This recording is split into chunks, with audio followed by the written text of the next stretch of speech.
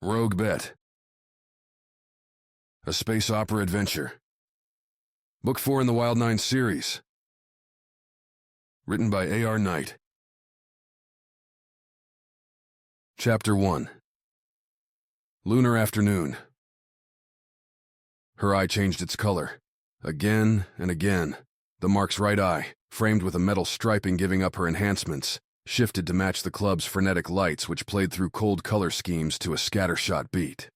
Starfield tile, laced with neon, littered the floor, the walls, the ceiling. Niels ignored its namesake and its own lunar location and caved to the gyrating sensory assault, so damn prevalent these days. But Davin wouldn't have been 3 drinks deep without that eye. "You're coming recommended," Fiona said, twisting her talk back to Davin's street cred for what must have been the 5th time. "I normally vet my runners." "I'm not the one with a deadline." Davin leaned back, casual personified, then jerked upright as his stool nearly toppled over. Fiona's normal eye quirked an eyebrow, and she made for her silver stardust cocktail, the drink more sugar than anything else. Slurped the thing through a straw, as long as Davin's forearm. Around them, early afternoon drunks parlayed a half-day's wages into a full night's fun. Niels didn't care that dinner wouldn't come for hours yet. The psychic beats pulsed through the floor, through the stool, and bounced Davin's brain around more than the straight moon. Rum fixes he'd been sipping. Their table sat in the 3rd node branching off a rectangular dance floor, whose swirling nebula pitched galactic wonder to, right now, a single man swaying his hips to a beat only he could hear.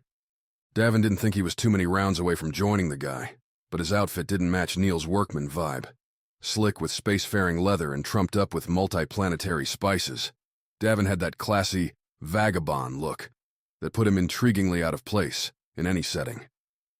Fiona paired nicely, her mechanical eye complementing a spliced-up assembly, slotting colors, metals, and cloth in fits and starts that shouldn't have worked, but, in Niels' neon blast, sucked in Davin's attention. "I'm trying to find you," Fiona said, drawing Davin back. "But talking to you's like trying to catch a salmon midstream. Most runners aren't so hard to figure." "Salmon? Midstream?" Davin slotted away that line for later. Maybe the woman had come up from Earth, spent some time in a business not built on running illegal weapons. Maybe that damn eye made it easy to spot the fish under the water. Which, how many fish would she have to catch to pay? "Are you even paying attention?" Fiona asked. "I'm the one paying you, remember?" "Sure. Focus, Davin, come on. You need this." "You already know about my ship. You know what I can do." "What? You want a resume?" "Already have that," Fiona replied, then leaned in. "Thing is, I'm getting the wrong vibe from you, Davin. Like you're not who you're saying you are." "I'm the man that saved the solar system," Davin replied. "And why are you meeting me in this club?" "Why?" Davin had 1,000 reasons why, and all of them sucked. He replayed the years since Bosser took the wrong laser every night, trying to find the spot where things went off course, as if Davin could throw time into reverse and try it again. "Because it turns out, being a hero doesn't pay," Davin said, the words spoiling in his mouth. "Think that's the first authentic thing I've heard you say." Fiona sat back with a nasty grin, her eye flipping bright green. "You do this run for me, it'll pay. The next one'll pay too. I treat my runners right." "Then let's get on with it." Davin slipped off the stool, steadied the world by holding the bar table for a minute. Places to be, people to see, all that crap. "Thought you weren't on a timetable?" The woman sucked down her drink. "It's never too soon to leave this place." Davin hadn't wanted to go to Niels at all, but Fiona insisted. Said, when they'd first calmed, that its music, lights, and general disdain for lunar building codes made it difficult for anyone to listen in. Davin couldn't argue with that, so they'd set the date, time, and drinks. Now the woman led him through the sleazy streets in the Nubium Dome, a failed blend between startup hopefuls trying to cash in on Luna's resurgence and predators feeding on those same dreams. Pop-up businesses littered the stacked shanties, and Davin knew most went underground too, burrowing the dome's least beneath the gray dust.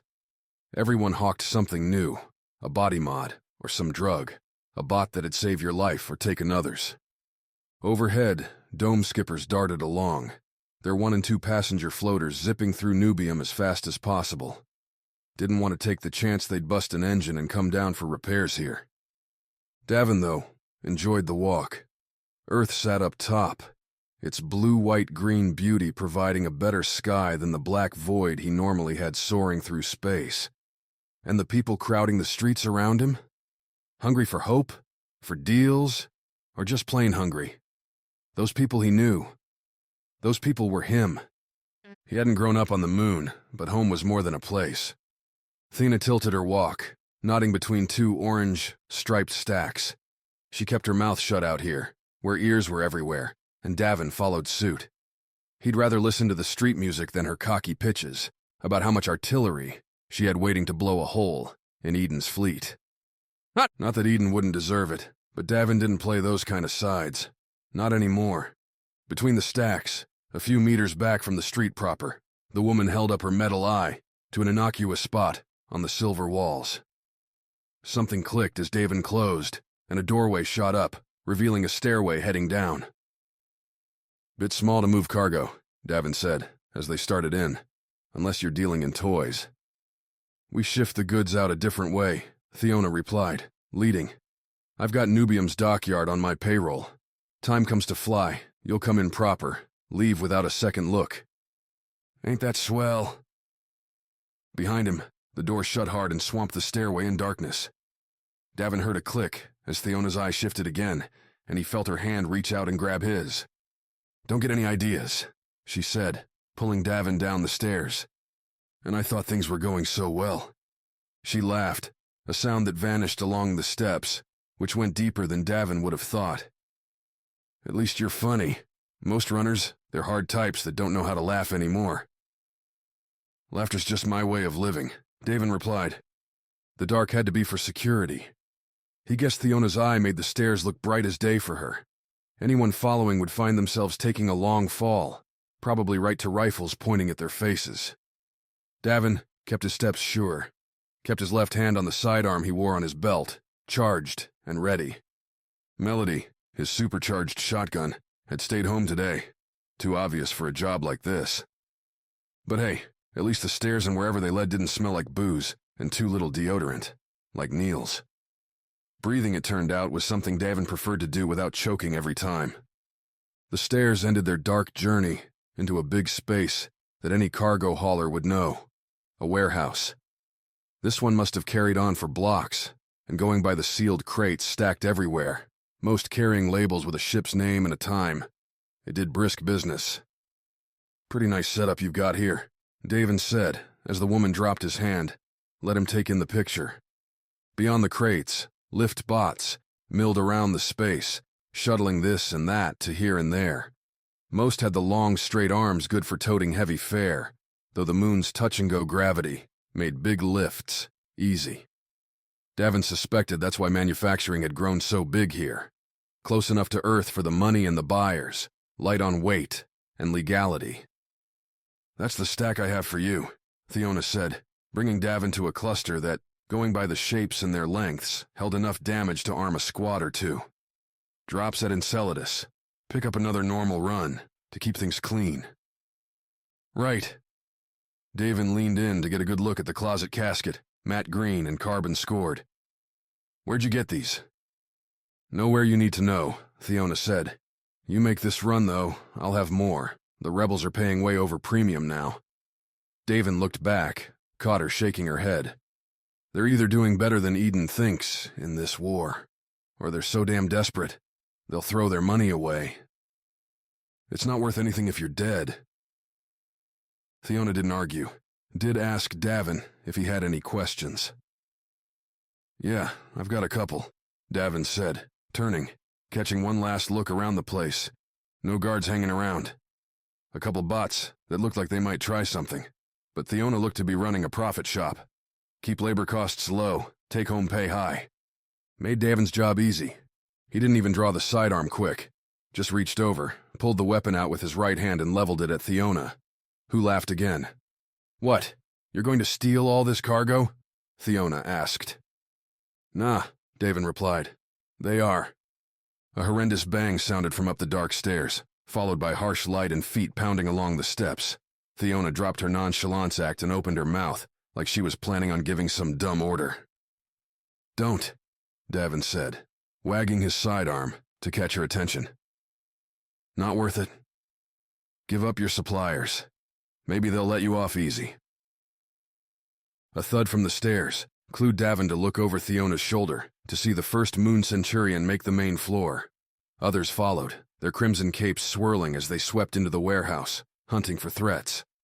Those hapless bots didn't even get a chance to try for a weapon before some quick frying bolts from the Centurion's rifles reduced the machines to inert metal. That first Centurion came Davin's way, big and bold, and covered with an exoskeleton molded to his every muscle.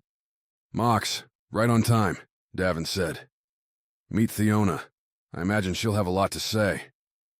Fiona's mechanical eye clicked again, to a burning red, and she lunged towards Davin with a desperate rage Davin had seen all too many times before. The last move of someone whose path met an end they knew was coming, yet hoped would never arrive. Fiona never touched him. Mox had a hand on Fiona's shoulder as she started her move, and he simply pressed her to the ground. She twitched once, then lay on the floor, still. "New trick?" Davin asked. "Nerve endings," Mox said, boulder-shaking voice rumbling off the warehouse floors and walls. "Press hard, body goes numb. New Centurion training." Davin nodded, as if he had some idea of what life was like within the Moon's secretive police force. He'd met Mox as the Centurions had kicked him out for getting that big ol' exoskeleton. When the Wild Nines had stopped the solar system from disintegrating into an android dystopia, Mox had come back here and done well enough to offer Davin a job for some much-needed coin. "She said these were going to Enceladus," Davin said, glancing at the weapons cache. "The rebels are buying." "They're always buying," Mox replied. "Now, at least, they will not get these." "You on Eden's side now." "I'm on the side that keeps me and my Centurions alive," Mox replied. "Whoever it is." "Was afraid you changed," Davin said. "When's the fee coming in?" "Guess you have not changed either," Mox laughed. "Check your account." Mox hesitated, then reached down and picked Fiona up from the ground, slung her over his shoulder. "Have to get back to it. Sting like this takes a lot of red tape to get closed up. A lot of gear to take in." "Sure." Davin slipped the sidearm back in its holster, let the cocky smile fade along with the adrenaline, took the hint, and moved past Mox towards those stairs back up. "Good to see you again, Davin. Been too long." "It has. Take care, Mox." Davin offered up a half-hand wave to the big man. "I'll call next time I'm out this way." "Do that," Mox lifted a mitt. "And tell Phyla I said hi." Phyla, yeah. Chapter 2. Bullet Call. If a man's ship was his castle, then Davin's freighter wouldn't protect him from all that much. The whiskey jumper shot off some extra cleaner as Davin sloughed into its bay, rubbing his forehead as the drinks at Neil's took their parting shots. The cleaner's wispy, yellow-white smoke caromed off the punched gravel bay floor. No way Davin would pay for the fancier slots. Putting a nice halo around the chunky ship that had cruised Davin across the solar system for more years than he liked to count. The jumper maintained most of its bulk in a central cargo hauling container, to which attachments clung like parasites. The engines and work bays jutting off behind, crew quarters above, and the cockpit spiking from the front. To the right sat a slim starfighter docking station, and above it, a cramped kitchen, now home to more nutrient goop than anywhere else Davin knew. Opposite those were the med bay and a simulator bay. A couple moldy turrets offered a hint at fights long past, echoed by the black laser char Davin kept meaning to clean off, but never quite got around to. "But you're still holding on," Davin said to his ship. "'Cause you know, without you, I'd be nothing." "Davin, that's so nice of you to say," the ship said back, voice chirping from its speakers. "And so accurate." "Shut up, Fornine."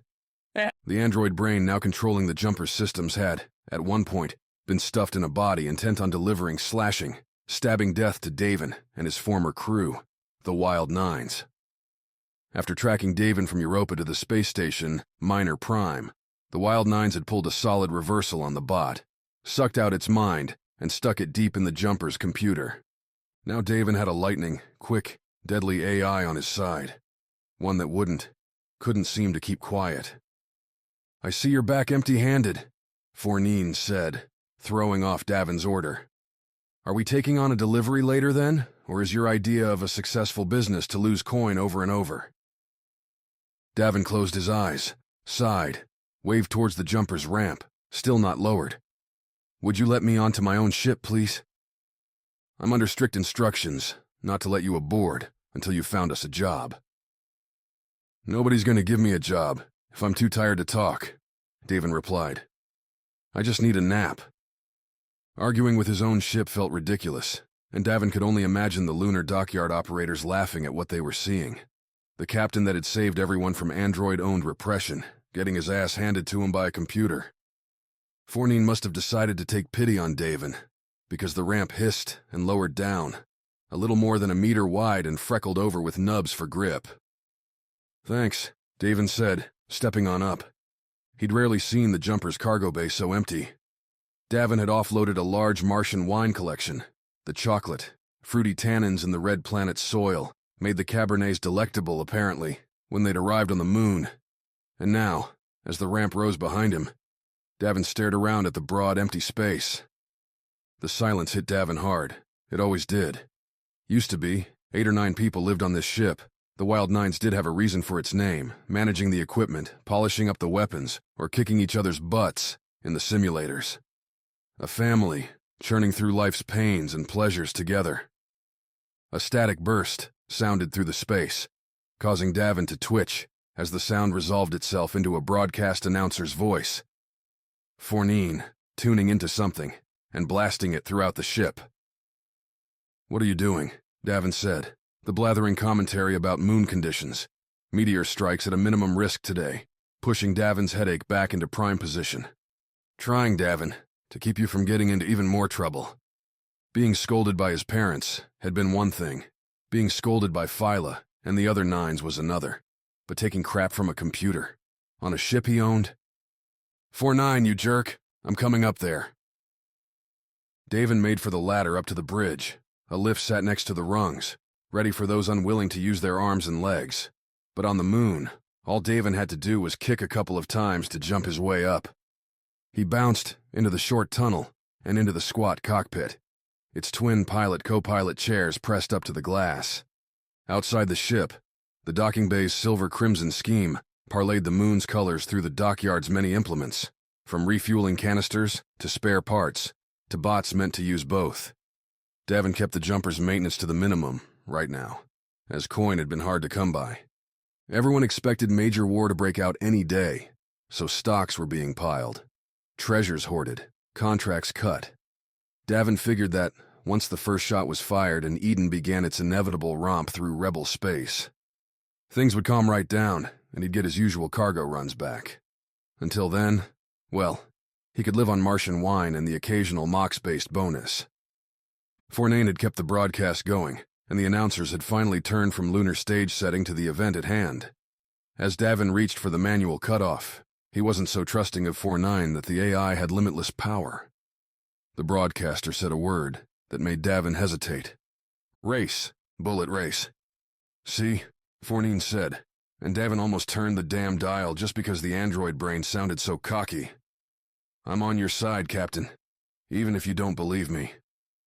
Davin settled back into the chair with another heavier sigh. He'd been doing that too much lately, sighing. Had to cut the habit out.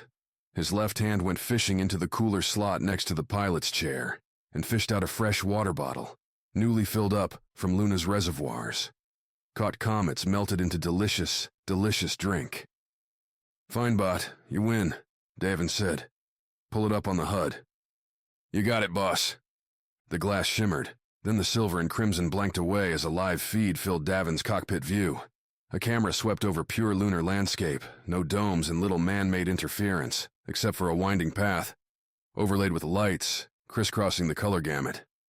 Supposedly, each color gave the racers that crossed at certain points with more being awarded for following the best route. Some, high up on curved ridges or on offshots, blinked gold. The major gets, for major risks. This course had quite a few, more than Davin had seen. Someone had moved up a level. The camera found its way to the starting line, where 13 bullets had themselves arrayed in stately two-stacks. The ships, little more than rounded one-person engines coated with maneuvering jets, hovered in place.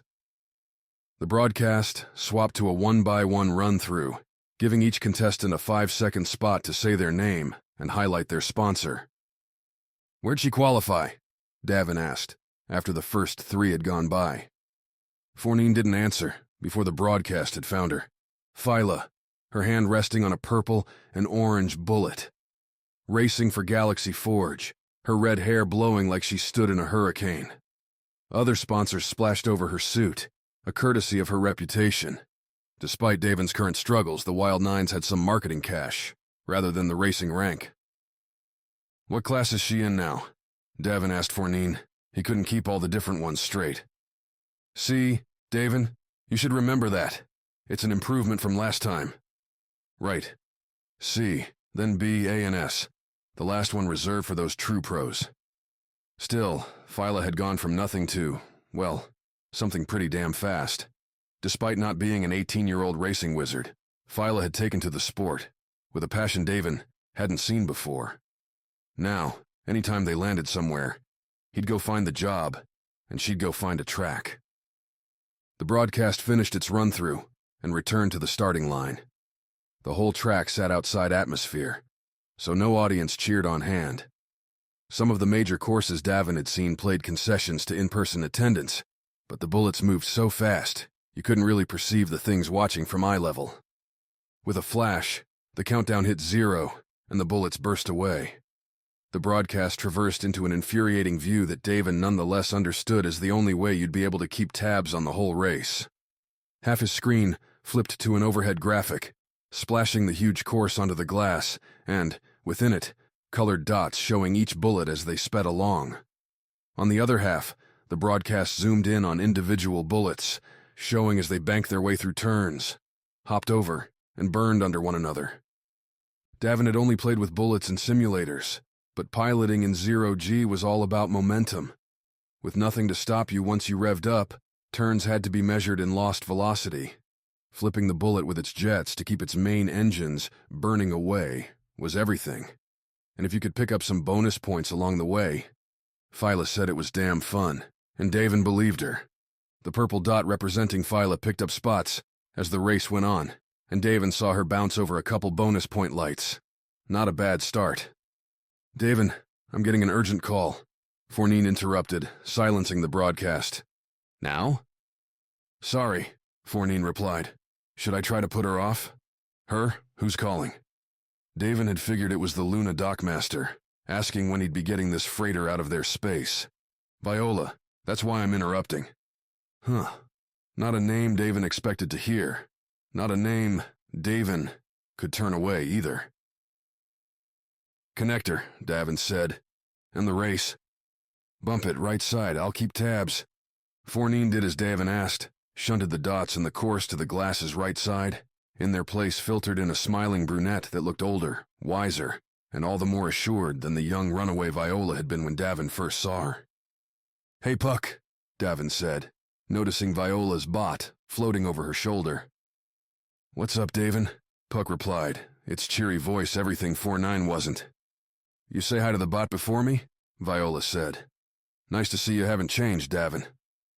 Davin threw up his shoulders in a shrug, took a long sip from the water bottle. "Why change what's already perfect?" "Can't argue with that," Viola answered, her eyes glittering. "You doing okay?"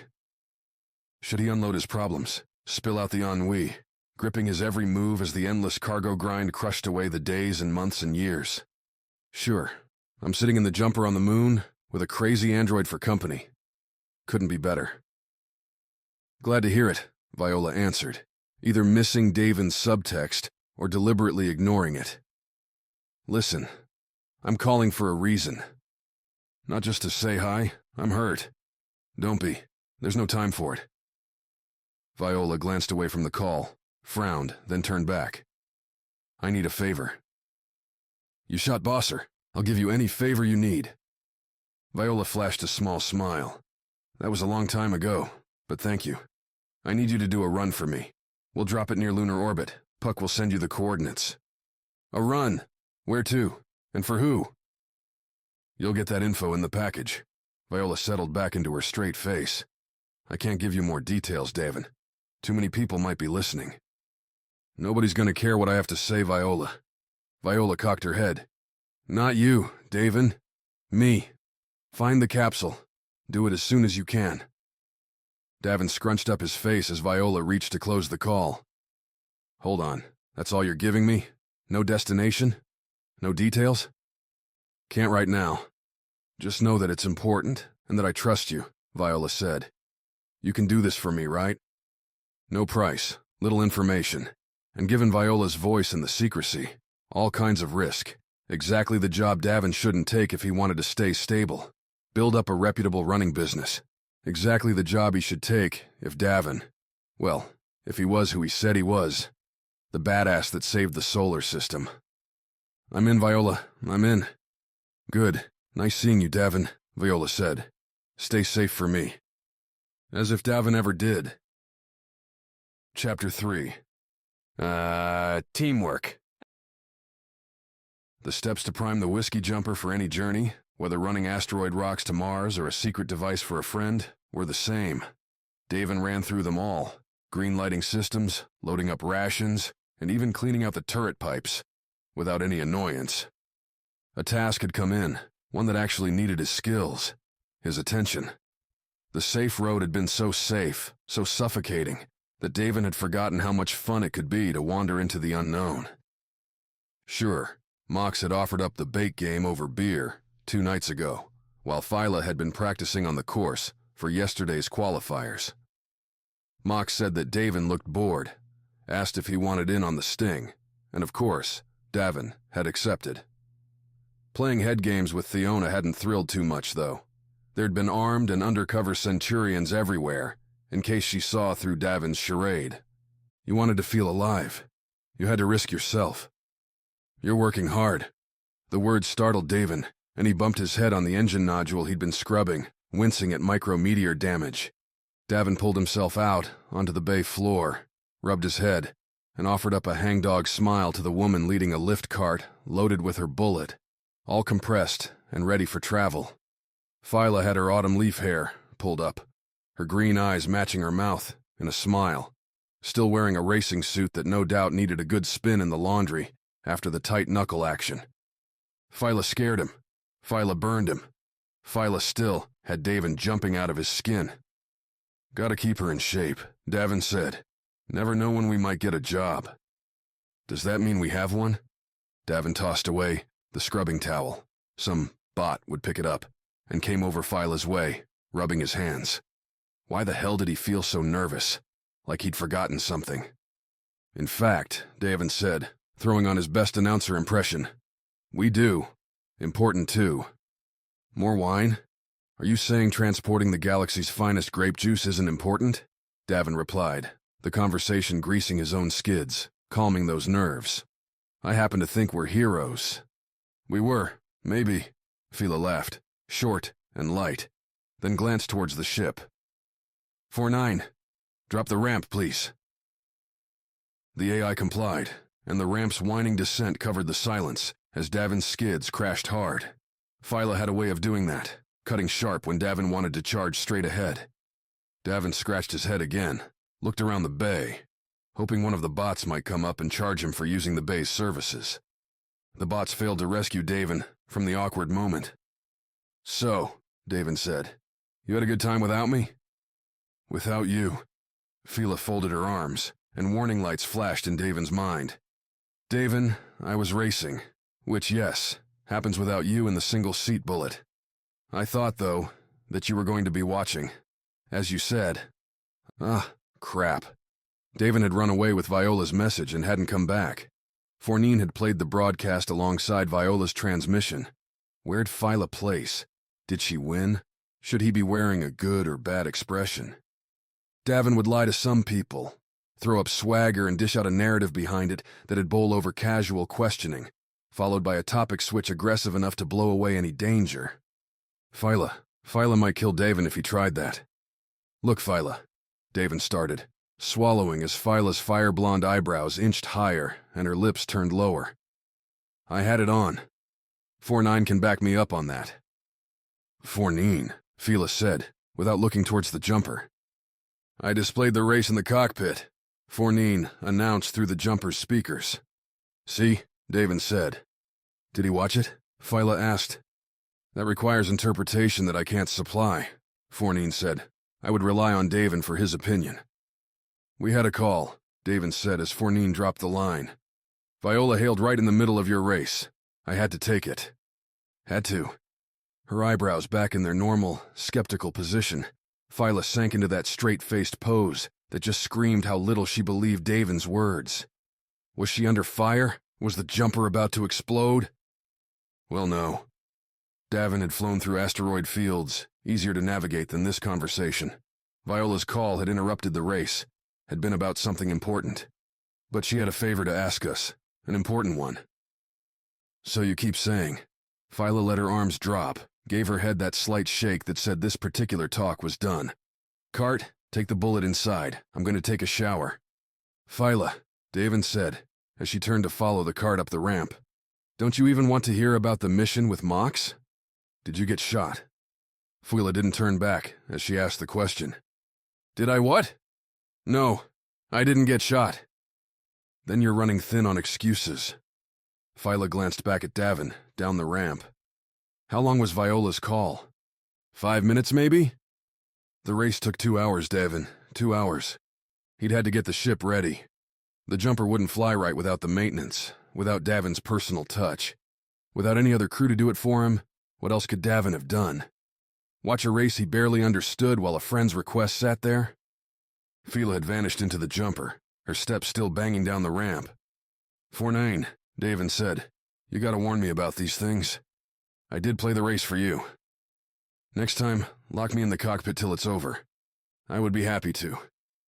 The shower did Phyla some real good, because by the time she reported to the cockpit wearing far more normal spacefaring clothes, that dangerous glint in her eyes had faded away. Davin, in the co-pilot's chair, had already completed the pre-flight prep. Viola had sent along the capsule's coordinates, and the jumper's sensors had caught it. Feeling better? Davin tried a peaceful opening. Actually am.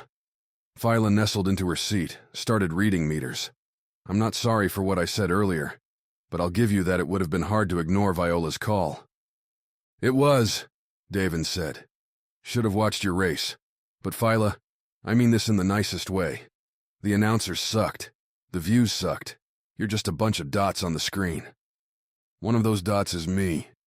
Davin sensed a fork, a choice to either send another conversation to the hellish pit, where too many of their dialogues lived, or take a different turn. Put away the sniping for a minute, and focus on something interesting. Because for the first time in a while, he had something interesting to focus on. You're right, Davin replied. I'll get better. Phyla said. At least the jumper looks good. You even scrubbed the turrets. It might be that kind of mission. That, at least, held Phyla's interest, long enough to dive into Viola's specifics. A valuable secret cargo run? Should be fun. And since Viola worked for Eden, the pay ought to be excellent. Guess what? Phyla said. Unless Eden's sending us to a dead moon, there's probably a bullet circuit wherever we're going, which means you can make it up to me. I'll take it. Lifting off the moon was a multi-step affair. Davin and Phyla hummed through their flight checks, reading off system statuses. Green was best, but Davin took yellows on anything not critical, and prepping the jumper's big batteries for liftoff. The docking bay bots scurried around the ship, scooting attachments away and securing anything likely to be blown about by engine wash, including the bots themselves.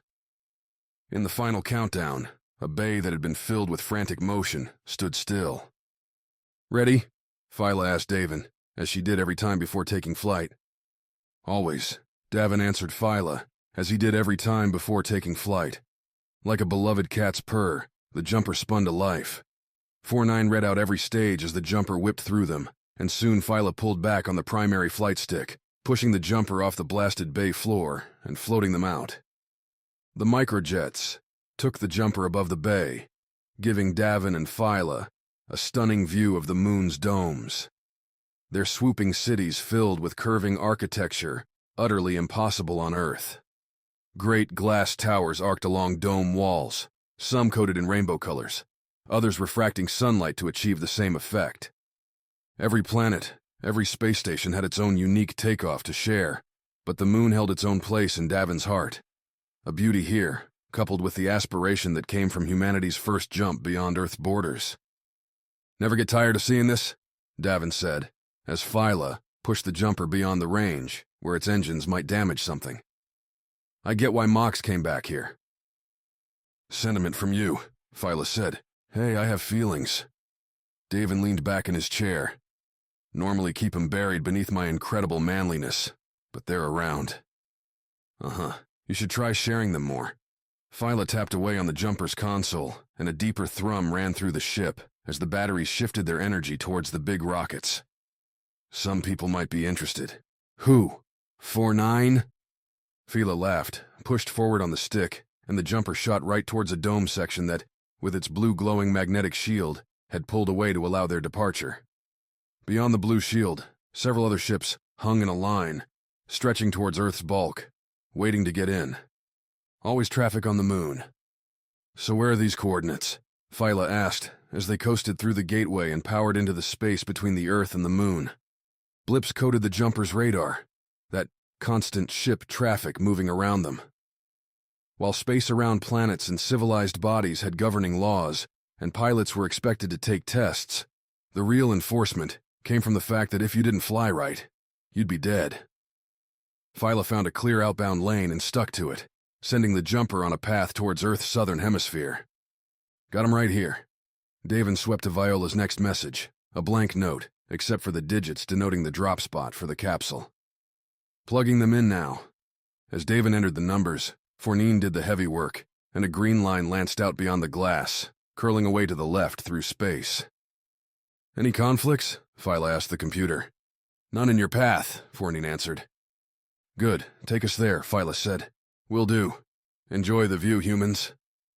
There were definite perks to having an android brain, as the ship's computer. 4-9 had lethal skills and whip-crack instincts that had saved the jumper before, and no doubt would again. But, while a normal ship AI had a rock's personality, 4-9 played with a quirky trait mix that had Davin alternately grinning and contemplating a full wipe. "Humans," Davin said. "At least it's not an insult." Phyla nodded, and Davin noticed her eyes sticking to the radar screen as 4-9 shifted the jumper to follow the green line. Her frown only deepened, and with a sudden flick, Phyla launched the radar from her console up onto the glass. "Look," Phyla said, at the black translucent cover pasted over Earth. On it, dots moved around a central diamond, the jumper, each one representing a ship on its way to somewhere. Except one, a big one, sitting right in their path. Chapter 4. Go time. Not long ago, Davin would have seen a big blip like the one sitting right where Viola's capsule was supposed to be, and sprung into action. He'd have adopted a wisecracking smirk, told Mox to take the top turret while Opal went to the lower one. Trina would have dropped back to the engines to monitor power consumption, while Merc would have prepped his fighter for launch. The Wild Nines would have been ready, even eager, for a fight. "Well, that sucks," Davin said, running a hand through his greasy hair. "Are they right on the target?" "Right on it." Phyla kept her focus on the radar. Her left hand drifted towards the console and brushed a couple meters up, redirecting some power from the engines to dispersion shield, meant to keep the hot lasers spewed by most spacecraft from burning through the jumper's hull. The shields wouldn't do a thing against old-fashioned projectile weapons, though. Davin had been seeing more of those coming back, especially now that Eden had monopolized energy weapons for their own use. He'd yet to bother getting the jumper outfitted with a slug thrower, because Davin had better things to spend his coin on. We're, a few minutes out? A few. Davin leaned into his console, used the screen to focus in on that big blip. Pick out some more detail. A toothy craft, an arrowhead shape riddled with projections, some short and stubby, others longer, angular. Hunter class. Davin sighed. Bet they're waiting for us. Then do we turn around, tell Viola tough luck? The jumper still had distance. Could probably make it back within lunar space before the hunter recognized who they were. Davin could creep back to Mox, ask for help, maybe a lead on another gig. Call up Viola and say they had failed. When was the last time we gave the jumper a good run? Davin asked. Been a long time. Phyla flickered a smile. Real long. Fornine, you been getting your target practice in? I am an AI. I do not need to practice. The android did, though, managed to sound offended. Your pathetic human reflexes are nothing compared to mine.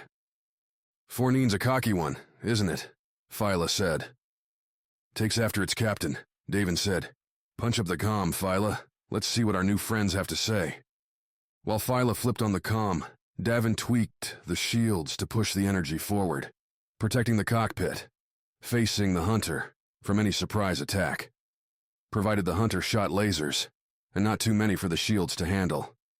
The mic's open, Phyla said. Try not to make them too angry. Angry? We're going to be friends, Phyla. Davin caught the eye roll in the cockpit glass, reflected ever so slightly against the starry backdrop. He tapped the console, opened the comm to broadcast on the frequency Phyla had set, a standard channel beaming straight out front.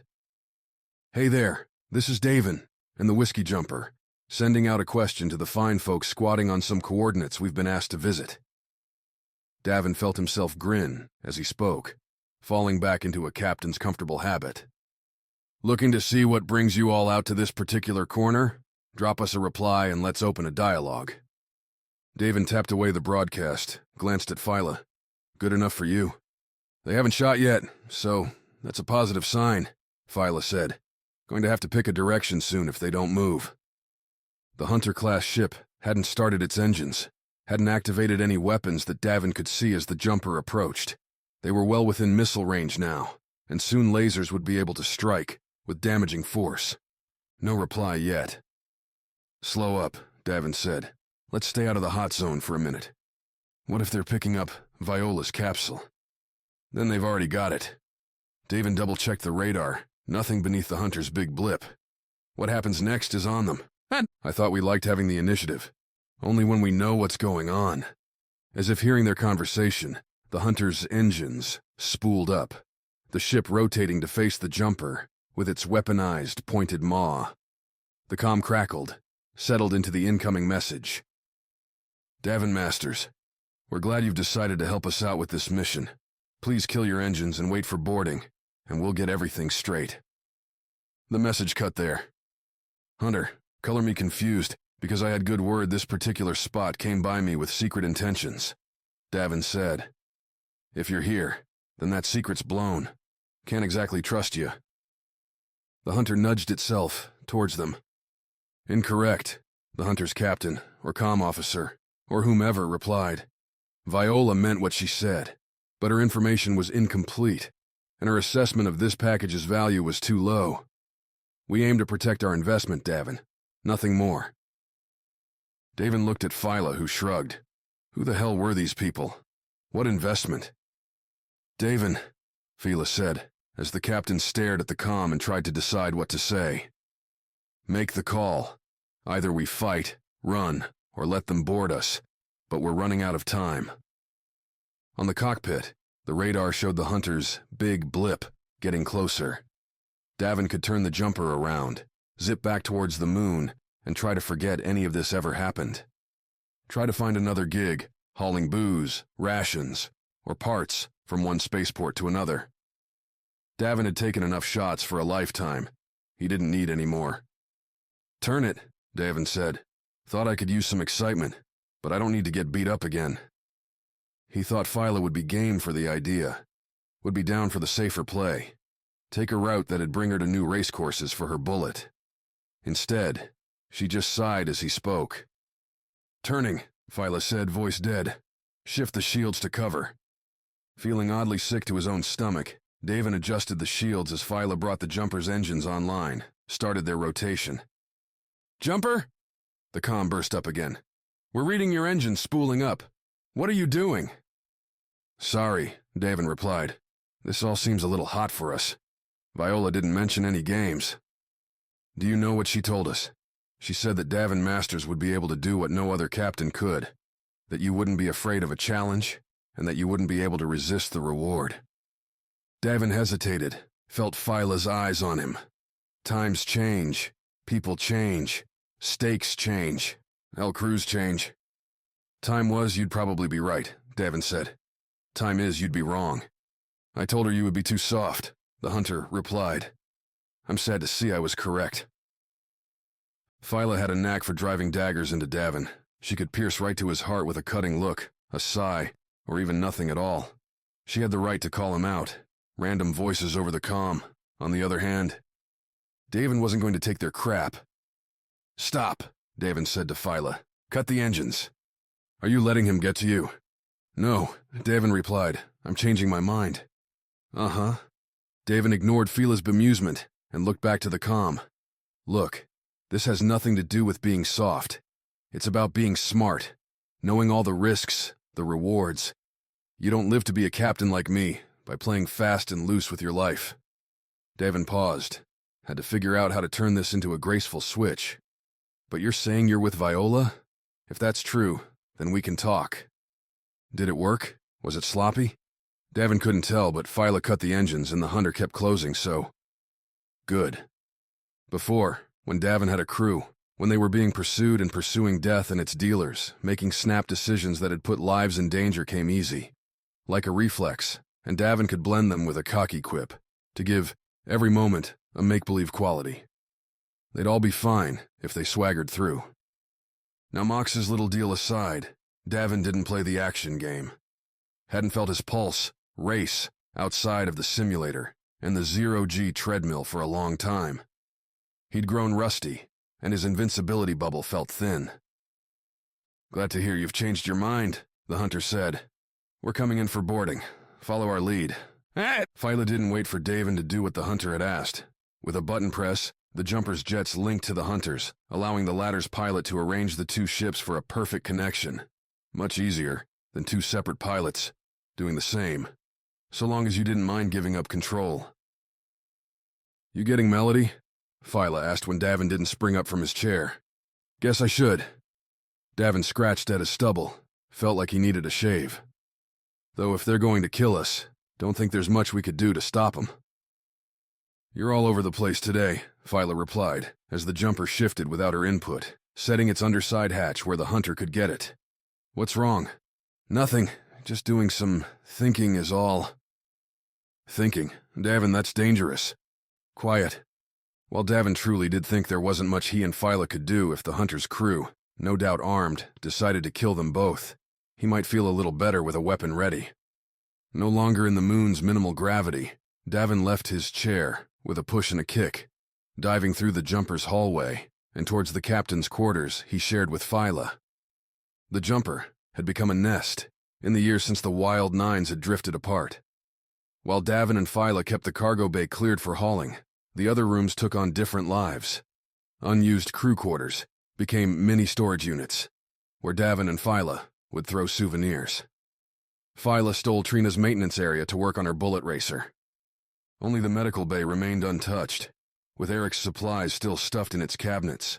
Neither Davin nor Phyla was flippant enough to risk the karma damage by removing the only place on the jumper you could get a laser burn cleaned up. The captain's quarters, though, that had changed plenty in a better way. Davin wouldn't call their relationship perfect, but he and Phyla had at least made this space their home. Nestled in above the engines, the quarters always hummed whenever the jumper flew, and Davin liked to think of the noise as his ship's heartbeat. Beyond the bed, 2 large lockers sufficed for their clothes, with a couple more big trunks bolted to the floor for anything else. The walls had shifting screens throughout, pictures showcasing the Nines on their adventures, and a few of Davin and Phyla, alone. Most brought smiles. All tweaked Davin's feelings, no matter how hard he tried to ignore them. Davin wasn't here for nostalgia this time, though. He kicked over to his locker, swung open the door, and lifted off a back panel disguised as the ship's hull. In the alcove, roughly a meter long, sat Melody. Gleaming black beauty, disaster in an elegant package, the shotgun would serve as a good introduction to anyone coming through the hatch. "Davin," Fournine said. "They've docked. Go time." Chapter 5. Details. Davin watched the hatch from the cargo bay. Phyla floated up near the railing in the cockpit's entry. Both had hands on weapons. Both waited for the hunter's greeting party to arrive. Should things go south, Phyla would kick back to the cockpit and trigger an emergency decoupling. Blast away from the hunter while Davin did what he could to push back the boarders. Not a complicated plan, but Davin had found complicated usually meant crap. 4 red lights, spaced around the hatch, blinked green as Fournine announced a sealed connection. The hatch itself groaned as its little moved edges unscrewed. "Remind me to grease that up," Davin said, wincing as metal slid against metal. "Adding that makes 37 reminders," Fournine said. "You have completed 0 in the last week. I don't need the judgment. My statistics show that you do." Fournine replied as the hatch began to open, hissing as oxygen exchanged between the 2 ships. "You frequently forget basic tasks without my constant intervention." 4-9, Davin warned as Phyla laughed. "Be quiet." "Of course." The hatch swung up with the slow, somewhat unreal effect 0G had on all motion. It landed topside up on the cargo bay floor, and 2 gloved hands made their appearance at the same time, gripping the hatch's lip and pulling up a fully suited man. Wearing Eden green, the solar system's largest company, one tacitly endorsed by Earth's governments to reach out into space and colonize as much as possible. Eden had a reputation as either humanity's greatest achievement or its worst mistake, depending on who you talk to and whether Eden lined their pockets with coin. Like an ever-changing virus, Eden had started out with a sole objective: make the solar system's harsh worlds habitable. With varying success, much of which Davin had seen firsthand, Eden had done that. Plopped domes on Mars, overhauled Europa's frozen landscape into a chilly paradise, built vast underground networks on hostile moons like Phobos and Deimos. Once Eden created something, though, it had a tendency to keep it, to hold its possessions so tight that it squeezed the life out of the people living in them. "Guess it figures," Davin said, as the man pulled himself out. "Thought Viola might have something secret going on the side, but no, it's just Eden up to Eden things." The man reached up, tapped his light helmet's side, and retracted its sealed visor. Had to keep things safe, even on short moves through airlocks. Davin wouldn't have bothered, but he didn't have uncountable wealth and tech supporting him. "Eden things," the man said, feeling his way around the phrase. His rounded face bore a green half-circle tattoo on one cheek, cut off along its midpoint by what looked like a jagged tear. "Can't argue with you on that one." The intruder held out a hand, that emerald glove sticking towards Davin like a knife. If he had any trepidations about Melody, the big shotgun looped over Davin's back. The man didn't show it. "Amado Ramos," the man said. "Pleasure to meet you in person, Davin Masters." "Sure," Davin replied, giving the man a shake. "Now that you're on my ship, mind telling me what you're doing here?" Amado grinned, raised his wrist to his mouth, and spoke. "Send up the package. No surprises." Behind Amado, a yellow-black striped container 2 meters long, 1 meter wide, floated in, as if shoved from someone through the airlock. It coasted into the jumper's cargo hatch, hanging in space. Normally Davin would tie down any cargo, and he'd do the same to this new crate once this exchange concluded. But for now, the Eden container spun slowly in the bay's center, like some religious artifact. "That's all we're running?" Davin asked. "Looks pretty small." "Small enough to fit on a fighter." Amado's grin grew even wider. "You got it right, though. You're going to run this all the way to Callisto. Once you land, one of our guys will get in touch." "One of your guys? Eden has a lot of guys." Amado tapped his cheek. "Not so many like me." "Right. What's that, some kind of cult symbol?" Davin caught Phyla's warning headshake, but didn't care. Now that the moment had arrived, Davin's earlier jitters had gone away. The gloves still fit. Didn't think Eden was into that. Most of Eden, you'd be right. Me and my friends, you would be wrong. Amato waved at the capsule, not taking his eyes away from Davin. Eden's a big place. A lot of different groups. Different rules. Is Viola one of your friends? Amato's constant grin sharpened, made Davin's stomach twinge, as if he were staring at a particularly disgusting nutrient goop flavor. We work together, Amato said. That's not important. You are. Don't make me blush, Davin replied. We have the container. Anything we need to know to keep it safe. I wouldn't show it off. You made it so subtle, should be easy to hide. Another head shake from Phyla. Her hands, though, had drifted towards her weapons, her eyes on Amato. What was she picking up that Davin missed? So funny, Amato said. The comm on his wrist issued a single click, and Amato gave a ridiculously huge sigh in response. Unfortunately, my friends and I are needed elsewhere. Before I leave, though, there's one more thing. Isn't there always? Amato gave the slightest nod, and then jumped forward, as little boost jets in his suit kicked on. Davin drew his sidearm, as Amato tackled him.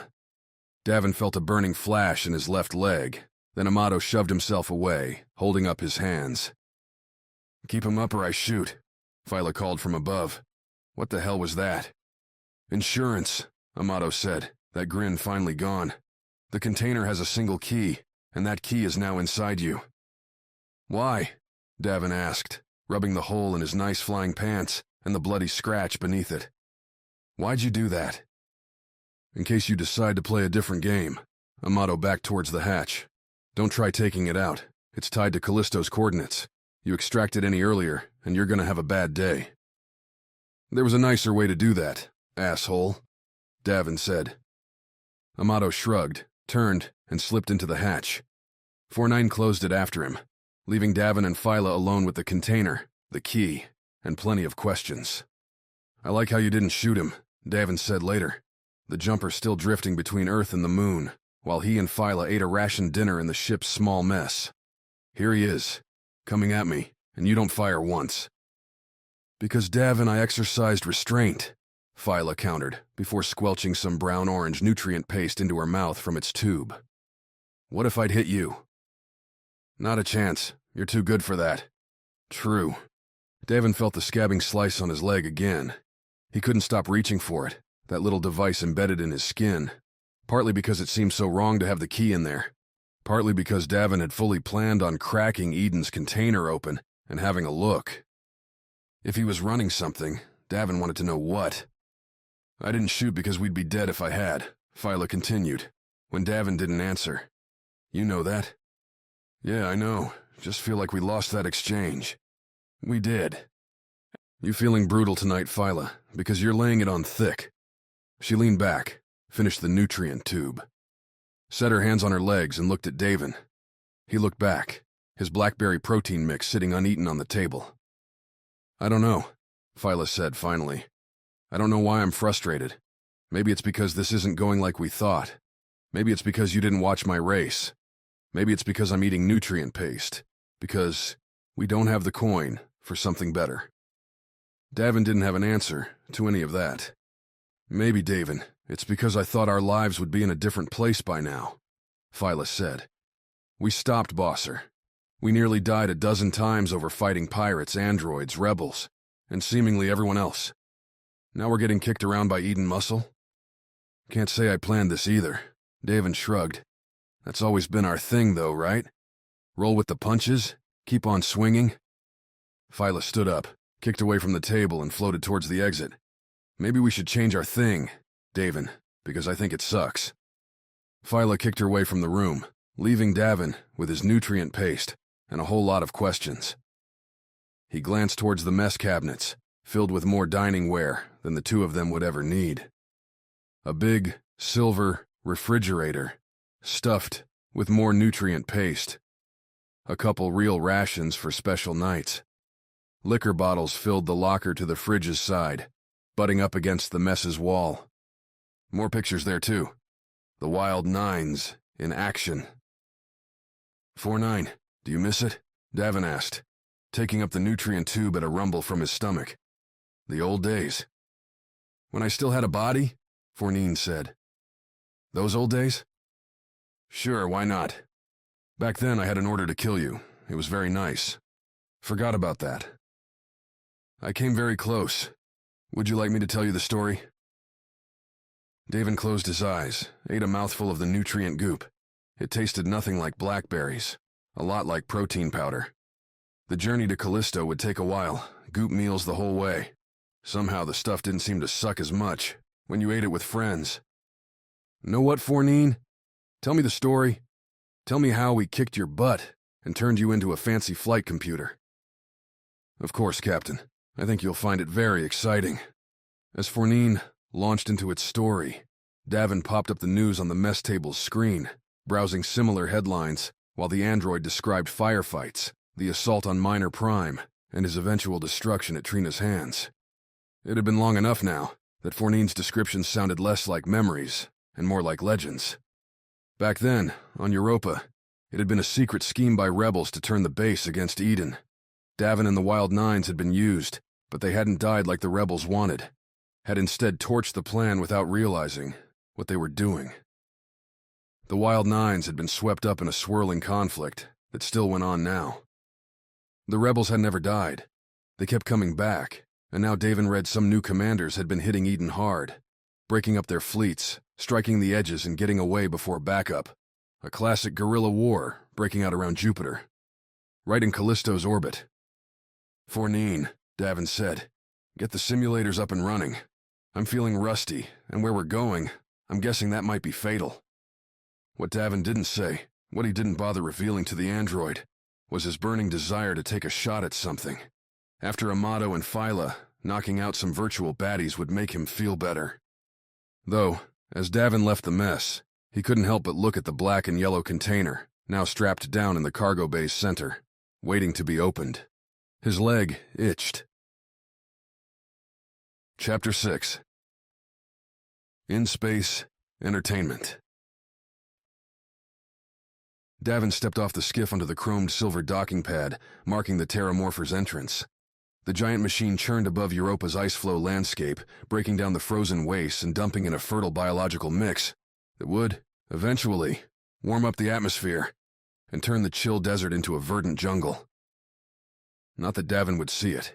He swung Melody into his hands, looking around the sparse landing platform for enemies. Nobody sprang out to greet him.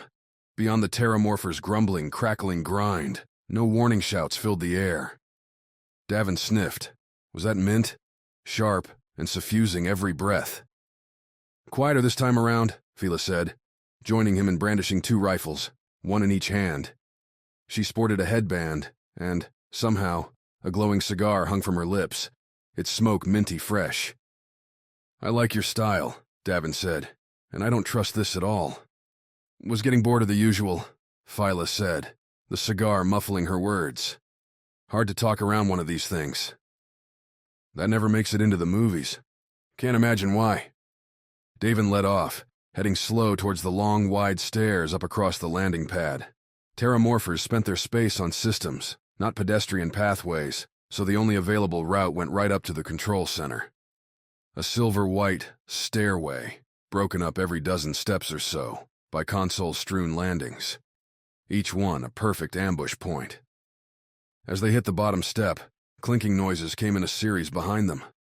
Davin and Phyla whirled, crouching as they turned, to see 5 grapples dig into the chromed landing bay. Davin raised Melody, sighting far right, as Phyla aimed left to catch the black-suited forms as the enemies jumped up and over the landing pad's lip. "Light 'em up," Davin said, and the pair sprayed hot energy over the new arrivals. Melody's burst came in glowing cascades, coating the enemy's armor and burning through it.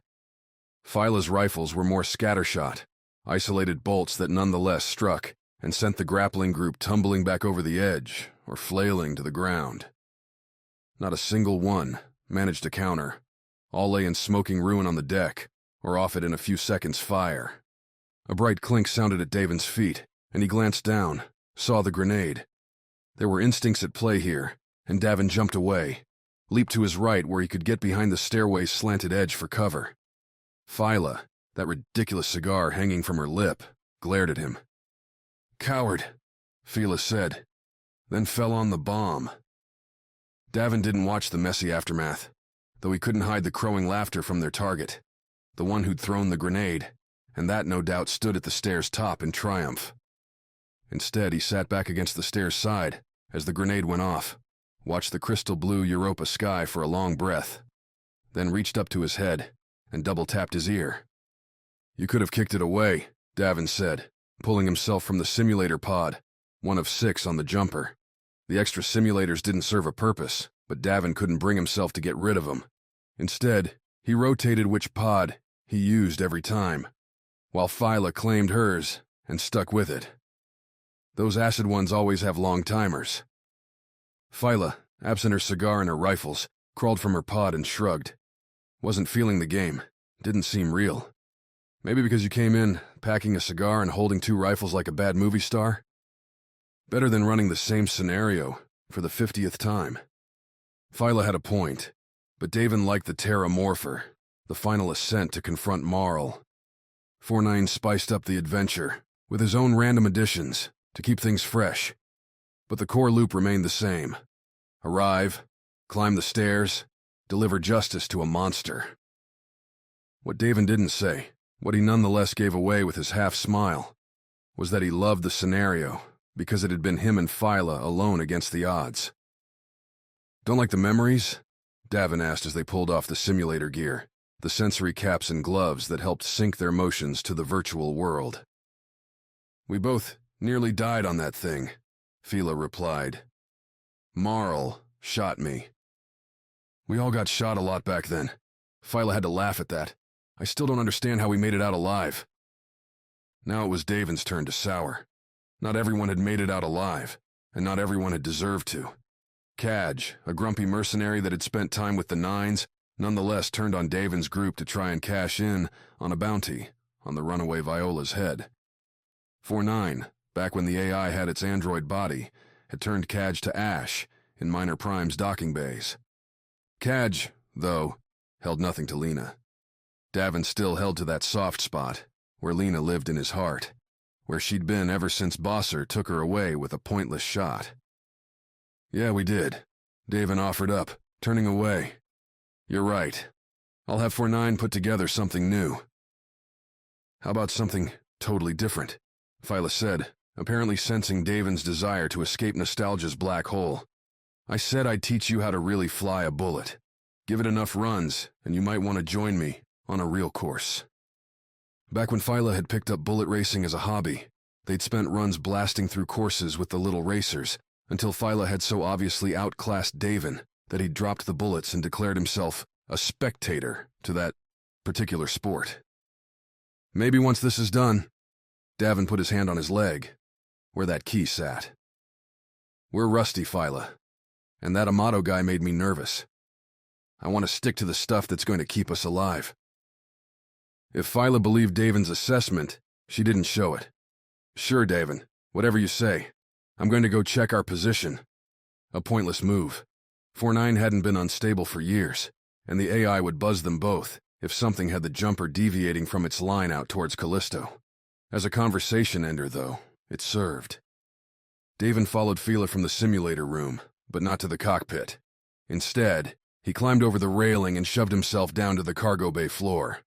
Went over to the yellow-black container and gave it another look. The container itself followed the new trend. Dumb down everything that could be simplified.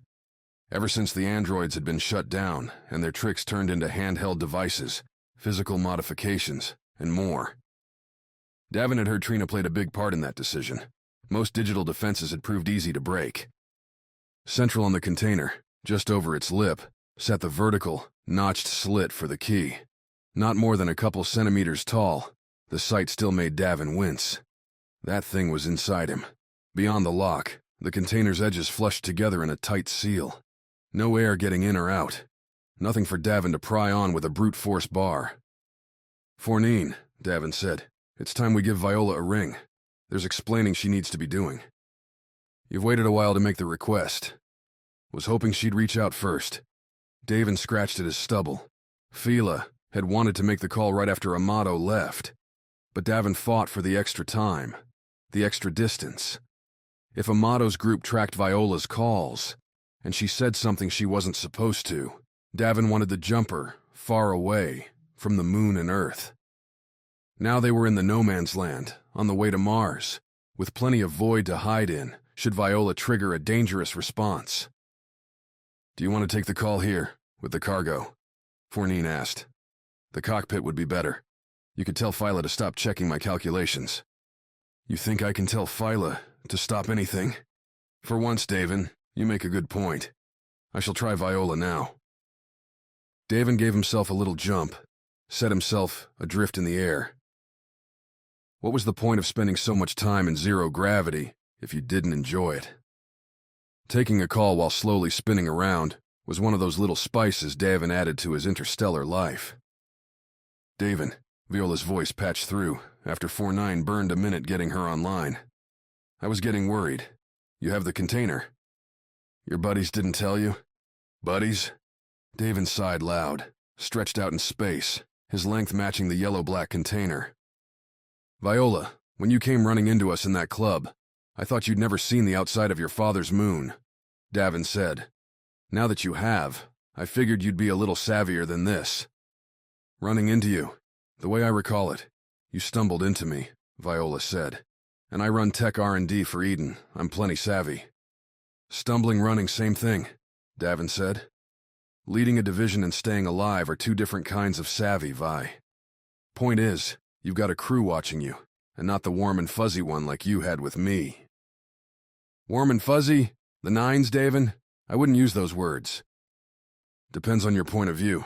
Davin clasped his hands behind his head as he floated, stared up at the jumper's ceiling and kept himself from getting distracted. "You better figure out who at Eden doesn't trust you, because they knew about your container." "What do you mean, knew?" "I mean they were waiting for us, and they took the damn key and stuck it in my leg." "Oh, at least Viola had the courtesy to sound apologetic." "Yeah, oh, big O," Davin said. "Phyla and I have your cargo, though. We're on our way to Callisto." "I'm sorry, Davin. I didn't think there'd be anyone listening." "Not thinking, kid. That's how you get in trouble.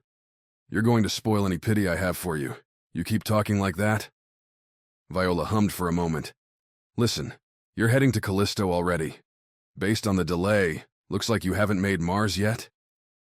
Whatever else Davin could say about Viola, she did have the book smarts down. Davin sure couldn't calculate an approximate location based on vocal transmission times, and that's what computers were for. "Getting that way? Yeah." "Then I've got another favor to ask," Viola said. "Another? I think you've about run out of favors." "I believe you told me anything, always," Viola replied. "Who shot Bosser?" Davin floated silent for a long second. Sure, he would always give Viola that. Getting called on it, though, was something else. The last time Davin had found himself in real debt to someone, things hadn't gone well. Minor Prime, so he'd heard, was still undergoing repairs. "What's the favor, Vi?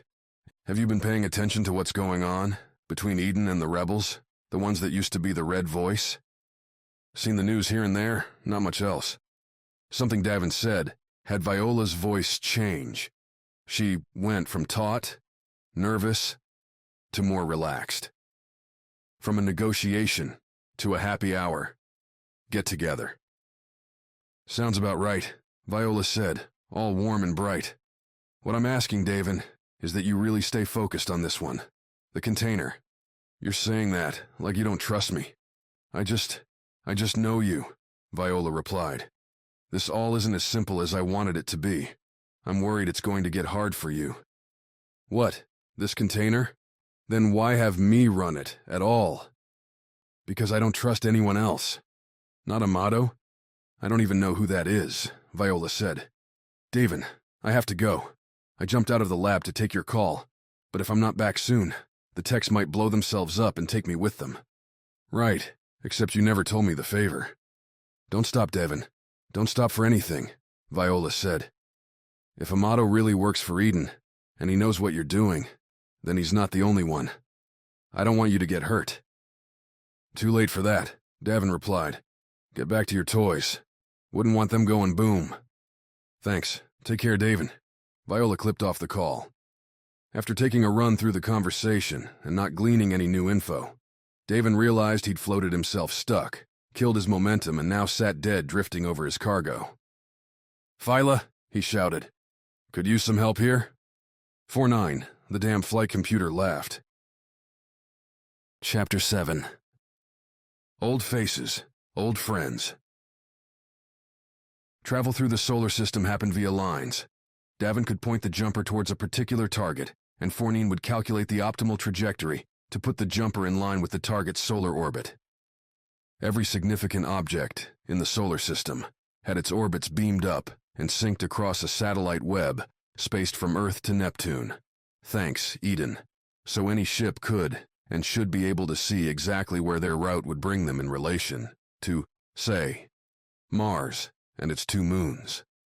By chance, by fate, or, as Davin argued, pure good fortune, the jumper's path would cut them close enough to Mars to catch a good look at the red planet and its moons. More importantly, getting that close would mean a chance to stop in at Deimos and pick up something tastier than nutrient goop. You're the one that bought all that in the first place, Phyla said as they sat in the cockpit, watching the stars, having just finished another round of space chess. Just chess, but in space. If you didn't like it, then why? Because it was a great deal. Davin threw up his hands. The man had loads sitting around that he needed to sell. Ever think there might be a reason for that? Hey, it's got all we need to survive. In a tube. There's a slogan. The console beeped, and Phyla looked towards it, frowned. Distress signal. Looks like a freighter, larger than ours. Common spacefaring law mandated that any passing ship respond to a distress beacon, but reality muddied that equation. Anyone calling for help could be a pirate, could be more trouble than honor merited.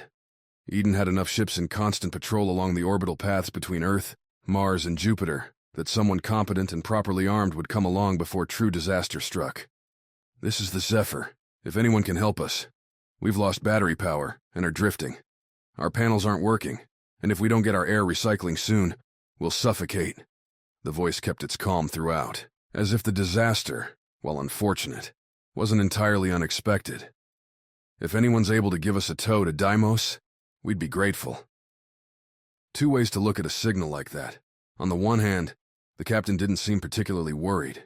Putting possible suffocation with a polite request for a tow required either the stiffest spine Davin had seen in a while, or a total inability to square the situation.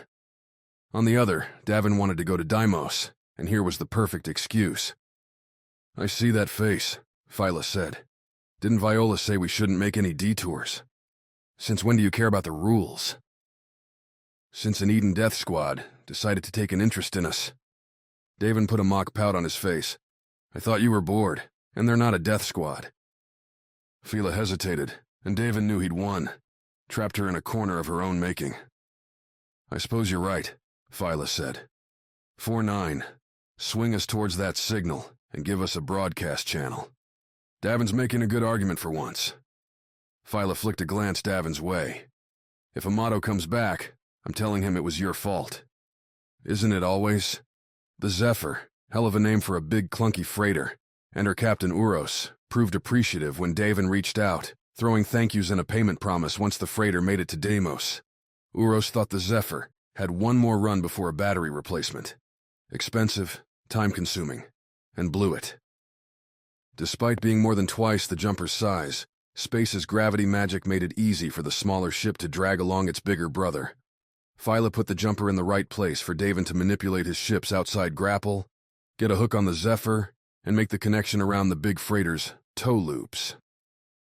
Designed more for tricky docking situations than emergency rescue, the big metal rings made easy targets for Davin's aim. Look who's still got it, Davin said when the console chimed in a successful lock. Best grappler in the galaxy, right here. That statement is impossible to quantify, 4-9 said. I agree with the computer, Phyla echoed. Then, with no evidence against, I hold my claim. No matter how many times Phyla rolled her eyes, Davin wouldn't kill his quips. Deep down he knew she laughed. really deep.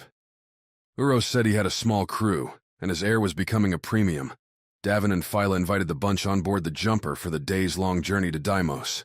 When Phyla pointed out that the jumper wasn't really equipped for guests, Davin countered that they'd at least eat more of the nutrient goop, forcing a restock with better food.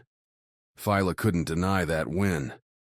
With 4-9 playing pilot, the two went to the hatch to greet Uros and his crew.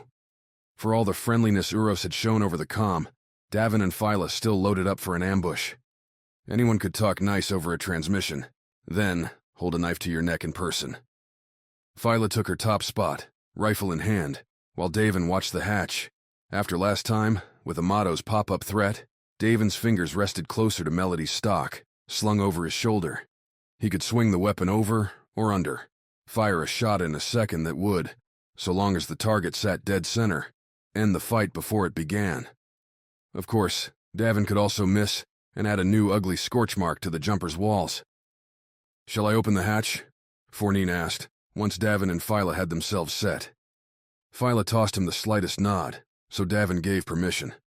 The hatch popped and swung open, and like Amato, 2 hands appeared on the rim, followed by a face Davin hadn't seen in years. "Well, isn't this the best kind of surprise?" Davin said, as Merc pulled himself into the ship.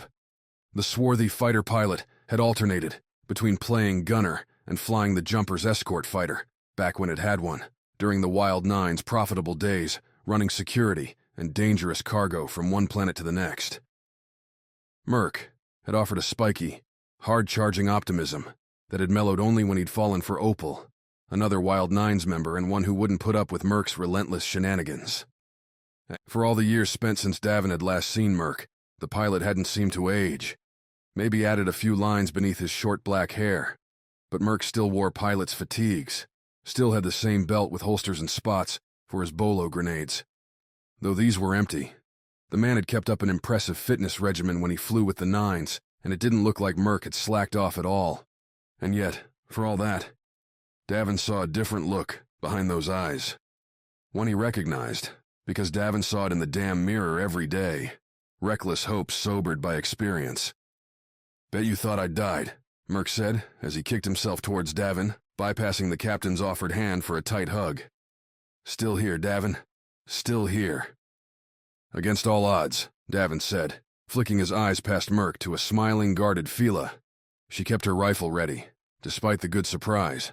Merc hadn't come on the comm, and why he'd not announced himself early was a question in itself. Uros, the captain, hadn't appeared. Nobody had followed Merc from the hatch yet. And who knew how many others lurked on the Zephyr? Merc noticed, let Davin go with the slightest shove to push himself back, looked up towards Phyla. "Nice to see you too, Phyla," Merc said. "See you're as straight to business as always." "Some things don't change," Phyla replied. "Good to see you, Merc." "I'm one for swapping stories." Davin reeled the conversation back. "But your freighter just docked with us on account of a dead battery. Yet I'm only seeing you come through that hatch." "They'll come when I give the okay," Merc replied. "Once I saw it was you, figured I'd warm things up before sending in the rest." A plausible start. Still didn't explain why Merc stayed quiet on the comm. Still didn't give a reason for Phyla to put away her rifles. "I'm feeling pretty warm," Davin said. "How about we see who you're traveling with?" Merc nodded, but didn't make a move to signal to anyone. Instead, the pilot took a big breath. "Davin, gonna need you to promise me you won't touch that trigger." "You're saying I might want to?" "I'm saying you know where Opal and I went, right?" Did Davin know? Last he checked, Merc and Opal had disappeared after the battle over Earth. While Davin and Viola had been putting a laser bolt into Bosser's face, the other two had been saving the Red Voice's leader from an android assassination. Other than a quick goodbye, Davin hadn't heard from either of the two for years. "We don't spend a lot of time tracking old friends," Phyla said from up above. "Though maybe we should start," Davin said. "I figured you two had ditched out on the fun, found somewhere to settle down." "Me? Settle down?" Merc threw up a horrified look. "Never." He paused for a long moment, the look falling into a straight face. "We went with Alyssa, all the way out past Jupiter. The whole android mess generated a lot of red voice sentiment. Coin, too. Alyssa. In the terramorpher on Europa, Davin and Phyla had climbed those steps and, without really intending to, killed Alyssa's sister Marl. She'd been planning to turn the moon into a red voice base. The disaster on Earth came not much later. And Davin had figured most of the red voice had died setting that up. Instead, they'd sprung back, forming ragged ship pockets near Saturn and beyond, preying on freighters and taking territory. Now the upstarts had pushed Eden back far enough to set up a legitimate enterprise, at least until Eden decided to crush it. "So you joined a sinking ship," Davin said. "It's rising plenty fast for me," Merc countered. "You're not going to win a fight with Eden," says the captain that took on an android army and won. Merc pointed up at Phyla, then at himself. "We were all there, Davin. Did the impossible plenty of times. Then you stopped. Opal and I? We kept going." "Is Opal down that hatch?" Phyla asked. Merc shook his head. "Can't say where she's at right now, but I need to make sure, Davin. Before Uros and the rest come up, you're okay hosting rebels on your ship." "Hosting?" Davin scratched at that stubble again, a habit he'd probably never break. "I'm rescuing you all. You had to pick sides." That's what the news kept saying. What the jokers in the bars kept delivering via fresh rounds, as if Davin had asked for advice with a pint. Either you were with the corporations and the Earth-side governments that had mapped out space under their profit-centered ideology, or you jumped in with a bunch that wanted to tear it all down and rebuild it to suit their own needs. Davin had all he needed right here. A ship, a partner, and some cargo to run. If he could spice that up with some excitement every now and then, great. He'd had his run in the big mixer. Now he'd be happy to stay out of it. Merc finally relented, gave the okay, and the 4 other crew made their unarmed way up into the jumper. Uros came last, a waist-length blonde beard making his narrow face appear to go on forever. That beard cloaked a decent stomach, no doubt expanded by years, floating on a freighter like Zephyr, and sharp, deep-set eyes that looked on Davin with an appraiser's glint. A deal-maker, and as Davin shook his hand, the jumper's captain figured this rescue wasn't going to be a simple interruption. With the rebels, nothing ever was. Chapter 8. Deimos. Deimos embraced sinful superlatives. The tiny moon packed more party per square kilometer than anywhere else in the solar system. Its bulk now held together more by constructed supports than actual moon rock, as pleasure-pandering companies hollowed out its core. Free from anything resembling real regulation, though physical violence or property damage tended to end with the perpetrator dead or ejected into vacuum. Deimos grabbed Las Vegas's mantle and yanked it skyward. Given the moon's little space, Davin docked the jumper in an orbiting port, one of dozens holding everything from single-person shooters up from Mars to large cruisers taking stargazers from Earth to Jupiter and back. Passenger-packed shuttles shunted would-be revelers from the ports to Deimos proper through a long portal series displaying one hyper-colorful ad after another.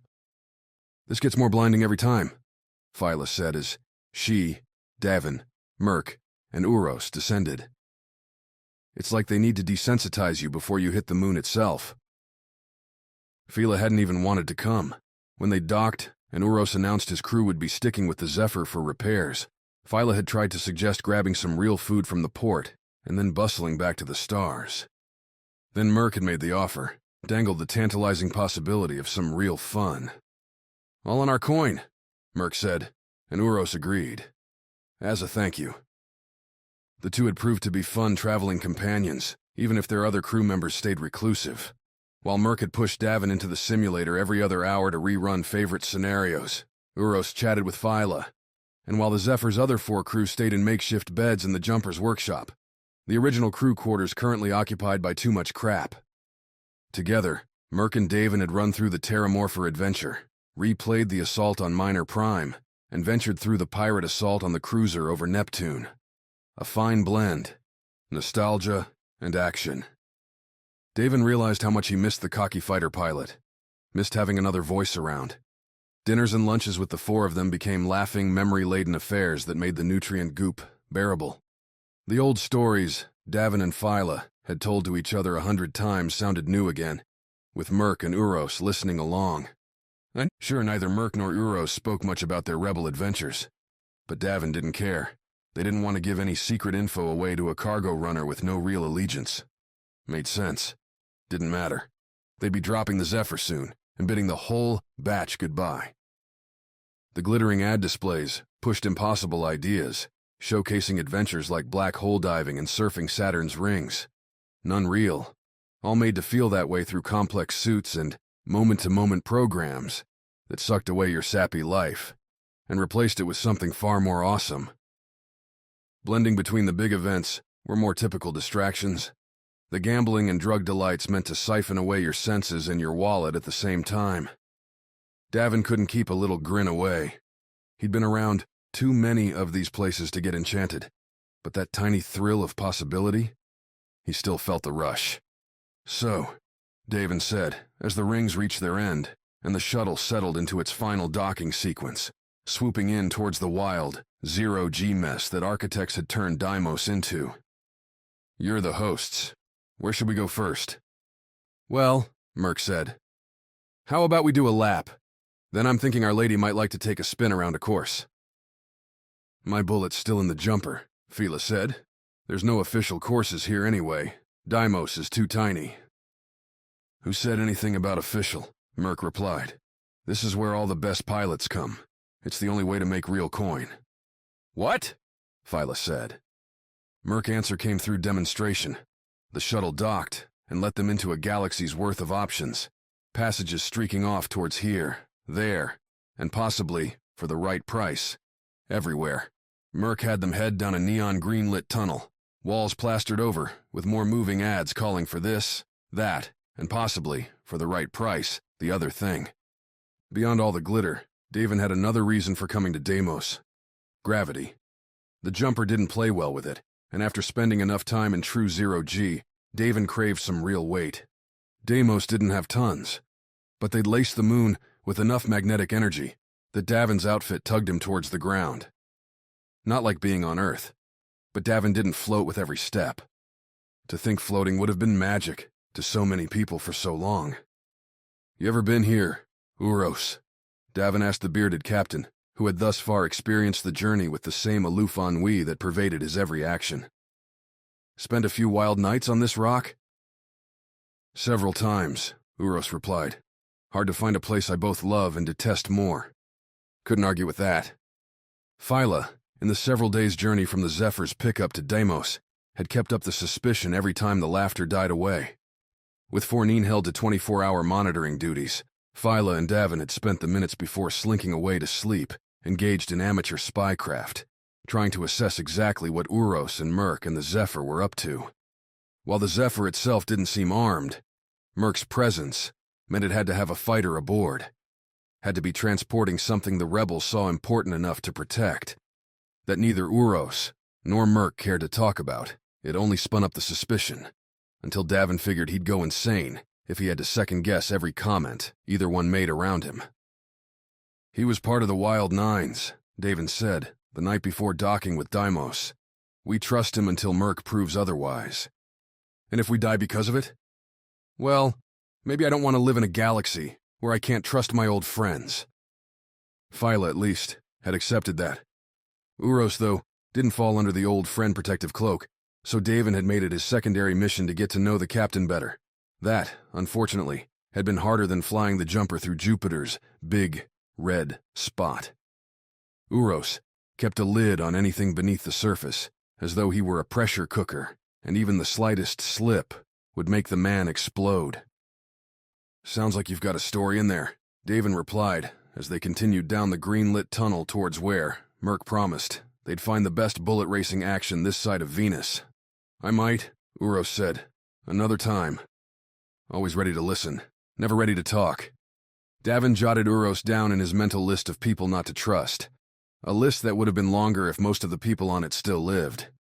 Merc's chosen tunnel spat them out into a vast casino swooping lobby. Davin assumed the place had a name, assumed it was even hidden somewhere in the brand explosion bashing their group senseless. But he couldn't pick it out. Merc, though, didn't pause, didn't stop to assess where they were, and kept marching on. We never came to this one, right? Phyla said, as she and Davin fell in behind Merc and Uros. The Nines had pulled a detail on Deimos for a while, running celebrity security for a month-long concert series. Not really Davin's preferred engagement, but the group had needed a break, and blowing off hours on Deimos seemed like a good idea. Until Davin realized there were no off hours on Deimos. The whole damn moon was crazy. "No, don't think we hit this one," Davin replied. "Or, if we did, I wasn't in a state to remember.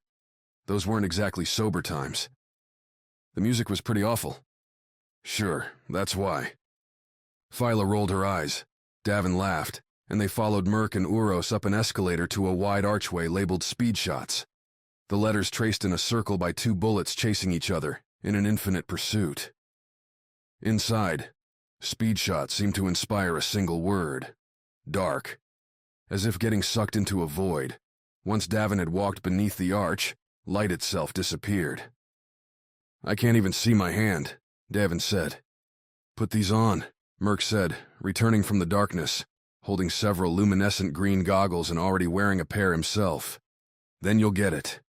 The goggles weren't light, and as Davin slipped the pair over his head and onto his ears, he wondered if the things wouldn't smash his poor cartilage. The lenses fit over his eyes, soft bristles making the comfort better than anything Davin would have expected. And then he forgot all about those expectations. And everything else. "Well, this is new," Davin muttered.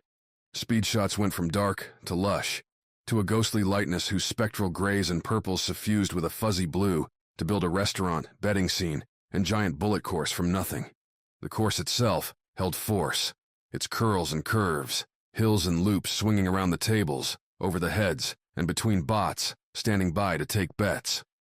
It took Davin a second, one spent watching bright-colored dots, not unlike the broadcast 4-9 had played for him, race along the course to realize the whole thing was a projection. The real bullets, the ones the racers used, were all set along the far wall on a raised stage. 12 simulator hookups, all ready to be used. All being used. Because Speed Shots was jammed and rocking. "I told you," Merc said, and Davin glanced at him. "You want to know where all the pilots go on Deimos? It's right here." With the goggles on, Merc looked like a bad movie. A purple flicker, with those goggles sticking out as if someone had stretched a neon lime across Merc's face.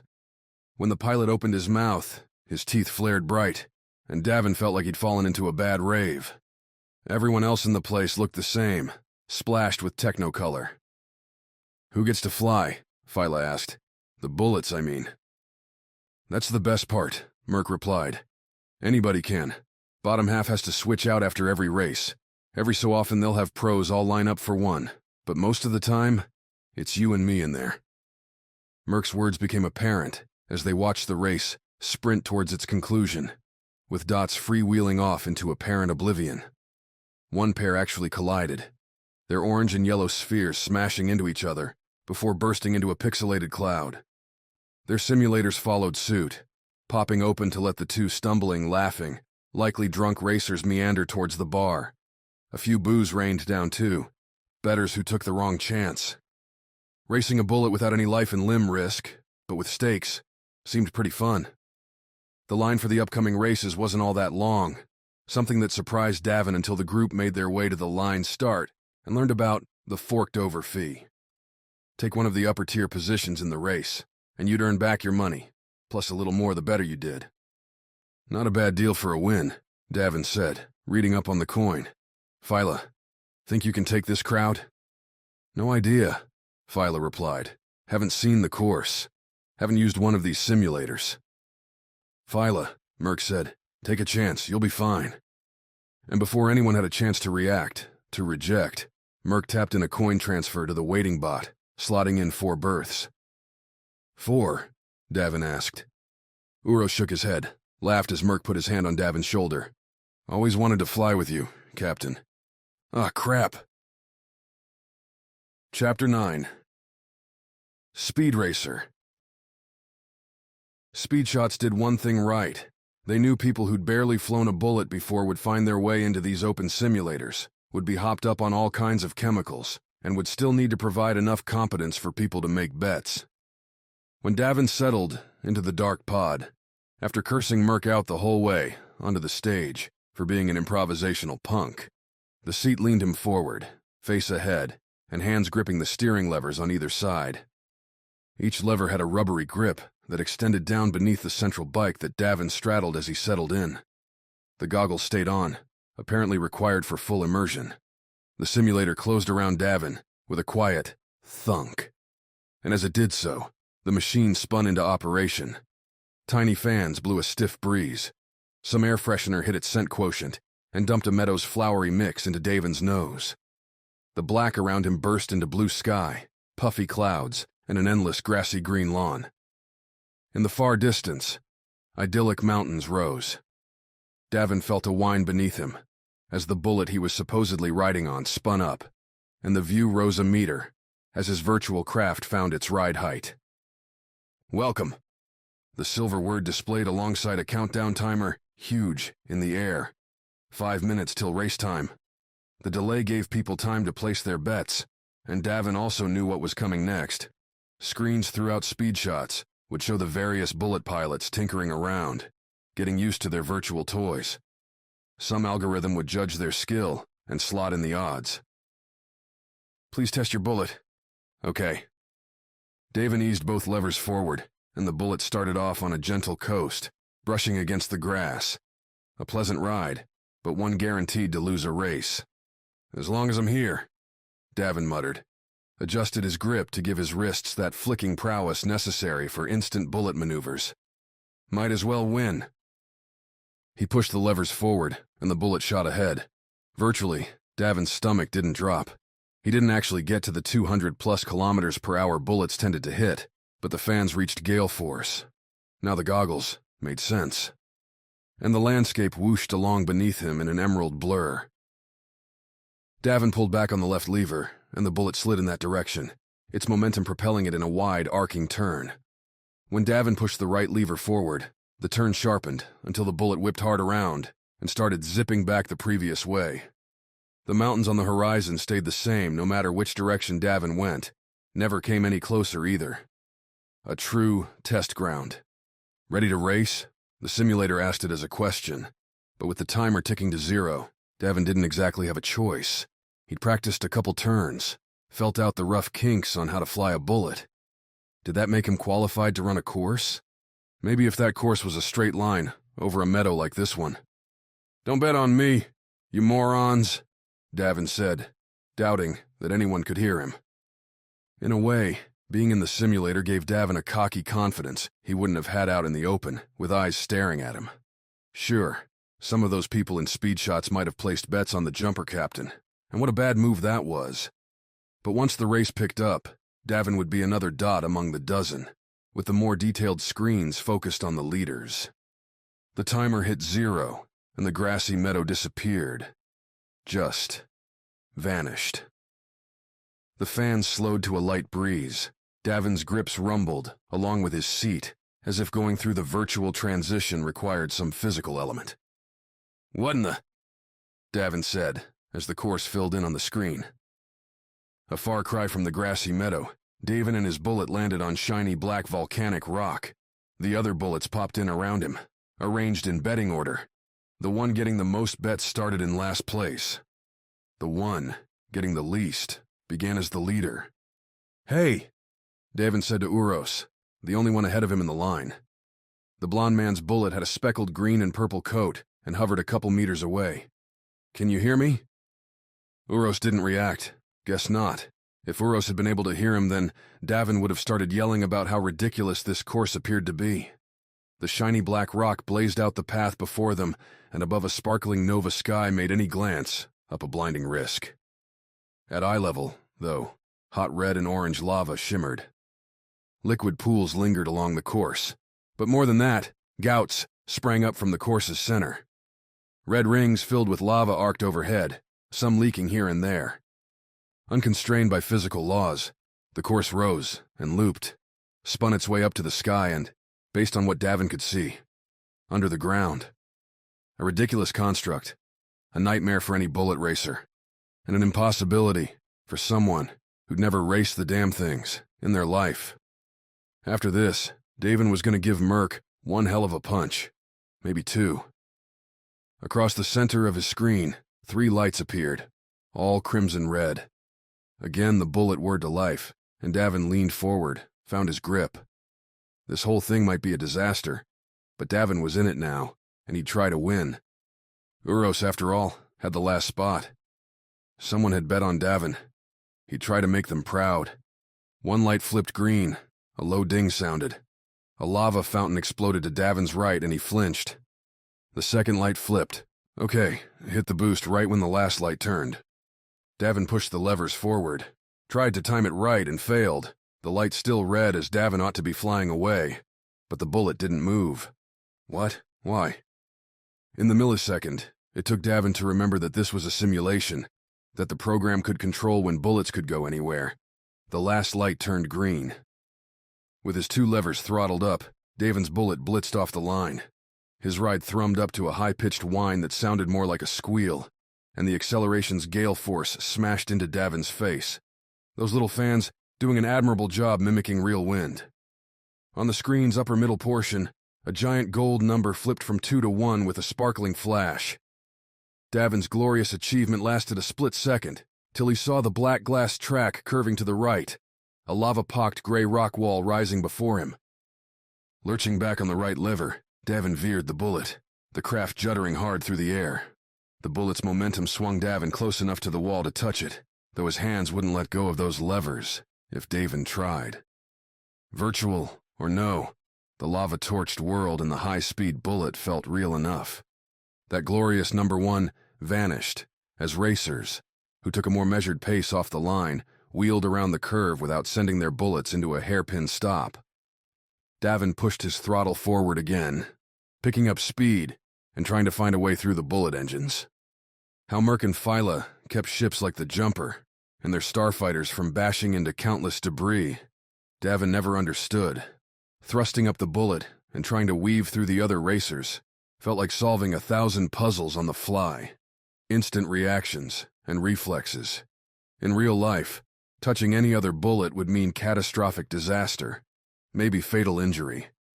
In the virtual world, Davin could do whatever he wanted. Not everyone shared Davin's reckless desire to keep the throttle maxed out every time the course gave them a straight kilometer, and that hesitation let Davin blow by 7th and 6th, right up behind a familiar face in 5th. Uros, for all his quiet hesitation, apparently knew how to steer a bullet with some skill. The man banked through curves and hit the lines on the loops like someone who'd done enough dabbling to be dangerous. Davin flew up on him, treating the course with no respect, and blasting over corners, lurching the levers around and relying on instinct to level out with Uros. The other captain did not return Davin's cocky grin. Uros kept his face forward, eyes on the course. A good call turned out. Davin's bullet rocketed up a loop with too much speed for the curl, his bullet's nose scraping the ground before its jets managed to get control and bounce it back up. Sparks flew around Davin's face, and he was pretty sure a metal chunk had fallen beneath the bullet. Whether the simulation cared or not, Davin didn't know. The levers still worked. Uros vanished behind him. 4 racers ahead, and the course split into 2 interweaving pathways, breaking over a long lava lake. Hot orange death spurted through the gaps in the course, splashing onto the black glass. The view gave Davin a quick look at the bullets, streaking beyond him, and a snap measure said he might be able to catch up. Davin pushed the levers forward again, and the bullet played along, snatching forward like a mad predator, chasing its prey. Davin caught the 4th and 3rd place racers by accident. Both had taken the other pathway, and both were entangled with each other, jockeying for position on the splitway's long, narrow path across the lake. Without an obstruction, Davin blew past them, speeding up towards the 2nd place pilot as the twin pathways rejoined. Merc. Davin recognized the man's cropped hair and came up close, then fell behind as the fighter pilot wove through a curving, underground canyon series, while Davin swung and shot, his lurching method keeping Davin moving while giving up precious milliseconds. A bright blue bolt split the Nova sky, landing not all that far beyond Davin and Merc as they exited the canyon, a helpful finish line highlight. As if the course itself realized it was nearly over, the track began breaking up around them, falling away into the lava and leaving an unpredictable path. Merc throttled down, plotted a course. Davin laughed. In games, you always went for the max. The jumper's captain shot by Merc, pushing the bullet along as golden lines splayed across the track, signifying the moments where lava would soon appear. Davin lifted his left hand, flipped a certain gesture back Merc's way. Dish out a little flare before the finish. The fans changed. The view swung. Davin wasn't looking at the track anymore, but the orange-red endless sea. Davin pulled back on the levers, but the bullet's jets didn't have anything to catch on. Instead, he plummeted straight down, splashing into that hot lava.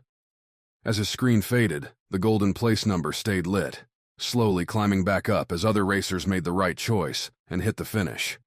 Rather than the firework pyrokinetics that might have greeted Davin had he won, his only reward came from the hiss thunk as the simulator opened, from the assorted boos and jeers from the gamblers who'd watched his fiery plummet, and the realization that he'd spent the last few years living a lie. Chapter 10. Risky Move. Phyla and Davin had made the decision together after dropping Mox off on the moon. They shared a last drink with the big guy, and then he'd stomped off to rest before making his case to rejoin the Centurions. With the Wild Nines decimated to 2, and with injuries still healing, they'd decided to take the quiet route. Fall into the cargo running game and make an honest living, one without constant laser fire, giant conspiracies, and bounties resting on everyone's heads.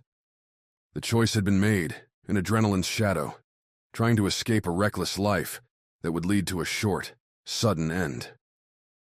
The choice, Davin saw as he stood, in speed shots neon dark inside, would lead to a poisoned, slow death instead. One that curdled in from the edges, sapping away the things he loved with tedium's drain.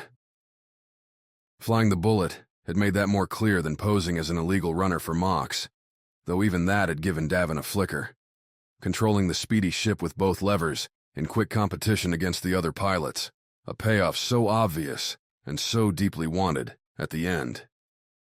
"Did pretty well, Captain," Merc said, guiding Davin off the stage. "Better than I would have thought for a rookie bullet flyer, until you took that dive into the drink. Better to go out with a splash than straight up lose." Davin looked back towards the simulators, hunting for Phyla and not seeing her. "Where's Phyla?" "She won," Merc said. "She's in on the next race." "I am too. You and Uros get to watch from the stands. Maybe throw some coin our way if you want to make it back." Not a terrible idea, and truth be told, Davin still felt he owed Phyla a watch. Now that he'd flown a bullet, Davin had a better idea how Phyla could find the thing so compelling. He wanted to jump right back in, but the line had grown since they'd arrived at speed shots. Instead, leaving Merc at the stage's end, Davin located Uros, heading towards the main bar, and joined the Zephyr captain there. "You fly like you talk," Davin said, as they took spots right up against the bar itself. Themed to look like the restaurant, the bar's counter had screens embedded into it, showing the various racer stats and betting odds, surrounded by the deep purple and twinkling stars dominating the bar's decor. A thin light blue lip ran along the bar's edge, and hovering back behind the stacked bottles, several other screens ran through the next course, which looked frozen and filled with avalanches. The bar, like speed shots as a whole, played into the sensory overload theme. Every little diode within range had been set to broadcast, and Davin's only way to handle the onrush was through a little cocktail called Miner's Delight. Developed on his home station, Miner Prime. The Delight, as those in the know, and Davin was most assuredly in the know, called it. Blended a crisp vodka with void wine, a hyper-chilled drink fermented, and then finished by spinning it through pure vacuum. In Speed Shot's lighting, the drink oozed an ethereal white. "I fly like I talk?"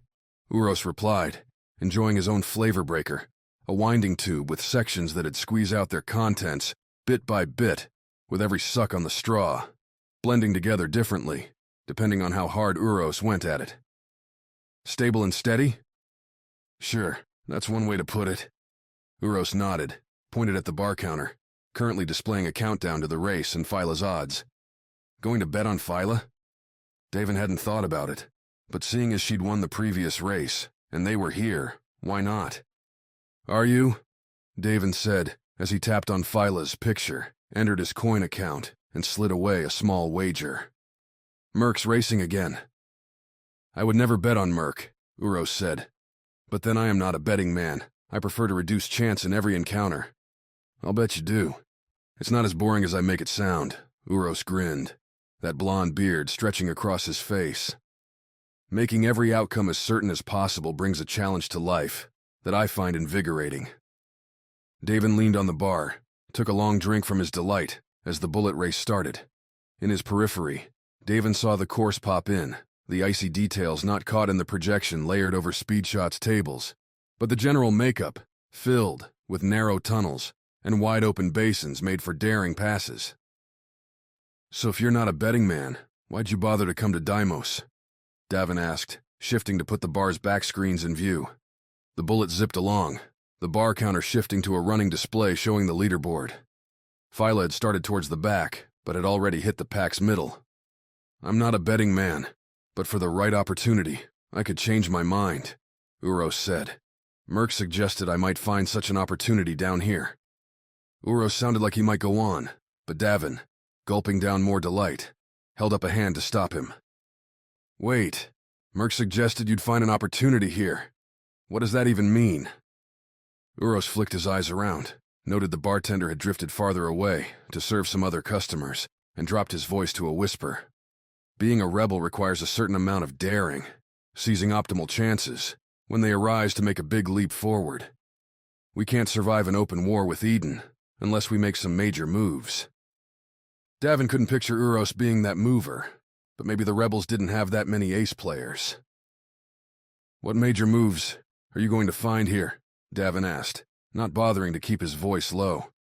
If anyone had sent spies to Deimos, they sure wouldn't be paying attention to him. Uros, though, just sucked on his flavor breaker and watched the race. Davin didn't press him. He ought to watch Phyla anyway, even more so now that Davin had dropped coin on the race. Phyla had closed to third place now, as the race entered its final third, the bullets streaking through a long, sloping section as avalanches closed in around them. 4 bullets had succumbed to the snows already. Merc was one of those. Looks like your buddy didn't make it, Davin said. Good thing I didn't take that bet, Uros replied. The race ended with Phyla sliding into second place, enough to give Davin a return on his coin, plus a little extra. Close to finishing his delight, Davin figured their speed shots time was coming to a close, but then Phyla's name popped up again on the racers, returning for another bout, which, well, meant another drink for the Jumpers' captain, and a chance to double down on his previous bet. Think she can win this one? Merc said, stepping up to join the crew. His snowy demise had kicked him from the next race, though the pilot didn't look at all troubled by it. Phyla's even better than I remembered. Davin noticed the guy that had won the last race had re-upped too, but when it came down to it, you had to support the woman you loved. I think she's got it, Davin said. She's a killer on those things. Merc nodded, then looked past Davin to Uros. What do you think, Uros? Want to make this next one more interesting? What are you suggesting? The captain replied, Davin turning his head to follow the two. The bar counters flickered, the timer drawing close to 0. Last chance to enter any official bets. Davin, you running anything interesting right now? Merc asked. Not really. Davin broke into his second delight, enjoying the familiar warm buzz. That yellow and black container looks special, Uros said. Would you be willing to risk its contract for all of our cargo that you can carry? What? You said you're going out Jupiter's way, right? Merc added. So were we, obviously. Phyla wins, you can take your pick of what we've got. Deliver it and take the coin. She loses, we take that crate off your hands. Davin and Phyla had kept the crate's story a secret over the days spent closing with Deimos. Hadn't mentioned Viola or Eden, only the general destination. That Eden wouldn't want rebels knowing about their cargo seemed obvious. As did the choice here. No way should Davin risk the container. Not on Phyla beating 11 other racers. Davin, don't second-guess yourself, Merc said. How about we make it simpler? Phyla beats the guy she lost to last time. That's it. Doesn't even matter if she takes first place. The timers chimed. The next race would be starting in a few seconds. Do the runs. Live the stable life. Don't take risks. That's what Davin and Phyla had told each other after Earth. A plan that had led to boredom, to arguing with each other, and a growing sense that their existence didn't have direction. Getting Uros and Merc's cargo wouldn't help with that, but maybe it would strike a spark. Besides, even if Phyla lost, the container's key was stuck in Davin's thigh. No way Merc and Uros would be getting inside the thing, and Davin could find a way to get it back later. Fine, Davin said. Deal. Hope you've got something good in that busted ship. Plenty, Merc said, raising his molten yellow beer. To Phyla. Sure, to Phyla. Davin clinked his delight and turned to watch the race.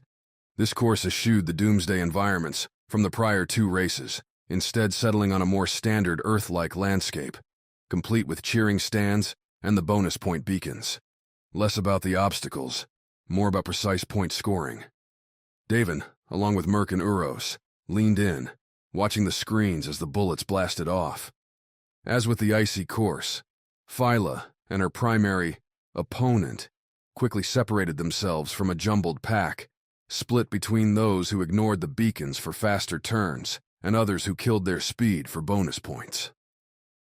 Phyla sacrificed neither, gliding around the hairpins and launching through the straightaways with a confidence Davin hadn't seen before. Or rather, hadn't seen because he hadn't watched. With Merc and Uros focused with him, Davin had zero distractions. He caught Phyla's every turn on the screen dedicated to her. The top two racers had fixed displays, and felt his mouth opening as she weaved through. When had Phyla become this good? How had Davin missed this? He'd figured bullet racing was a hobby, an extension from Phyla's ship-skipping prowess. The way she hit these turns, the way she shifted the bullet's levers, so that it glided along rather than lurched and jerked. Phyla could make this a real thing. She could stop running cargo and race bullets. Phyla could ditch him in the jumper whenever she wanted. The thought could have scared Davin, could have hit some vulnerable nerve. But instead he grinned as Phyla burst into first place. One more amazing thing about her that... He's bumping her, Merc said. What a dirty move. Davin didn't catch what that meant, what Merc had seen that he didn't, until Phyla's main opponent crashed into her screen, blitzed through a curve with the same abandon Davin had, but instead of swerving through the turn, the man aimed his bullet right for Phyla's. The two craft collided, with Phyla's flying off course and the man's bouncing in the right direction, a hard redirect that somehow put him right where he needed to be. In real life, that's two dead pilots, Merc said, and he sounded as pissed as Davin was getting to be. Looks like this sim just bounces the two bullets apart. He must have known Phyla would catch the worse angle. Phyla had to boost back to the track, and by the time she reunited with the course and hit the finish, she'd missed a points beacon and lost a couple places. Third. Davin still made his money, but he'd lost the container. Sorry, Davin, Merc said. Phyla didn't deserve that. But you're still collecting the bet. Davin finished the second delight, which suddenly tasted like chalk. We all took a chance, Uros said. It's only one container. How bad could it be? With Amato chasing after him. Pretty damn bad. Chapter 11. Moonrays. Phyla caught them outside speed shots, having given up the opportunity for a fourth race. By her look, the winner's crashing maneuver had detonated any appeal. The simulated bullet contest held. Davin's lost bet would, no doubt, fail to turn her frown upside down. You have to understand, Davin said, starting in on a familiar attack strategy for what must have been the fifth time. The container's got nothing you want in it. It's a favor. And that was a bet, Merc said, standing by Uros instead of his former captain, his potentially former friend. Come on, Davin. You know the rules. Here's Phyla. Now we can go. Go? Davin said. We just got here. Uros held up his wrist as Phyla joined the circle. My crew sent the message while that last race wrapped up. The Zephyrs repaired and were ready to fly. That was fast. Davin had never heard of a busted ship, simple fix or no, getting the clear to depart a few hours after berthing. Even if the main problem could be solved that fast, most stations tried to find ways to bump up the bill with random procedures. Those little fixes added time to the clock, and when you charged a ship by the time they spent in the bay too, well, the extra coin just came pouring in. My crew is a good one, Uros said, Merc here excluded. Hey, Merc replied to the joke with a smile that kinda made Davin want to slug him. So Davin, looks like we have to burn out of here. Mind jumping up with us to hand it over? Hand what over? Phyla asked. Merc and Uros turned their eyes to Davin. Neither smartly, wanting to break the news. Davin didn't either, but by now he'd become accustomed to Phyla's disappointment. Blame it on the delights, Davin said, when he finished a rambling recount of the bet. But hey, I made some good coin in there. You were incredible, Phyla. Didn't know you could fly like that. Phyla's face had frozen as Davin's story went on, and now it thawed into a sighing headshake. On the whole, a better response than Davin had expected. Resigned acceptance was way better than straight-up outrage. Hey. You'd know how well I could fly if you ever watched me race, Phyla said. Ouch. That stung. Davin didn't know how to answer that one. Merc mercifully came to his rescue. Phyla, Merc said, it was a good bet, and the guy you were racing against made a cheap move. The pilot held out his hands in a shrug. Sometimes this happens. Think of it this way. The rebels definitely need whatever's in that container more than the person paying you to send it. Here's what I don't understand, Phyla said, taking her heat off Davin for a moment. Why do you want that container so much that you'd risk your own cargo?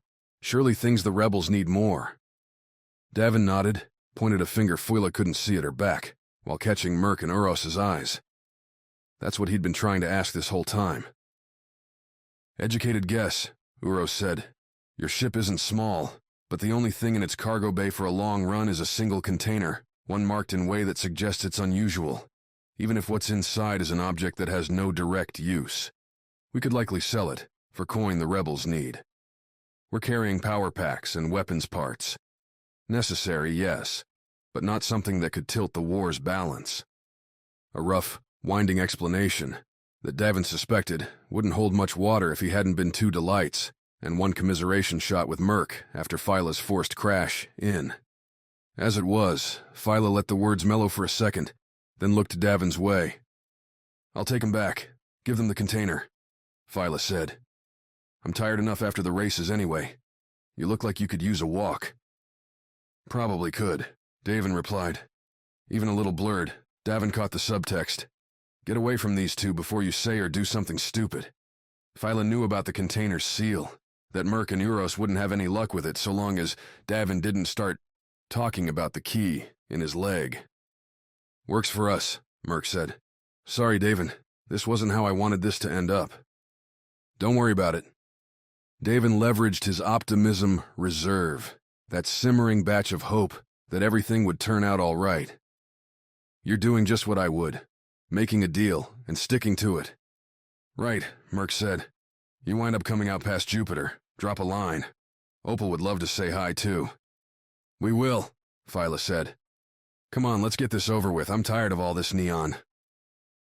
With a couple last handshakes, the trio walked back towards the docking station shuttle, leaving Davin in the wide lobby with nothing more than his thoughts, his newly won coin, and a buzz that had dwindled away to a loose nothingness. Back when he'd first joined with the Wild Nines, when the jumper had been in the hands of another captain, Davin had loved places like Deimos. No responsibility, and a chance to blow your coin on whatever you wanted. With the ship docked, the daily upkeep would be off his hands. Davin and the other crew would trounce around the moon, getting into squabbles, making bad bets, and forging memories. Davin looked on now with a mix of envy and regret. Nobody depended on Davin back then. Not really. He didn't have anyone to fail. A jingling sound prompted Davin to look up, and he realized he'd been walking as he wandered through his past. Rather than the green speed shot sign and its dark insides, Davin had found his way to an open-air park he'd loved before. Instinct, I guess. Davin offered up to another man leaning against a nearby wall, who looked up, confused, and vaguely threatened at Davin's words. Sorry, just talking to myself. Deimos, lacking an atmosphere, followed the moon's lead and built domes over the surface. The thick barriers were transparent from below and had chemicals plastered over the top to protect the glass from micrometeors and cosmic radiation. The effect, when Deimos hit the right rotation, caused rainbows to spill down into courtyards, like this one. Those colorful prisms sprayed now into a milder casino vibe. Old-style betting tables interspersed between cafes, fountains, and pop-up shops. Recorded lounge music piped through speakers Davin couldn't see, while the collective food and spice scents rolled together to thicken the air. Life's pace slowed, and Davin took his moment. Even Deimos realized that its clients needed a chance to breathe every now and then. "Hey, don't I know you?" said a low voice behind, and then beside Davin. She looked like she'd lived on Deimos for a while, partaken of its delights, but at the same time, not ashamed by them. Her outfit portrayed parties, nights spent blasting away the stars in suites and clubs, making some memories, and forgetting others. Her eyes had a glaze to match, suggesting a struggle long since lost, or perhaps won. "Always a chance," Davin said. "Can't say I'm too famous." "No," the woman replied, slowly tipping a single finger towards him. "But you did something for me one time." "I did." Among the situations Davin hadn't encountered, random gratitude listed up there. Strangers tended to approach Davin and argue about coin and favors owed, not benefits provided. His ready-made excuses, bravado, and side-slipping topics faltered. "I worked for Bosser, back on Minor Prime," the woman said. "He had a few assistants, and then he went off with you to Earth and never came back." Davin blinked. Hard to imagine Bosser having assistants, having anyone actually working for him, but the man had run a massive enterprise. He must have had some help. "And you're happy about that?" Davin didn't know what else to say. Deimos had an express prohibition on arms, so Davin didn't have a sidearm to edge towards. Probably a good thing, given the delights, but in an unusual situation, there was a certain comfort towards knowing Davin could defend himself. "Are you joking?" The woman burst into a grin. "That was the best thing that ever happened to me. I'd been stuck on Minor Prime my whole life, then it all goes to hell, and I realized that I was wasting my time punching the hours on that horrible space station. When Eden paid us all to keep us quiet, I took the coin and came here, and I've never been happier." You're welcome?" She wrapped him in a quick hug. Her clothes shifted with the motion, flashing from a soft peach to a light green, and Davin realized she wore mood fibers, ridiculous things that'd pull your temperature, blood pressure, and more, to show how you felt in the moment to everyone watching. "Look," the woman stepped back. "I don't know why you're here, who you're with, or whatever. I just saw you seeming a little lost and thought maybe you could use some cheering up. You saved a lot of people's lives that day, Davin. Not only from dying, but from the wrong kind of living." "Bosser was an asshole," Davin replied, because it was easier to focus on Bosser than deal with a straight-up compliment. "Glad that he's removed from the picture." The woman nodded, tilted her head. "You doing anything? Some of us are getting together for a drink in that place over there." She pointed towards a lounge-esque get-up, combining various versions of spacing out into a chill joint. "Promise. They're not all your biggest fans." Davin had lost the container entrusted to him by a friend, had Phyla mad at him, and was otherwise alone on a small rock supposedly built for fun. "I don't even know your name," Davin said, "but lead the way." "Rosie, nice to finally meet you." The name didn't ring any bells, didn't set off any alarms, and neither did the slow walk through the courtyard. The lounge knew its audience, with a name like Jolly Comets, and beckoned passers-by with a fuzzy, cushioned sprawl. Small tables sat near the ground, surrounded by those cushions and all-too-wide chairs, while crawl lights strung up on the ceiling performed lazy color shifts. A casual crowd drifted through drinks and puffed up smoky concoctions from implements too varied for Davin to try and name. Rosie kept moving, navigating Jolly Comet's maze with a gliding practice that Davin failed to perfect, bumping his knees twice and nearly trampling a serving bot, trundling by with its drink tray. At first, Davin tried to guess which idle crew Rosie wanted to join, but she kept on going, past the main area and through thick blue velvet curtains. A title overhead proclaimed the room Headspace. Davin brushed through after Rosie, into a greenish, smoky haze. There were faces in the room, at least one screen up and running, but Davin couldn't make them out. He waved his hand, trying to waft a way through, wishing he'd kept the damn goggles from speed shots. "Davin Masters," said a new voice, this one carrying the flatiron Davin knew from security forces all throughout the solar system.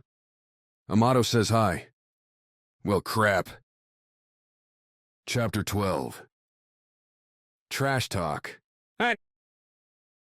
After years spent running cargo and other less legitimate concerns around the solar system, Davin wasn't all that unused to smoky ambushes in back rooms. Various gangsters, politicians, and random jokers all thought that by stuffing the jumper's captain into a black box beyond crowded tables, they'd get something approaching fear, acquiescence, obedience. Nah. "You know," Davin said to the goon waiting just inside the door, the one who'd whispered all menacingly, "you ought to work on your delivery. Not very scary, especially after Rosie there tried so hard to get me to come along." The goon didn't quite know what to say, and Davin could see the gears turning slow, trying to find an insulting reply. Davin reached out, patted the man on his shoulder. "You'll get him next time," Davin said, and looked over the room to count the others. 5 people in this attack, including Rosie, who now stood off to the side looking a little embarrassed, and the aforementioned goon, still working through his problems. The other 3 stood near their chairs, and of those, only the man in the middle looked at all amused.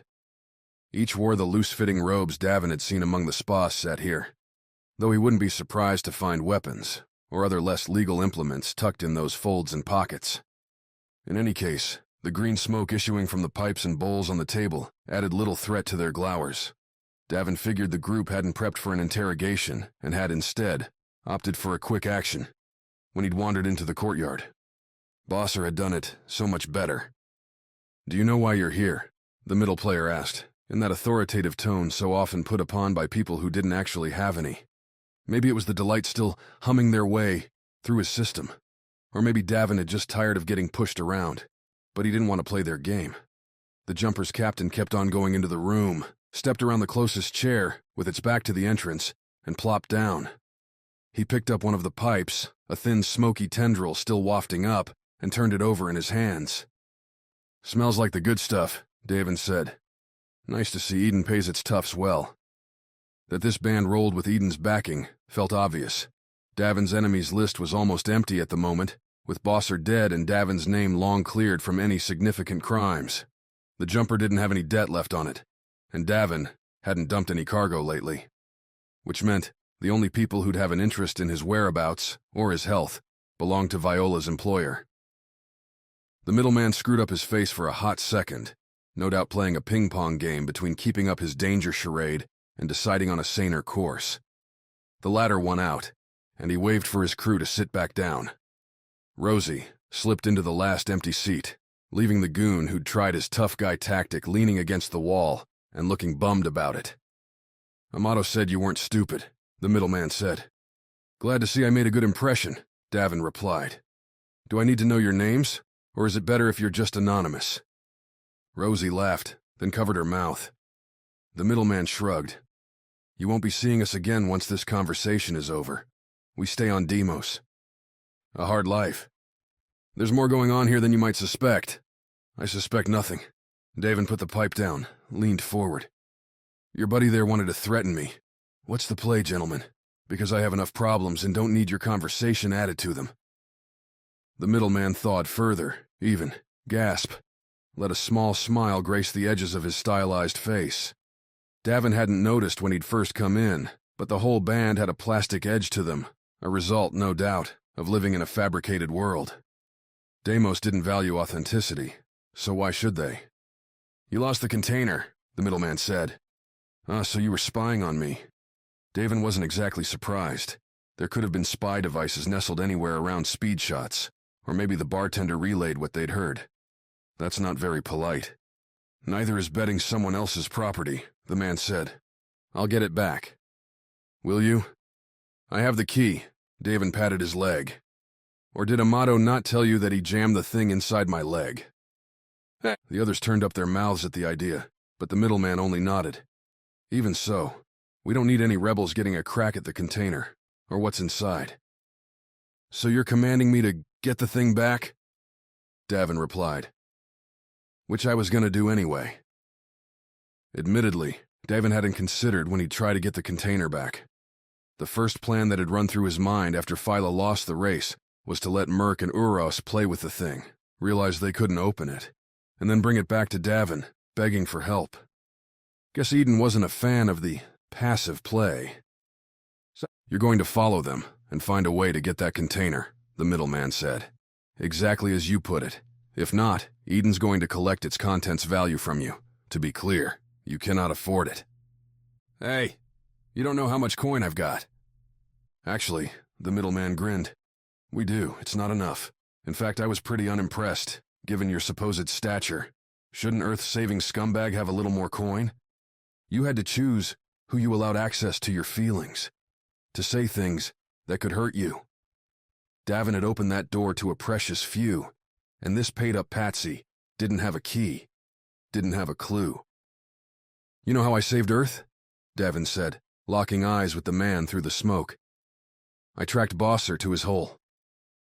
He could feel the others in the room leaning in. We destroyed the androids keeping watch, something you and your little mob squad here couldn't handle. And then we went into Bosser's fancy room. Know what we found there? Davin paused, but nobody broke the silence. A man who thought he was too tough for anyone to hurt, too full of himself to watch his own back. Davin took a heat check. Viola had fired the last shot, not him, but nobody knew what really happened. She'd kept her killer credentials hidden, so Eden wouldn't wonder. And Davin took the blame and the fame, because hey, it was good for business. Bosser took a shot between the eyes because he came after me and my friends. You could learn from that? Someone took a long, slurping sip from a flavor breaker. Rosie picked up a pipe, took a deep inhale, looking neither impressed nor threatened. Davin, the middleman said, we're happy you took out Bosser, but that's old. This is new. What I'm telling you now is that if you don't get that container to Callisto, you're going to die. Did they just not listen to what Davin said? Whatever. Choices were being made here, and Davin was getting bored with them. He stood up, brushed off his shirt, wondering if the smoky smell would stick to the fabric, even after a good wash. Duly noted, Davin said. Now I'm going back to my ship. I'm sure Amato needs you all to do his laundry or something. Only the middleman rose with Davin, a sick smile growing with the rise. Just get the container back. Yeah, I heard you. Davin brushed past the goon, who hadn't stopped glowering, and walked out through the bodega. Another shakedown navigated, another batch of toughs ignored. What did start to nag as Davin headed back towards the shuttle, and the jumper, was how much Eden apparently valued the damn container. Viola had tossed it off as an important mission, but anything so vital to a big organization should have been run by Eden's own carriers, with a full escort. Hell, Amato himself should have stood over the container looking mean from the moment it left Earth to when it hit Callisto. Davin had no reason why the cursed black and yellow box had come to him. Viola, too, didn't seem to understand why Eden cared so much, which meant either one side didn't know what the other side was doing, or both sides knew and needed to keep Davin in the dark, needed to keep their runner believing he was necessary, used. That's what Eden was doing to him. If the coin was good, Davin had no issue with being used. That's what runners were, people designed to be used. But the interrogations, the threats, the damn key jammed into his leg went above and beyond. Viola had asked for a favor. Davin figured she owed him about a dozen for this one. The jumper greeted Davin in silence, sitting in its ad-bedazzled docking bay, holograms hawking everything from fuel cells to final offers on the ship itself from various Deimos dealers. 49 lowered the ramp when Davin approached, and when Davin asked where Phyla had gone, the computer said it didn't know. Davin was a little disturbed at the relief he felt finding the cockpit empty. The delights had drained away, leaving Davin, well, drained, and another fight lingered as the last thing on a torturous list. No matter how much he deserved any criticism coming his way from Phyla, Davin had bigger problems now. 49 confirmed that the Zephyr had departed Deimos quick after taking the container. Davin listened to the computer detail the freighter's possible flight plans, nodding as everyone pointed them out towards Saturn. Rebel territory. Not too surprising, but for a ship that hadn't seemed to be in much haste. People, in Davin's experience, didn't go out for drinks when they were on a tight deadline. Uros and Merc had packed up and launched quick, which meant the batteries hadn't been all that drained, or damaged at all. "Fornine," Davin said, "any way you can catch the maintenance records on the Zephyr? Tell me what work they had done here? Are you asking me to break through the dockyard systems? An illegal action under Deimos law?" 49. On it. Strange, perhaps, that a computer could be that excited about anything, but Davin suspected Trina had left 49's android tendencies very much intact. Not just the sarcasm, but the hunger for missions, for taking apart an enemy. Even one as simple as a dockyard's digital records. "I'm not finding anything," Fornine reported. 5 minutes later, as Davin sipped on some water and browsed increasingly apocalyptic news reports. Eden's reps were driving up a frenzy about the devastation that would come if the rebels won. It seems as if the Zephyr didn't actually have any maintenance performed. Just a simple docking fee. Well, wasn't that swell? Uros, Davin didn't care about. Didn't really know. But Merc, getting played by a friend? "Hey," Phyla said, peeking into the cockpit. "Didn't realize you were back. I was taking a nap." "You were?" Davin said, then blinked. Fornane said it didn't know where you'd gone. Phyla stepped in, leaned against the cockpit's side, and folded her arms. "I told Fornine to keep you away till I was ready." "Phyla, We're going after the container, aren't we?" Phyla said. "The one I just handed over?" Davin nodded. What else was there to do? The damn woman disarmed his swagger. "Then let's get a trajectory going," Phyla said, moving up and getting into the pilot's chair. "I'm sick of this moon." "Wait, you get a nap and I don't?" "Davin." Phyla turned a dagger-sweet smile his way. "You can sleep when you're dead." Chapter 13. Maneuvers. Davin did get his nap. It just took a few more hours spent guiding the jumper away from Deimos' traffic and into deeper, emptier space. With only the starlight for company, Phyla told Davin to go get some rest and take a shower because he smelled like cheap drugs. Davin didn't bother to talk about the encounter with Eden's low-level enforcers and slept beautifully after that shower. His peaceful dreams didn't end that way. Fornine woke the captain with a screeching alarm, one that had Davin rolling off the bed and pulling out the sidearm he always kept behind his pillow. Instinct getting Davin moving away from any potential shot and prepping his trigger finger for an on-target blast. Except nobody had entered the room. Nobody had even boarded the jumper. Yet.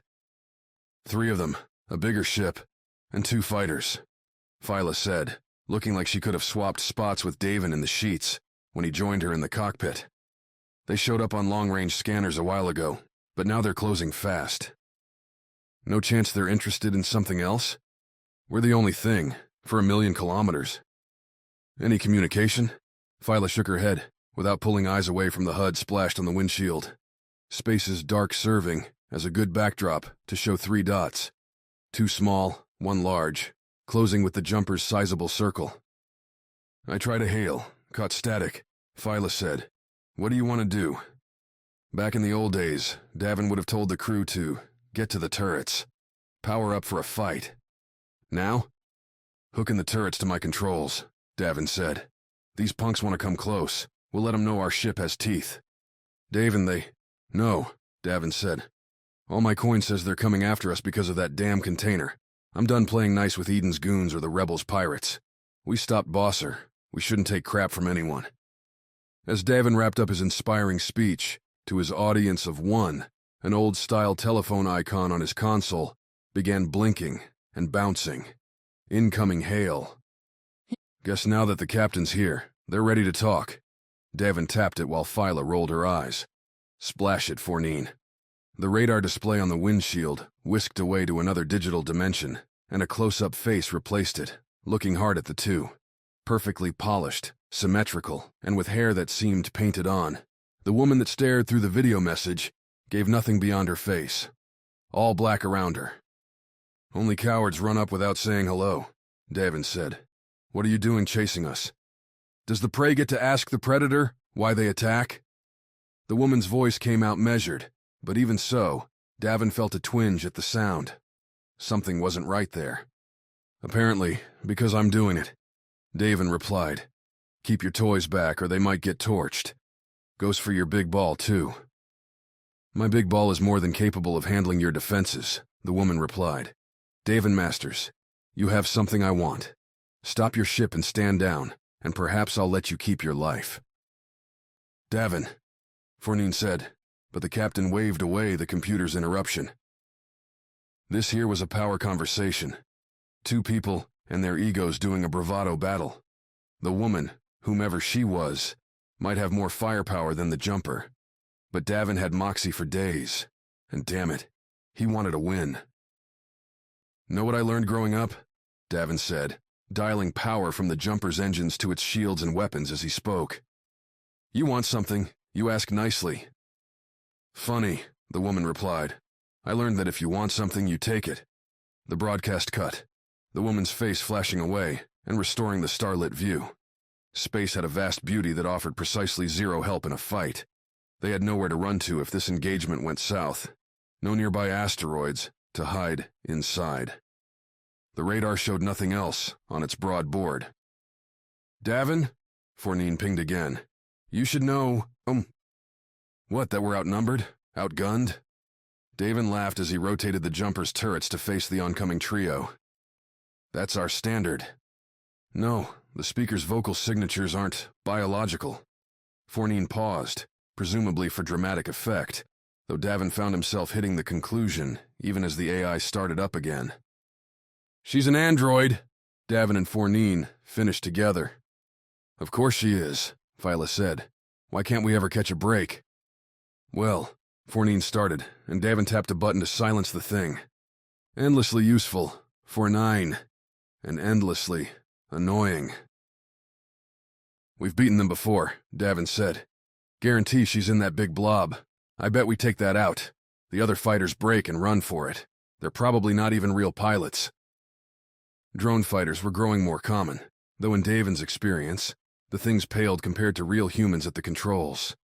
Not because humans had faster times, but because instinct trumped variable calculations at combat speed. At least for now. I'm thinking an over-under, Phyla said, and Davin's grin came back at the focus in the words. Phyla talking combat maneuvers? Was there a sexier thing in the universe? Go on 5? Ready, Davin said, tapping the console over to the turret controls. What had been a backup flight stick adjusted its inputs to steer the jumper's flexible top and bottom turrets. Davin's freighter had a front-facing cannon beneath the cockpit, along with some, by now ancient missiles stocked away. Those missiles would be necessary if the big ship had strong shields, energy fields that could suck away laser heat but did nothing against physical projectiles. Davin had always meant to get the front cannon replaced by a good old Gatling gun.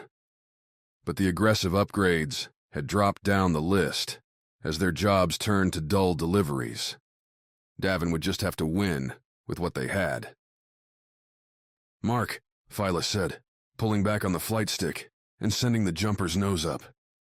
The 3 dots screamed toward the jumper from behind, so Phyla's move put the top turret in the ideal spot to spray hot energy. Davin focused in on the larger craft, just coming within range.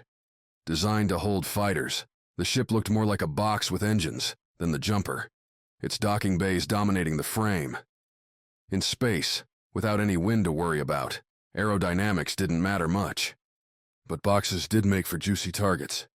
Davin's cannon spat bright bolts that burned into the oncoming ship's shields in bright green splatters as energy frittered away. Phyla kept the stick back, so what had become a vertical pull turned into a reverse tilt, sending the jumper towards the oncoming enemies. Keeping the move smooth, let Davin keep the turret's fire centered, and those bolts began sneaking through the target's battered shields. Counterfire came as the enemy adjusted, those fighters curling faster than the box ship, whose frontal-only guns had a tough time tracking the jumper's swift for its size bulk. Davin moved his right hand to a dial next to his turret tracking console, focusing the shield energy on the jumper's top. The adjustment left the aft, the underside totally exposed. But unless some secret reinforcements were coming from nowhere, the jumper shouldn't see fire from that direction. Like their home ship, the fighters didn't count on the jumper's speed, and their initial shots soared hopelessly behind their target.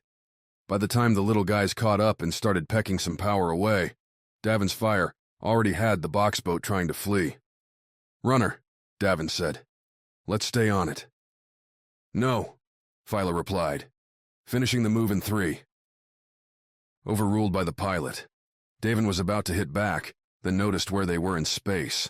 By cutting back, the jumper had gone above and past the fighters, who were turning around to pursue. Davin's fire poured down, and, now, a little behind, to hit the slower box ship, buckling the craft's top shields. Davin twisted the dial, sent the jumper's shields aft to absorb the fighter's shots, as Phyla goosed the engines and commenced her countdown. "Mark," Phyla announced again, and pulled back on the stick, starting the under half of the over-under move. At the same time, Phyla rotated the jumper, bringing the cool, fresh-bottom turret into a straight-on look at the oncoming fighters. "So easy," Davin muttered, and aimed the turret at the left target. Held down the trigger and watched the turret overpower the fighter's shields in a second. Drone pilots. Hot garbage. By the time the fighter tried to correct, Davin's shots punctured the flimsy shields and pierced the fighter's right wing, shearing it off and sending the disabled craft spiraling away. Davin could have let his lasers blitz the fighter's cockpit, but he couldn't be sure only drones flew these things. The jumper had fired first, regardless of the intentions, and while Davin wasn't above a fatal act, he preferred the death dealing to be deserved. The fighter's partner jerked away, giving up its assault to scream from Davin's firing arc. "There you go," Phyla said, and Davin glanced at a new shape in the cockpit, one starting to buckle and break as the jumper's front gun laid into a defenseless hull. Davin's initial blast had turned the box ship around, and Phyla had flown the jumper towards and then past the target, letting her dive down from above on a ship that seemed unable to compensate. "Whomever's flying, that thing doesn't deserve the sticks," Phyla said, releasing the triggers as the box ship's hull started taking blows. "No need to detonate the ship and anyone aboard. Yet. Think they'll surrender? If they're smart." Davin opened the comm, beamed straight to the same frequency they'd found the woman on before. "Hey, you still talking big, or are you ready to settle down?" The woman's face splashed on the screen, as emotionless and straight as she'd been before. This time, that look made Davin twitch. Who kept themselves that cold when they'd just been wiped by their target?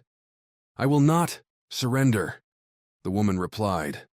"And you will comply." Davin threw a look over at Phyla.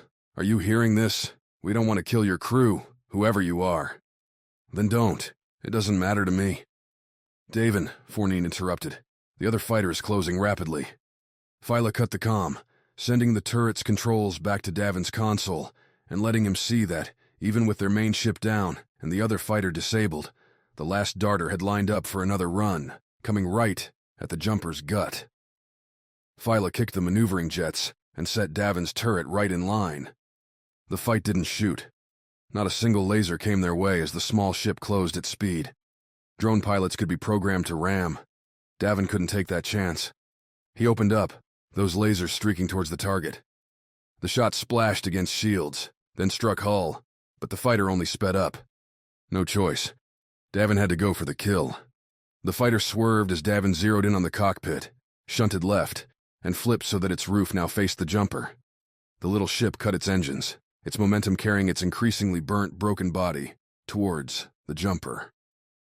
Tiny sparks shot around the cockpit as Davin adjusted to the move, as his turret melted away the fighter. What was that? A streak, illuminated by passing laser light, shot towards the jumper. Davin wouldn't have seen it at all, except the thing went straight at the turret and hit it. Stuck there, then vanished. "Did you see that?" Davin asked. "See what?" Phyla leaned over to look at Davin's console. "The fighter? How thoroughly you destroyed it." "Something came off it before the fighter blew." Davin stood up as a new sound echoed through the jumper. A banging noise, a knock. They had a visitor. Chapter 14. Pawn Play. Having someone knock on your entry hatch while floating in space wasn't a common occurrence. That it had happened shortly after Davin had roasted a fighter, after 4-9 had hinted the woman commanding the enemies might not be wholly human. Well, there wasn't a whole lot of speculation left. "We've got an android," Davin said, getting up from his seat. Phyla cursed, because that was about all you could do when faced with an android. The damn things were programmed killing machines, meant to wrangle criminals and protect politicians in a solar system that increasingly attributed law and order to those with the deadliest weapons. Way back when, Davin and the Wild Nines had taken down 4-9, but that had happened with a full crew, and in the midst of so much chaos, nobody, not even an android, could keep things straight. Now it'd be one android against 2 humans in a ship, with nowhere to run. "She's beginning to break through," 4-9 said, as Davin scrambled from the cockpit, Phyla close behind. "If she breaches the hatch, we will have a vacuum problem." Once again, the many disadvantages of being a living, human being came to the fore. Breaking open that seal to space would suck out all Davin and Phyla's air, not to mention depressurize the jumper so fast Davin's insides might suddenly swap spots with his skin. Not a pleasant thing. Not at all. 4-9, Davin said as he kicked himself across the cargo bay, heading for the captain's quarters and Melody. "Kill the lights on 3. Phyla, who kept an assault rifle in a locker near the cockpit, popped open the latch and lifted out the weapon as Davin went towards 0. It wouldn't be easy to see the android in the dark, but Davin wasn't planning on a lightless battle, just a few seconds to buy some time. "She's attacking the hull now," 4-9 said. "She's being rather vicious." "Unlock the hatch," Davin said. "Now, and cut the lights." As Davin reached the doorway to the captain's quarters, the jumper went dark. A thunk echoed up from the jumper's floor, indicating 4-9 had opened the hatch, allowing the android to scramble inside the sealed airlock. "She's taking your bait," 4-9 announced. "Shall I equalize the airlock?" "Do it." Davin kicked through the quarters, over to the big locker with Melody inside, "but take it slow." "Might I suggest turning on the lights?" 4-9 replied. "Right now the android is not inside, so you are only hampering yourself." There were times when Davin hated AIs more than anything else in the world. He'd been running on tactical adrenaline, his timing was a bit off. Didn't need to throw it in his face. "Fine, but the instant you open that airlock, I want this place dark."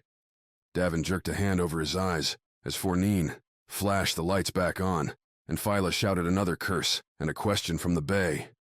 "What the hell, 4-9? Phyla called. "Davin's request," 4-9 replied, calm and game, as if Davin had wanted water warmed up for tea. "Also, the android is getting restless. Shall I let her inside now?" Davin had his hands on Melody, pulled the weapon from the locker, kicked back towards the main bay. "Do it, and remember the lights. I'm not a human. I never forget." Not unless Davin deleted 4-9's memories, which he might do, just to prove the point. The lights died as Davin returned to the cargo bay, setting Melody on the railing and angling it towards the hatch as it popped open. Neither Davin nor Phyla had any goggles on, but they didn't need to see. Not right away. A slight click as something touched the hatch's outer edges. "Didn't expect to find an android way out here," Davin announced. "Don't move, or we'll blast you into parts." A couple more clacks from around the hatch, no doubt the android zeroing in on them. "Why are your lights off?" the woman asked. "You know what I am. How would this help you?" Davin honed in on the woman's voice, just like he knew Phyla would be doing. The old darkness and death trap relied on one thing, the target's utter confusion. Davin aimed and squeezed the trigger towards the sound. Melody, firing a bright, green, energy ball towards where the android should be. Even as Phyla scattered orange-red bolts in the same direction. "Lights up," Davin shouted, as he watched his shot splash over the jumper's metal floor in a clear miss. Fournier complied, filling the world with light as Davin heard a clank to his right. The captain kicked back, bringing Melody to bear as his eyes adjusted to see the android climbing over the railing, her body smoking from several laser burns. Davin had missed, Phyla had not. The android did what androids tended to do, and pulled a long, thin blade from a slit on her body. She pointed the weapon towards Davin and advanced with nothing more than a grimace on her face. When cornered by a deadly enemy, Davin had one tactic that he went to time and again. Keep on firing. Melody spouted one bolt after another, the acid-green globes forcing the android to contort herself along the thin walkway, pressing herself alternately against the wall, the railing, and then jumping higher to avoid Davin's repeated shots. Could she dance long enough to outlast Melody's power supply? Davin didn't want to find out. "You can give up whenever you want," Davin said. "Really, not a problem for me."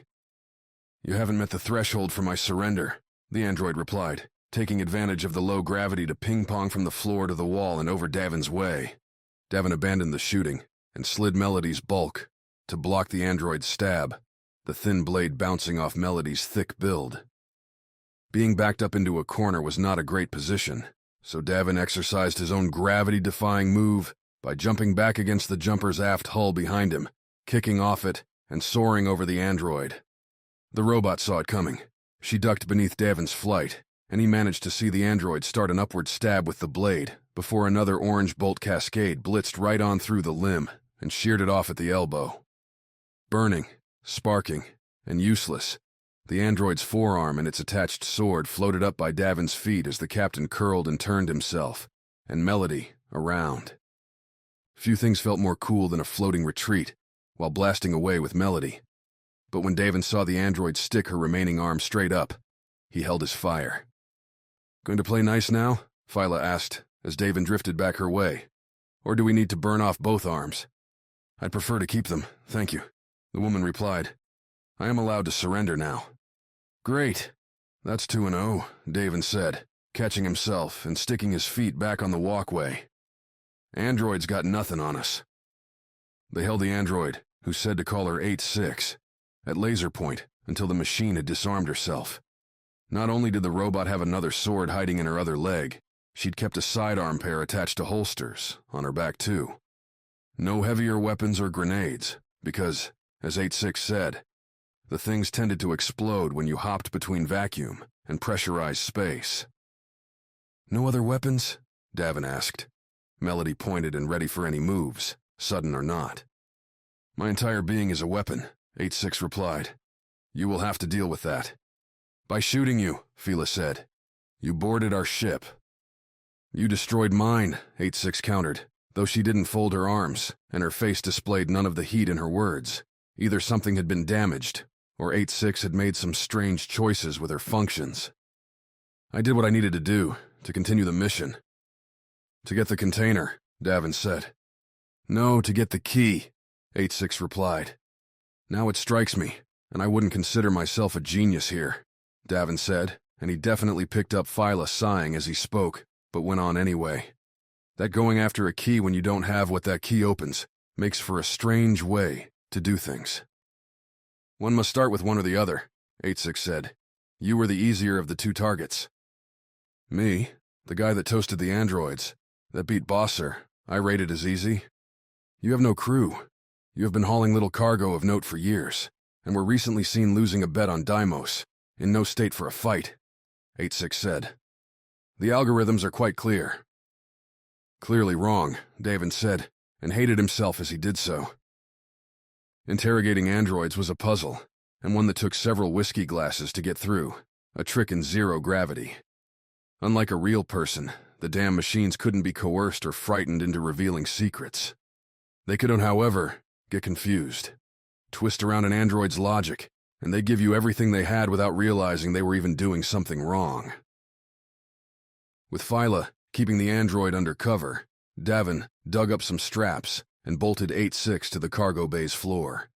The first few questions confirmed the ship, and the fighters were all drone-piloted, and with the potential for killing someone removed, Phyla hopped back to the cockpit to get the jumper rolling on towards Jupiter and away from any curious interlopers. Which left Davin, his whiskey, and the frozen-faced 8-6 to chat about all the lovely things in life. Now that he knew 8-6 was after the key, Davin asked why. 8-6 refused to answer, stating her employer had locked that information behind confidentiality software. That alone proved a good answer, though. Androids tended to operate on things like bounties for high-profile criminals. Davin would know, as Fournier had gone after him for some suspected murders. But if you had enough coin, you could hire one out, so long as the goal wasn't illegal. Getting the container's key wouldn't be illegal if you owned it, which left one possibility. Eden hired you? Davin asked, more annoyed than anything. I can't confirm or deny that. Let me put it a different way. Are you supposed to get the key back, or give it to someone else? I'm supposed to bring it to the rebels, 8-6 said. Wait, what? Davin shut his eyes for a long second. This didn't make any sense. Why would someone at Eden, someone with significant coin at their disposal, hire an android to bring a secret key to the rebels?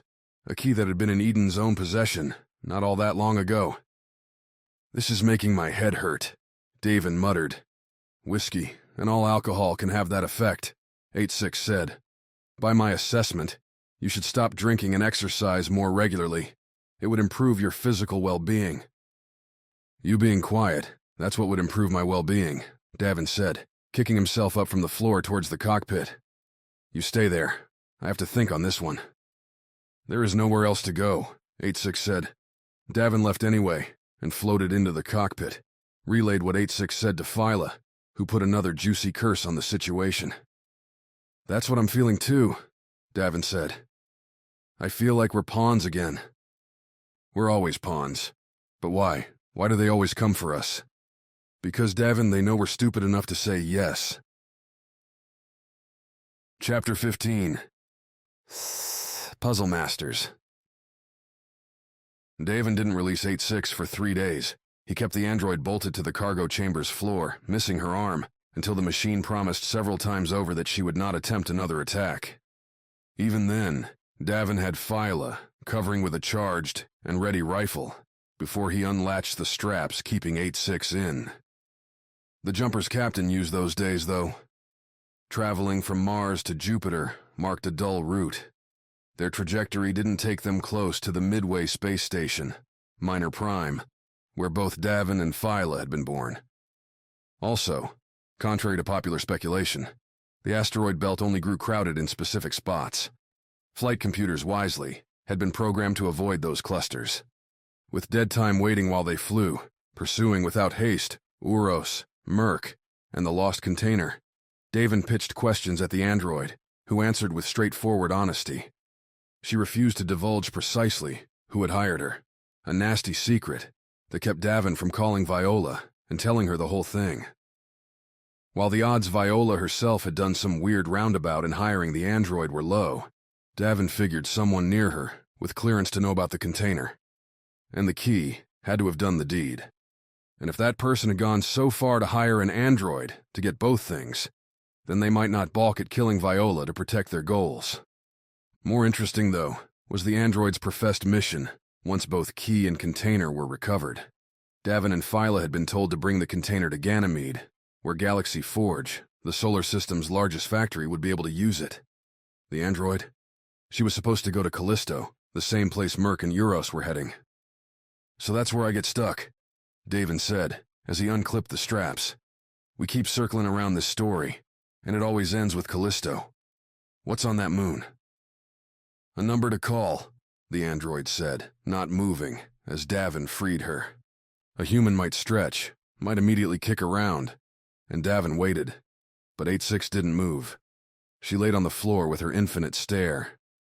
Not long after they'd captured 8-6, Davin had asked her whether she'd been broken somehow, that she didn't seem to carry the communication and human emotion programming other androids used. 8-6 had replied that her space had been used for combat and flight functions instead. The trade-off made some sense, but damn, was it off-putting. Can we get that number? Davin asked, and 8-6 rattled off 12 digits. I will look it up, Fournier announced. There were 2 androids on the jumper now, and Fournine had taken to 8-6. Davin and Phyla heard the two talking all the time, but not in normal human manner. Rather, their conversations tended to blitz back and forth at something like triple or quadruple human speed. The jumper sounded like it had a caffeinated mouse horde squeaking everywhere while the two androids went at it. And Davin had, more than once, told Fournine to kill the chatter so he and Phyla could sleep. Phyla, too, continued to throw ice Davin's way. After the immediate adrenaline wore off, and she had the jumper cruising along again, Phyla had turned back to her bullet racing updates, her clipped responses, and generally dissatisfied air. She seemed lost, and Davin didn't know how to find her. Hell, Davin didn't really know how to find himself. The number belongs to a back office, Fournine said. Caloric Industries. The name should make their interests obvious. It's a terrible name, Davin replied. Didn't Uros and Merc say they were running provisions? I wouldn't know, Fournine said. I'm the ship's computer. And I wasn't there, 8-6 added. Where 8-6 had been, according to the android, was tracking Davin from Mars to the moon, and then back again. A dull odyssey following wine shipments and hardware, the standard pay-for-play fare that kept runners running and lives living. What struck Davin as 8-6 had laid out the line was how he felt he had to defend the choices, as if running cargo wasn't a solid gig. It was. Just perhaps not for him, not for Phyla. Hey, Davin said, joining Phyla in the cockpit. You missed something exciting. Did I? 8-6 and I kept talking. Davin leaned back in the chair, clasped his hands behind his head and looked at the stars. That android doesn't know how to keep a secret. Or maybe you're good at getting them out. Phyla copied Davin's move. With the jumper on autopilot and a clean radar, there wasn't much she had to do. A compliment? Davin looked over. Phyla, are you going soft? She gave him a small smile, and Davin treasured those curved lips. Every once in a while, I think I have to give you something, or you might fall apart, Davin. Phyla said. Now tell me what she said, so I can decide whether you really earned it. Davin relayed the info, asked Phyla the same question he'd posed to Fournine and 8-6. The Zephyr looked like a freighter, made for food, Phyla said. Callisto has a big dockyard around it too, so it'd be an easy place to distribute. She stopped, sighed. You're starting a conspiracy theory, aren't you? What? Me? Davin forced a laugh. I would never. Just because not all that long ago, we found ourselves embroiled in a giant web, why would I think that could happen again?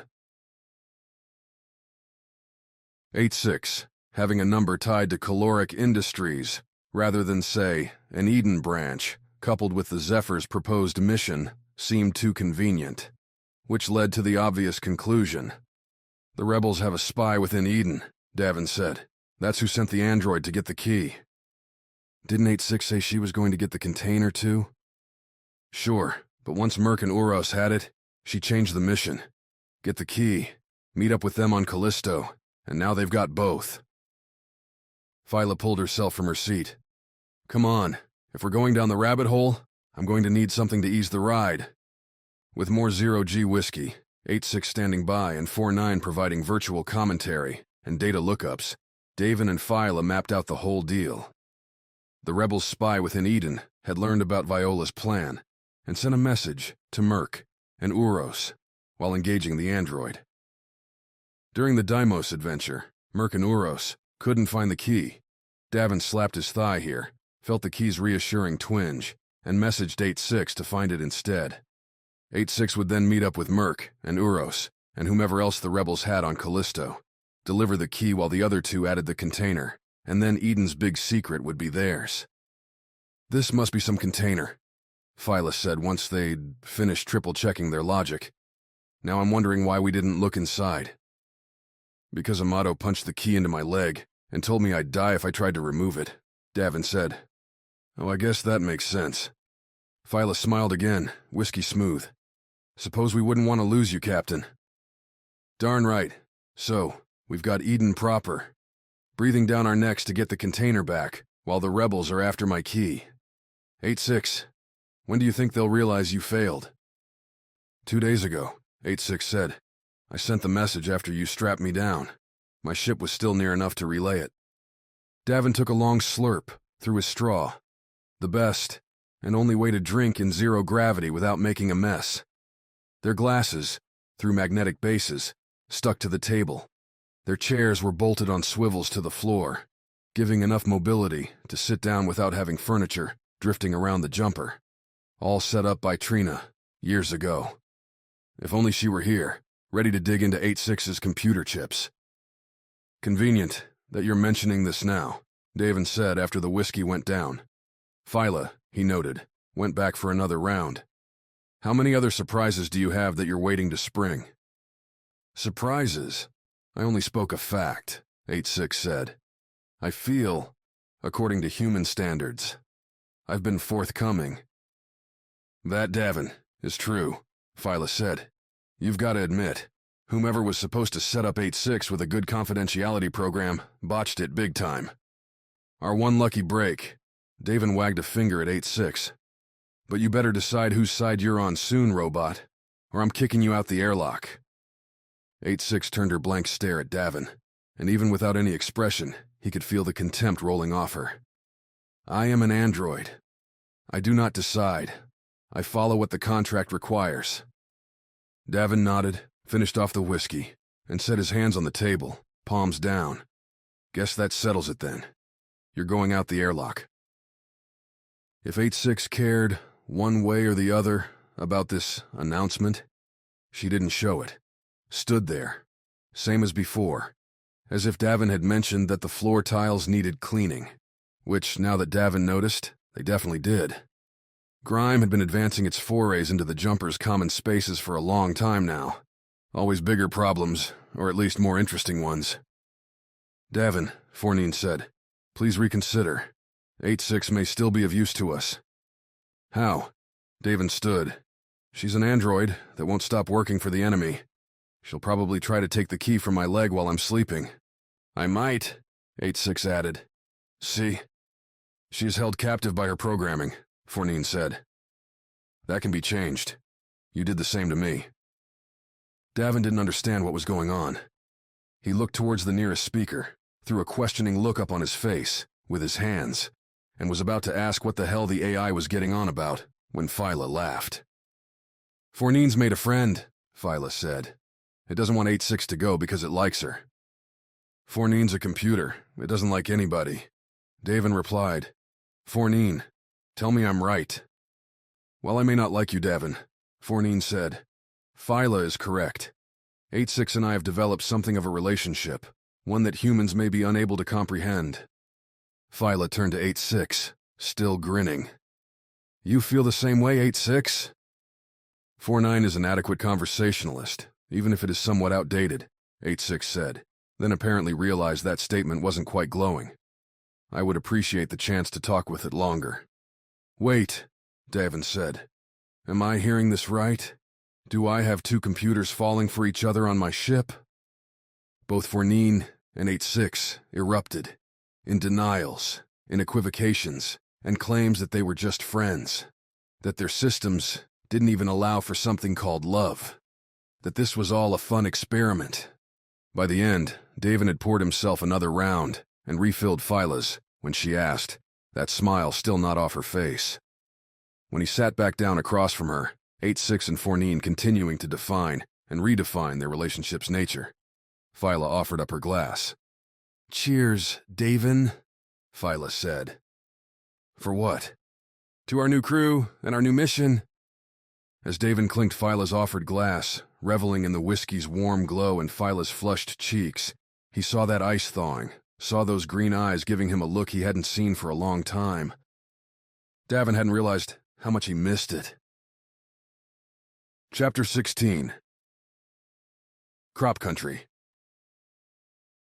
Approaching Callisto, or any other Jupiter moon, meant a surreal transition from starlit black space to a view dominated by the gas giant. Specks dotted Jupiter's orange-yellow clouds as the jumper neared, other starships making their ways between the moons, gas mines on Jupiter itself, or launching in or out of the system. The jumper's empty radar crowded in with blips, and Fournine's calculated flight plan encountered demanded adjustments by flight control staff and algorithms meant to keep space lanes flowing. "What do you think, Earth or Jupiter?" Davin asked, sharing the cockpit with Phyla. "Earth. Blue's a better color." "I hear you," Davin mused, "but consider this. Jupiter's got so much action going on. Look at that swirling storm, all those bands. It's constantly moving." "You're arguing for the sake of it." Phyla tapped the console, sprang the radar up on the cockpit. She kept tapping, and the blips filtered away until one appeared at the very edge. "We've caught up to them." "Zephyr?" "No, a garbage freighter," Phyla said. "Of course the Zephyr. Hey, there's a lot of ships in space." Davin didn't really hold to that defense, but he liked bantering with Phyla. Wanted to keep it going. "Are there any courses on Callisto?" The two hadn't made it to Callisto before, because the moon didn't offer much to runners like Davin and Phyla, or to mercenaries like the Wild Nines had been way back when. Callisto's surface had been greened over as an agricultural center for Jupiter's system. Its land spent on growing food, while massive refining facilities stood on struts above the ground. The jumper didn't have the sheer size required for profitable food runs, and nobody cared enough to try raising hell on a food-producing moon. There were many ways to turn public sentiment against you, and destroying the calories people needed to survive had to be up there on that list, so Davin had never seen a request for armed support. "Not sure where they would be," Phyla said, "unless they carved a swath through some crops. You could reach out and snag a snack, mid-race." "Sure, Davin, sure." Davin had spent more coin than he should have, upgrading the jumper's radar systems back when they'd picked the occasional outer space fight, so he wasn't real worried about the Zephyr realizing they'd been tailed. That hope affirmed itself as the freighter continued on its tedious journey to Callisto, slotting into a long ship line, heading towards a docking slot. Phyla spun the jumper into a wide orbit, telling flight control that they needed to finish up some prep before docking as an excuse not to get in line too close to the Zephyr.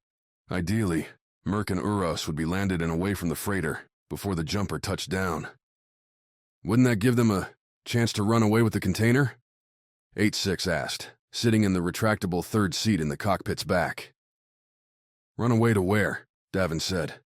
"Callisto's not that big, and we already have a guess where they're going, thanks to you." Caloric Industries held a 10,000 square kilometer patch on Callisto's surface, including space beneath and above the ground. 49 splashed statistics about the company on the cockpit's windshield once Phyla settled the jumper into a stately procession towards its assigned docking slot. "They make nutrient goop," Davin said. "Really? I think we're heading towards the worst place in the solar system."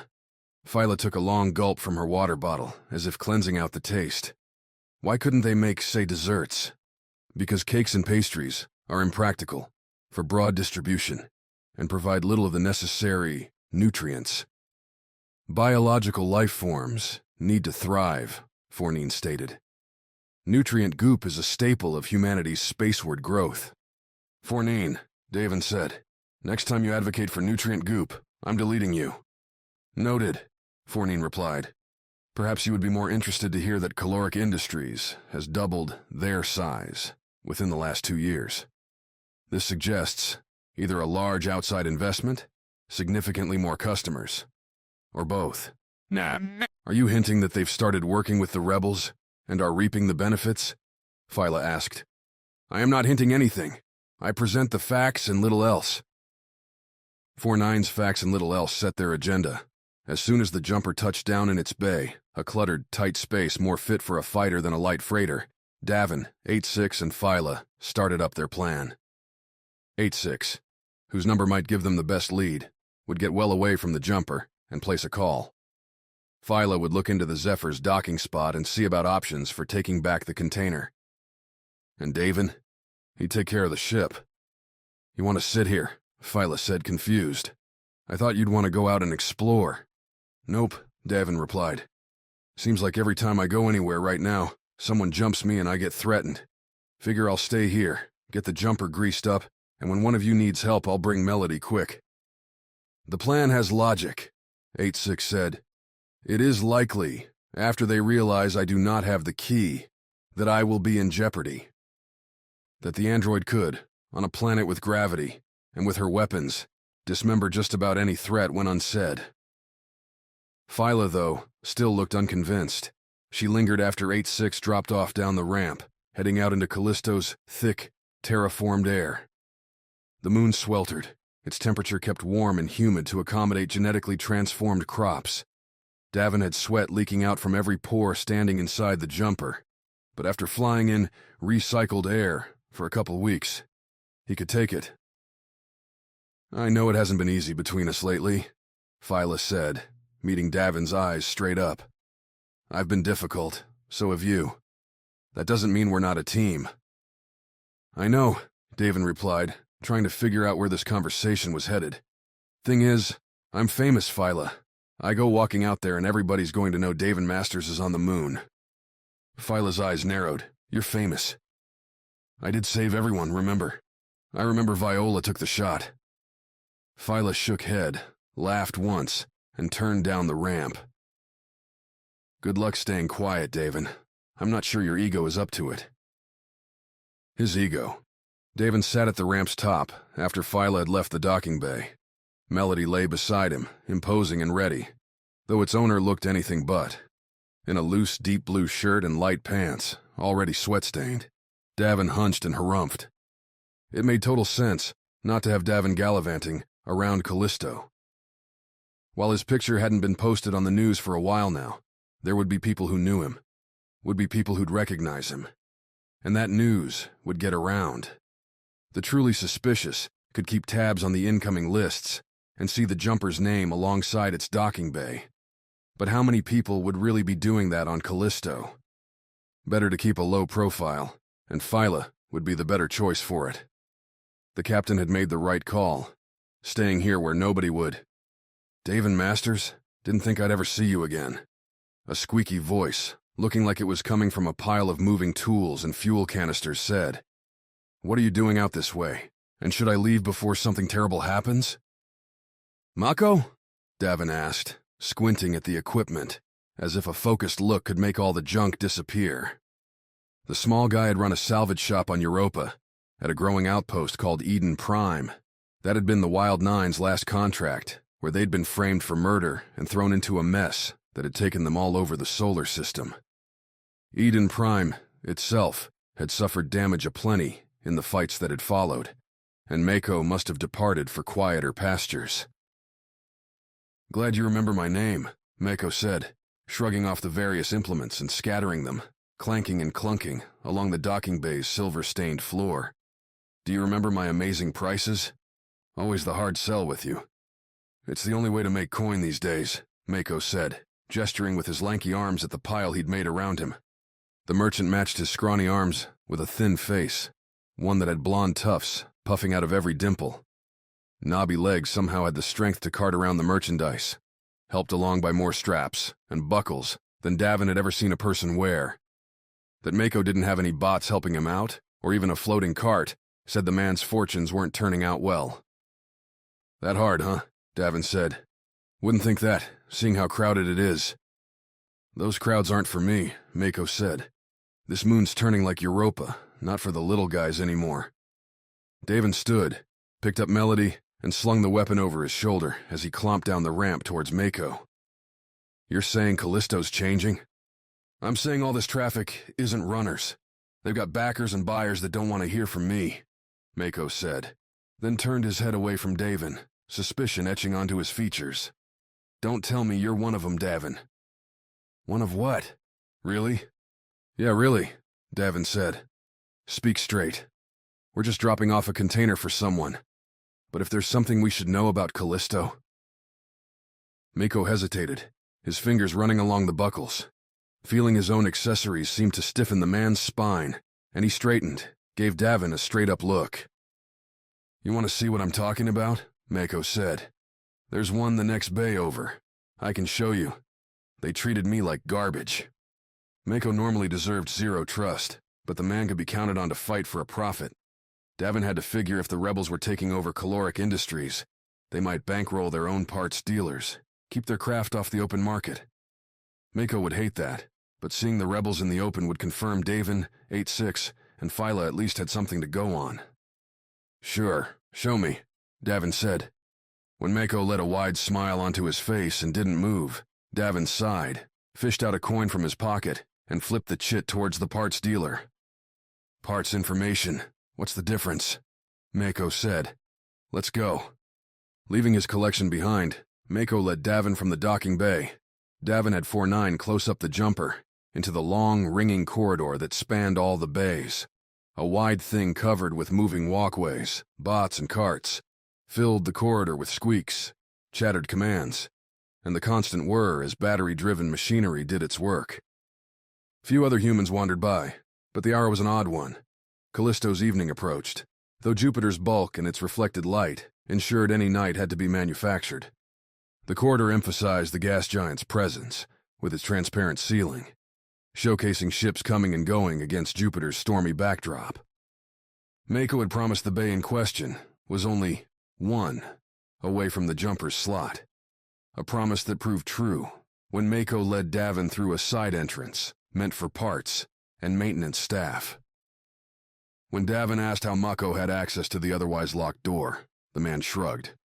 "I've been here a while," Mako said. "People trust me." "Big mistake." "For you, maybe," Mako replied. "Most people make good coin working with me, while you make better." Mako didn't deny it. Instead, he led Davin past fuel canister racks, hanging spare parts and consoles ready with pricing lists for anything a docked ship might want to buy. At the end, another door led to the docking bay proper, but Mako left it closed. "When I open this door, they're going to notice," Mako said. "You have to have a story." "Sure," Davin said. "You're working for me. I'm making sure you're doing a good job." Mako opened his mouth, but couldn't find words. Davin hit him with a grin, a hand on his shoulder, and then set Melody down, off to the side. No reason to scare anybody. Grumbling, Mako hit the lock, and the door shot open, revealing a heavier freighter than the jumper with a name too boring to note. Far less boring, though, were the provisions getting loaded by several bots. Containers had been stacked, some labeled with expected foodstuffs. Others, though, their containers in glistening black and red, noted explosives. Power packs for weapons. "Eden?" Davin asked, looking through the doorway, watching the bots load up the ramp. "Definitely not," Mako said. "Eden doesn't hire out cargo like this." "Rebels, then." Davin didn't need to say it to understand the implications.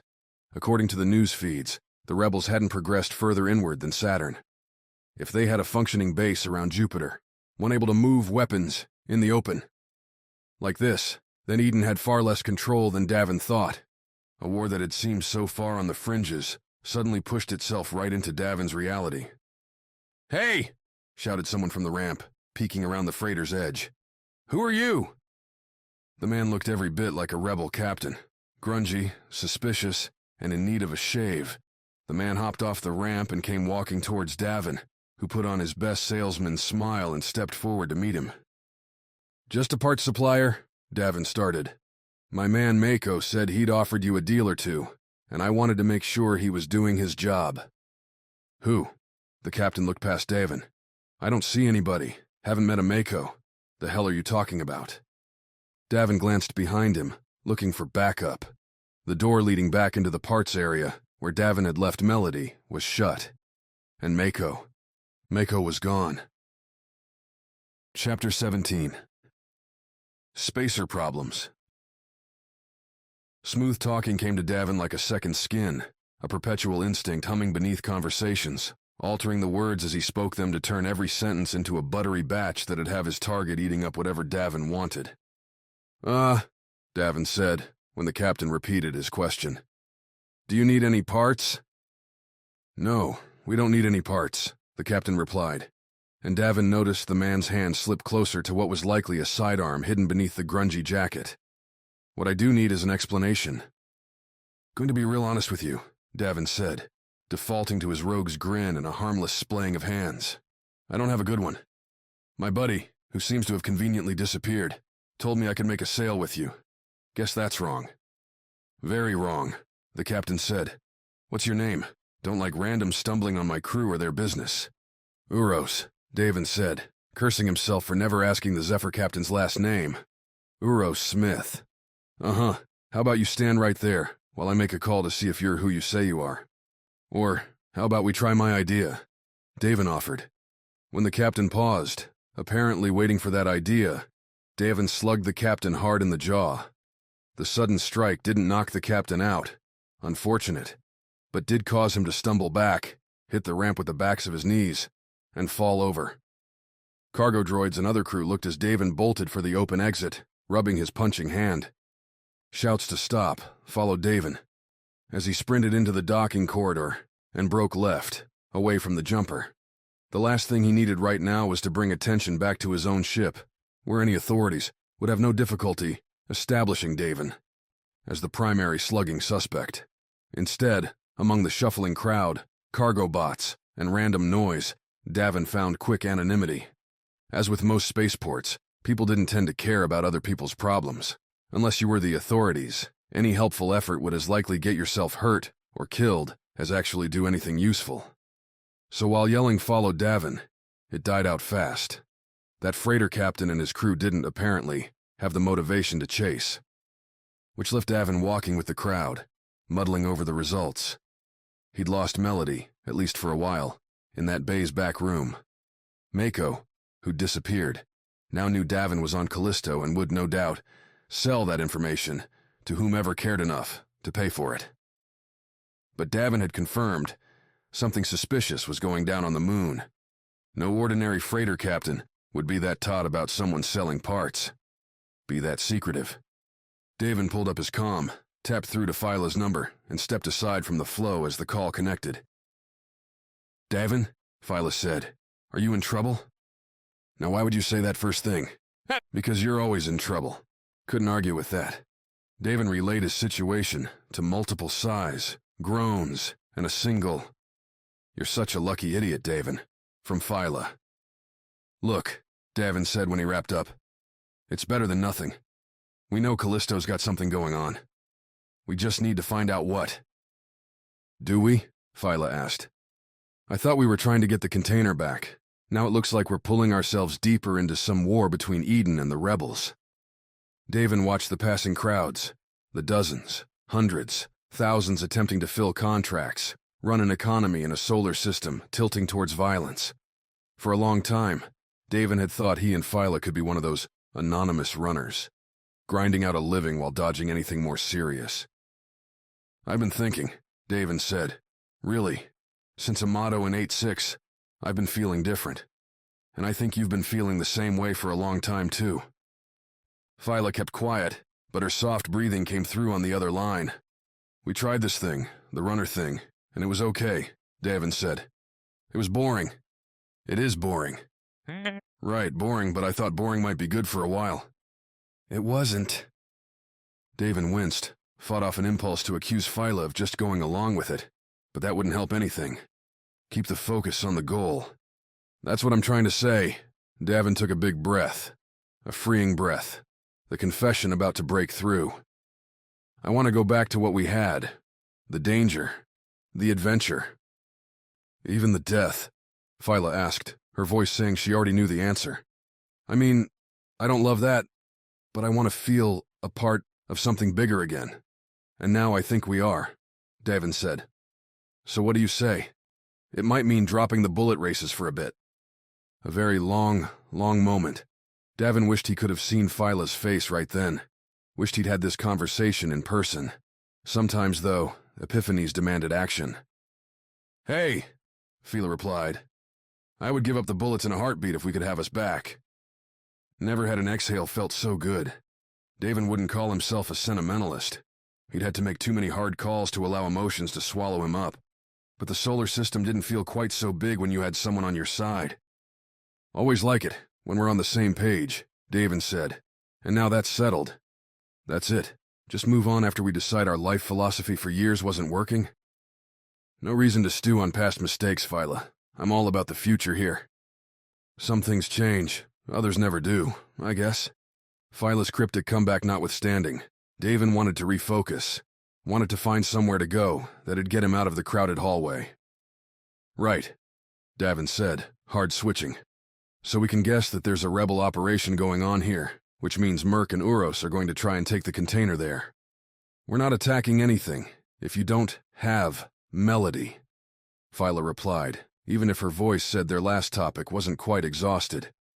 And Davin, if we can get 8-6 to help us, I wouldn't mind android support. Maybe we can see if Amato has anyone in the area too. Get Eden in on the game. Eden? Davin said. They'll kill everyone, Merc included. He chose a side, Davin. Until we do, we have to survive. That's cold, Phyla. Phyla didn't reply. Her breathing didn't come over the mic either. Maybe she was moving. Davin gave her another few seconds, then repeated her name. Nothing. You still there? Davin asked, then glanced at the signal on the comm. Full strength, and the call showed as connected. Something up? A static crackle, and a different voice came on. One that warmed and froze Davin in equal measure. Thanks for defending me, Davin, Merc said. Phyla and I will have to talk about how quick she wanted to throw me out. Merc, careful, Davin said, swishing his eyes across the shifting crowd as if, by looking rapidly enough, he might see Phyla, Merc, and be able to come to some sort of rescue. We were just talking. I know, and I'd probably do the same thing if I were you, Merc replied. But I'm not. You dropped your causes, Davin. But we didn't. So you know how this goes. Apparently your container's pretty well locked. Eden didn't want us peeking inside. Then lucky for both of us, you've got contacts back there, Merc said. You're going to have to be sneaky about it. Like, don't have a few drinks before trying this one, because if you get Eden coming down on us, things are going to get really messy here. Are you threatening Phyla? Davin couldn't believe what he was hearing, that Merc would go this far, because she's not a part of this. Eden's not going to pull any punches. We can't either, Merc said. I'm really sorry, Davin, but we need that key. I'll send you the coordinates. Bring it. We'll bring Phyla. Then we can forget this all ever happened. You might, Davin said. I never will. The jumper's captain cut the call, dropped his arms to his sides and stared at the ground for a long moment. His comm buzzed, no doubt Merc sending along the coordinates. How could the fighter pilot take Phyla hostage? Could threaten her life? Davin didn't understand. They'd flown from planet to planet together, taken on the biggest dangers either had ever seen. Davin had even risked the whole Wild Nines team in a raid on Europa just to get Merc back. And now this. The comm buzzed again. Davin ignored it, stepped into the crowd, and walked back towards the bay he'd run from. Not long ago, he'd been on a whimsical mission. Get the container back so some dumb Eden goons wouldn't try to lay him out. Amato, even, had been almost comical in his seriousness. Now Phyla could get hurt. Now, this whole thing was real. Davin reached the bay, went slightly past it to the entrance Mako had shown him. The one the little bastard had buzzed Davin in, where Melody ought to be inside. The lock stared at Davin, protecting its steel door. The captain glanced around him, approached the lock, and drew his sidearm from its holster. Stuck the nozzle right up to scanner, and pressed the trigger. The laser sounded off a slight scream, light flashed, and a smoky curl rose up from the fried lock. Davin shot a look behind him, and while a few curious eyes glanced that way, a few steps sped up. Nobody cared enough to intervene. Other people's problems. Someone at the docking bay's security would notice, eventually, but right now, as Davin reached inside the fried lock and toggled the hard switch, a button the lock's systems would have pressed if Davin had the badge. The break-in continued, uninterrupted. The door slid open, and Davin ignored his comms buzzing as he kept on. Probably Merc, delivering more reasons for why he was turning his back on Davin, Phyla, and the Wild Nines. Talking about causes and all that other bullshit, as if they mattered more than the team. As if Merc hadn't joined up with the rebels just for Opal. Melody wasn't there. The big weapon had disappeared, and Davin figured he had a culprit. Mako. The little scuzzball probably hoped the rebel captain would imprison Davin and let Mako sell Melody off for a profit. Two problems then. Get Melody back. Free Phyla. Not as easy as running wine from Mars to the moon, but Davin could handle it. The comm buzzed again, and in the dim back room, Davin finally pulled it up. Merc's coordinates were there, suggesting a meeting in an hour at a hotel not far away. But the fighter pilot had only sent that one message. Every other one, the constant calls and blurbs, came from 49. Davin didn't even read them, just tapped the call and connected to the AI. 49, what's going on? Did you read my messages? All 1,000? Sum them up for me. We are being boarded. What? It appears we have made some enemies, and they are attempting to break into the jumper. Can you hold them off? Davin asked. If I have permission to shoot them? Maybe. Then shoot them, Davin said. I'm on my way. Okay, 3 problems. 1 sidearm, 3 problems. Davin had seen worse odds. Chapter 18. Persuasion. Davin found 5 goons hanging around the jumper, 4 loaded for a fight, and looking lost with a ship that wouldn't open, and the 5th with her head buried in her comm, talking to someone.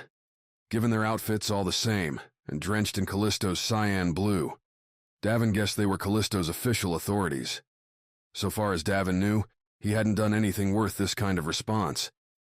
Not that reason would stand in the way if these people had been paid off. With Merc holding Phyla and Melody missing, Davin had to weigh the wisdom of walking into the bay. Right now, he sat off to the side in the docking corridor, his comm coupling with 49's kindness to patch Davin through to the jumper's cameras. Think they can find a way in? Davin asked. I closed the ramp, 49 replied. They have no access to attempt a computer intrusion. However, the woman speaking is asking someone for permission to blow open a hole in our ship's side. I believe she will get it. A trusty sidearm could do some damage. Davin could barrel into the bay and hope that none of the enemies were up on their reflexes, snap off some shots and pray Davin's accuracy hadn't rusted in his recent pacifist stretch. Or, take her up, Davin said. File a routine evac with the docking bay and get out of there. Interesting choice, 49 replied. You trust me, an android, with your ship. You're not an android anymore. That ship's your body, and I'm trusting you to protect it, Davin replied. Do it, but stay within range. I've a feeling we'll be calling for a rescue before long. And if the docking bay doesn't grant me permission to leave? You have turrets. Use them. Davin closed down the chat. Like it or not, the game had started. Now he'd narrowed his problems down to 2, Phyla and Melody. The weapon had been given to Davin by the Wild Nines' original captain, a gruff man who'd opted into the same retirement Davin and Phyla had tried and found lacking. It had been a great gift, along with the captain's endorsement to take his position and leaving Melody in anyone's hands but his own hurt. But love couldn't be ignored. Davin fell into the corridor crowd and walked with them past the docking bays, dodging around lines forming for passenger ships, bulky crates stacking up for cargo loads, and countless bots cleaning up after both.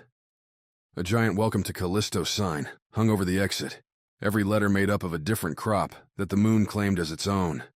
Davin's stomach rumbled at the sight. It had been a while since his last nutrient goop tube. Maybe he could rescue Phyla and get something to munch on at the same time. Better, maybe Phyla would treat Davin to someplace nice after he saved the day. Merc's coordinates pitched the rendezvous a ways along Callisto's primary ring, the circular cities stilted above the vast farm fields coating the moon. The docking bays clung to the ring like loops linking to each other, making Callisto look, from the air, like someone had covered it with a net. The rings themselves packed people, stores, and entertainment on either side, with the wealthier buyers getting coveted inner loop spots. The income and status divide held Davin for a long moment as he left the docking ring. Straight across from him, a width not all that long considering Callisto's small size, the ring wall broke into individual sections, each one labeled with a name and a number. Bright decor, popping personal styles from windows, lights, paints, and the occasional bot guard standing out front. Contrast that to the setting on Davin's right and left, with 5-story apartment sections layering people on top of one another. Each one proudly displayed its owning company, and Davin saw docking slots for corporate ring runners. Little buses, meant to get workers to and from their homes, to the right rings every day. Every spot in the solar system handled its dichotomies differently, and at least on Callisto, it looked like the workers had some modicum of comfort. Some visibility. Most places that Davin had been, anyone not able to pay for the center ring would have been sent to the fringes. Out of sight. Davin wasn't here to assess Callisto's socioeconomic status, so he kept on moving. Things were both more and less crowded. On the main ring's boulevard, fewer people bothered walking, as the distance around the ring stretched into the kilometers, and frequent shuttles forced those who did use their feet onto marked walkways. Davin fell in behind a family whose children spread out across the walkway, moving at their own speed. Davin could have asked them to get out of the way, but instead he stayed in line. Took the time to observe with the family's shifting bodies and constant chatter as cover. Merc's designated rendezvous point wasn't far off now. Davin caught Cornucopia's silver halo sign after a few minutes, slipping into view as he walked the ring's curve, and the slow speed let Davin take in a long look. As places for an ambush went, Cornucopia looked a little too wide open. Fitting into two outer ring sections, the restaurant sprawled up and down 5 stories, matching its name to its size and the apparent feast on offer. A long, glittery banner above the main entrance declared every item on the menu to be locally grown. Truly, a sinister joint. Merc's positioning put the meeting on the 3rd level, right in the restaurant's center. The host bots didn't bother Davin as he brushed by them, though the captain drew eyes aplenty as he moved through Cornucopia's higher-end lunch crowd. Flyers like Davin ought to be in the docking bay, sucking down nutrient goop before liftoff, not dallying here. Davin made sure to nudge his jacket aside, give everyone a clear look at the sidearm on his hip. If Callisto had any public laws against weapons, Davin hadn't seen any, but those disapproving eyes sure blinked away, fast, when they caught the sidearm. "Davin, stop scaring the locals," Merc said, peering down from the chalk-white staircase, its glass and silver-railed supports, proving a good rest for his elbows. "Keep the sidearm covered. We don't need the attention." As if I'm listening to anything you have to say. Davin kept the sidearm visible as he walked up the 2 stories, though the defiance did nothing to dim Merc's apparent good spirits. "Where's Phyla?" Davin asked the question as he approached Merc's level, expecting it to be answered with his own eyes. Instead, he found a few taken tables and nobody else paying attention to them. Phyla, if she was here, wasn't in sight. "We moved her somewhere safer," Merc said. "Somewhere I'd like to bring you. You told me to come here." "So we could make sure you weren't tailed," Merc replied, giving Davin a sympathetic head shake. "We've caught some wind that Eden's after you. That's why I had to go through the whole hostage dance, in case they were tracing our call."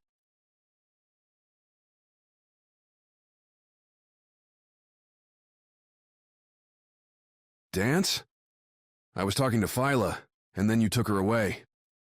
Merc recreated the scene as he led Davin back down and away from Cornucopia, stopping for a moment so Davin could snag a sandwich from the grab-and-go counter. Davin would have offered to buy Merc something except, he'd kidnapped Phyla. Davin might not be able to shoot Merc here in the open, but he'd damn sure use every petty attack he could find. Phyla had been at Cornucopia already, sitting near the window on the upper level and watching for something. The rebels, Merc explained, crawled all over Callisto, and anyone looking a little weird prompted quick attention. The moon served as the primary food source for Jupiter, Saturn, and beyond, and nobody thought Eden was above crippling the place to make the rebels suffer. "I'm starting to think the same way," Davin interrupted, between licking the last sandwich remnants off his fingers. "I've never been an Eden fan, but you're pulling me to your side." "Then you should chat with Phyla," Merc said. They continued along the main walkway until Merc turned them left, leaving behind the residential and restaurant-dominated primary ring for an industrial one. "She understands our cause." "Does she?" Davin said. "Because I've never heard Phyla talk about it, not once, and she didn't seem against getting Eden involved in this adventure before you grabbed her." "Phyla and I talked about that. Brainstorming, that's all it was. You wouldn't know that, though, because you never ask her what she's really thinking, Merc replied. Try communicating sometime. It helps. That what you and Opal do? Communicate? When we can. It's not so easy now. The industrial ring didn't have the primary ring's decor menagerie, filling its sides with workshops and processing plants instead. Unlike the sprawling factories on Mars and Earth, these had to fit to the curved ring layout, and that meant sending ducts and pipes over and under Davin's feet and head. The graded lines connected the ring's sides, pouring into metal walls fabricated to hold in any possible accidents. Callisto might have a friendly atmosphere, but the rings were too fragile to play with chance. Merc slowed his walk as they left behind the primary ring and its crowds, swapping them for a bot-driven concourse, as materials and refined goods were carted around by machines that took no notice of the two interlopers. Truth is, Davin, we're doing all this because we're losing, Merc said. I'm going to tell you right now that we heard you were running the container and that the Zephyr might be able to make an intercept. Everyone's hoping that what Eden put in that thing could end the war before it starts. Appealing to Davin's softer side would have worked better if Merc hadn't hidden Phyla, hadn't played this long game first. Doubt a single box is going to swing your game, Davin said. But we have to try, Merc replied. This is it. If Eden breaks us around Jupiter, we won't be able to feed our people. We'd lose supplies, what we need to keep our ships flying. Merc, take me to Phyla. I don't care about your reasons, your excuses. You want to have a friendly chat about high ideals. It can wait till she's back. Davin and Merc had worked together for years, across planets, moons, and space stations. Fought, protected, saved too many to count. In Merc's face, now, Davin didn't see the cocky fighter pilot, but a tired soldier. One whose adventures had finally caught up to him. In other words, Davin saw himself. Yeah, Davin, okay. Merc waved onward. I'm just trying to say I'm sorry it worked out this way. Me too. The pair went deeper, into the industrial ring, where the bots began to dwindle and the brand names disappeared. Color schemes gave way to a uniform green, the only marker being a white CI in a similarly white circle, plastered above every door. Didn't need to be an expert to know that stood for caloric industries. Merc finally pointed Davin into a block wall building, slapping his comm against the security scanner. The door slid open, letting loose refined grain's strong scent, as if Davin had walked into a thick meadow. The smell mismatched, with the blue-white glow basking down from ceiling-length lights, lining the warehouse top, like stripes. From the entrance, Davin could see back to the ring's outer wall, a black expanse lined with shelves and bot-enabled lifts to stock them. Come on, she's this way, Merc said, emotionless. Merc told the truth this time. Past a couple grain stacks, big compressed rectangles stacked 5 high on one another, sat a carved-out circular space dotted with a couple tables and a solid comms unit. Uros, along with another 15 or so rebel soldiers, surrounded Phyla and the container. None looked surprised when Davin walked in, and none moved to stop him when he broke for Phyla, slipping between a couple bodies. Rather than taking his offered hug, though, Phyla shook her head, put a hand on his chest. I'm not hurt, Phyla said. What's important now is the container. What? Davin replied. I just came all this way because Merc made it seem like they were going to hurt you, and you're focused on the container. Davin, if Merc's right, if there's a weapon in there that they can use. Phyla locked eyes with Davin, and he had to give sincerity's edge to her. This wasn't an act. Then we have to let them have it. But we promised Viola, Davin said, well aware that the whole rebel group was watching, waiting. I'm not one for breaking promises. Some things are more important. Davin stepped back from Phyla, looked at the rebels. He'd prided himself on keeping away from the bigger fights, power's slow swing from one empire to another. Keep himself and his friends healthy, comfortable, and happy. No matter which thing Davin chose, now he'd be making an enemy. Merc and the rebels, right here, or the solar system's most dangerous company, and Viola, a friend that hadn't tried to kidnap Phyla. Sorry, Davin said. It's my word and I'm sticking to it. Phyla, Merc, both of them opened their mouths as the other rebels went for their sidearms, their rifles slung over their shoulders, all trying to get Davin to change his mind. They never stood a chance. Chapter 19. Good business. 8-6 knocked 2 down and out when she flipped from the grain stacks, barely touching the floor before rolling into a push-off kick that sent another rebel soldier into his ally. The android kept moving, darting in different directions to strike the soldiers in the neck, the arms, the head, all disabling, all keeping the soldiers alive, as Davin and 8-6 had agreed. The captain covered the android with precise sidearm fire, zapping raised rifles out of commission. Their owners dropped the burning weapons, diving away before their power packs exploded.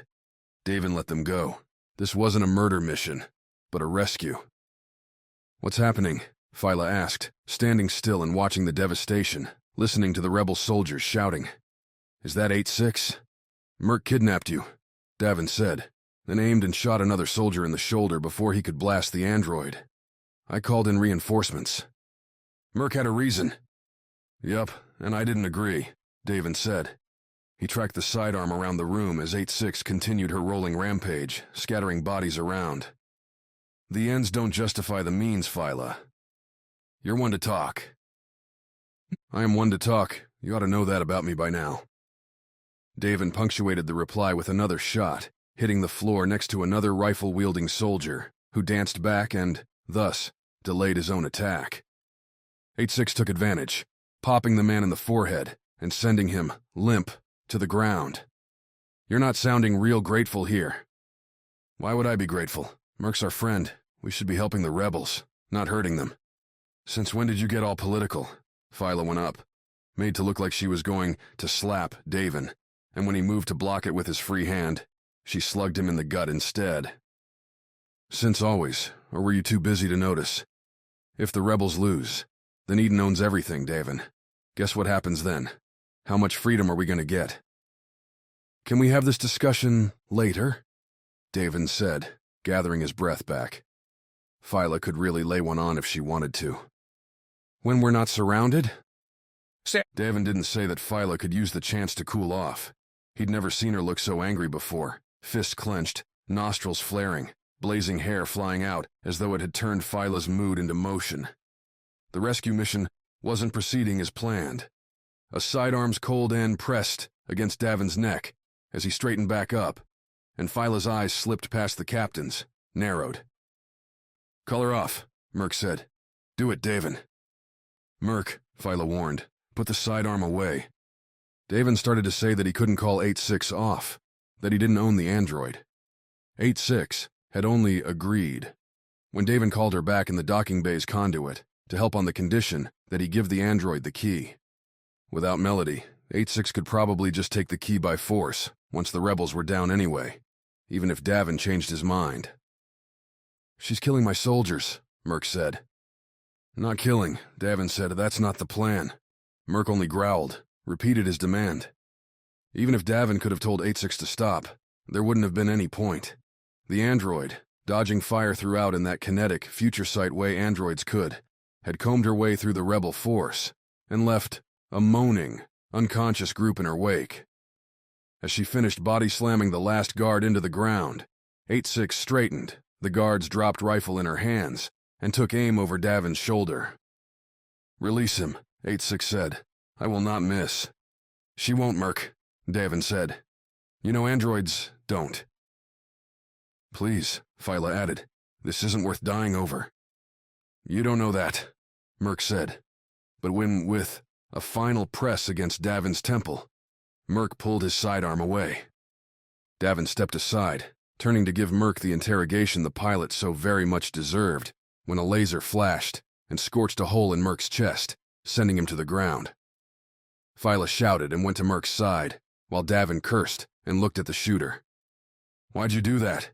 Davin yelled at 8-6. He was standing down. He still held a weapon and presented a threat. 8-6 replied. There was no other option. "For you, maybe," Davin waved at her. "Put that rifle down. You don't need it." A look back at Merc, pale on the ground. "How's he doing?" Merc muttered something that came out whistling, garbled, but Davin could pick out a couple choice words. He's alive, Phyla said. I don't know for how long. No doubt Callisto would have medical facilities. No doubt taking Merc to any of them would get Davin, Phyla, and 8-6 captured. New plan, Davin said, bringing up his comm. 4-9, you out there? I'm enjoying Callisto's airways at the moment, 4-9 replied while Davin collected a questioning look from Phyla, another curse from Merc, and 8-6's blank stare. At least the android put the rifle down. How can I assist?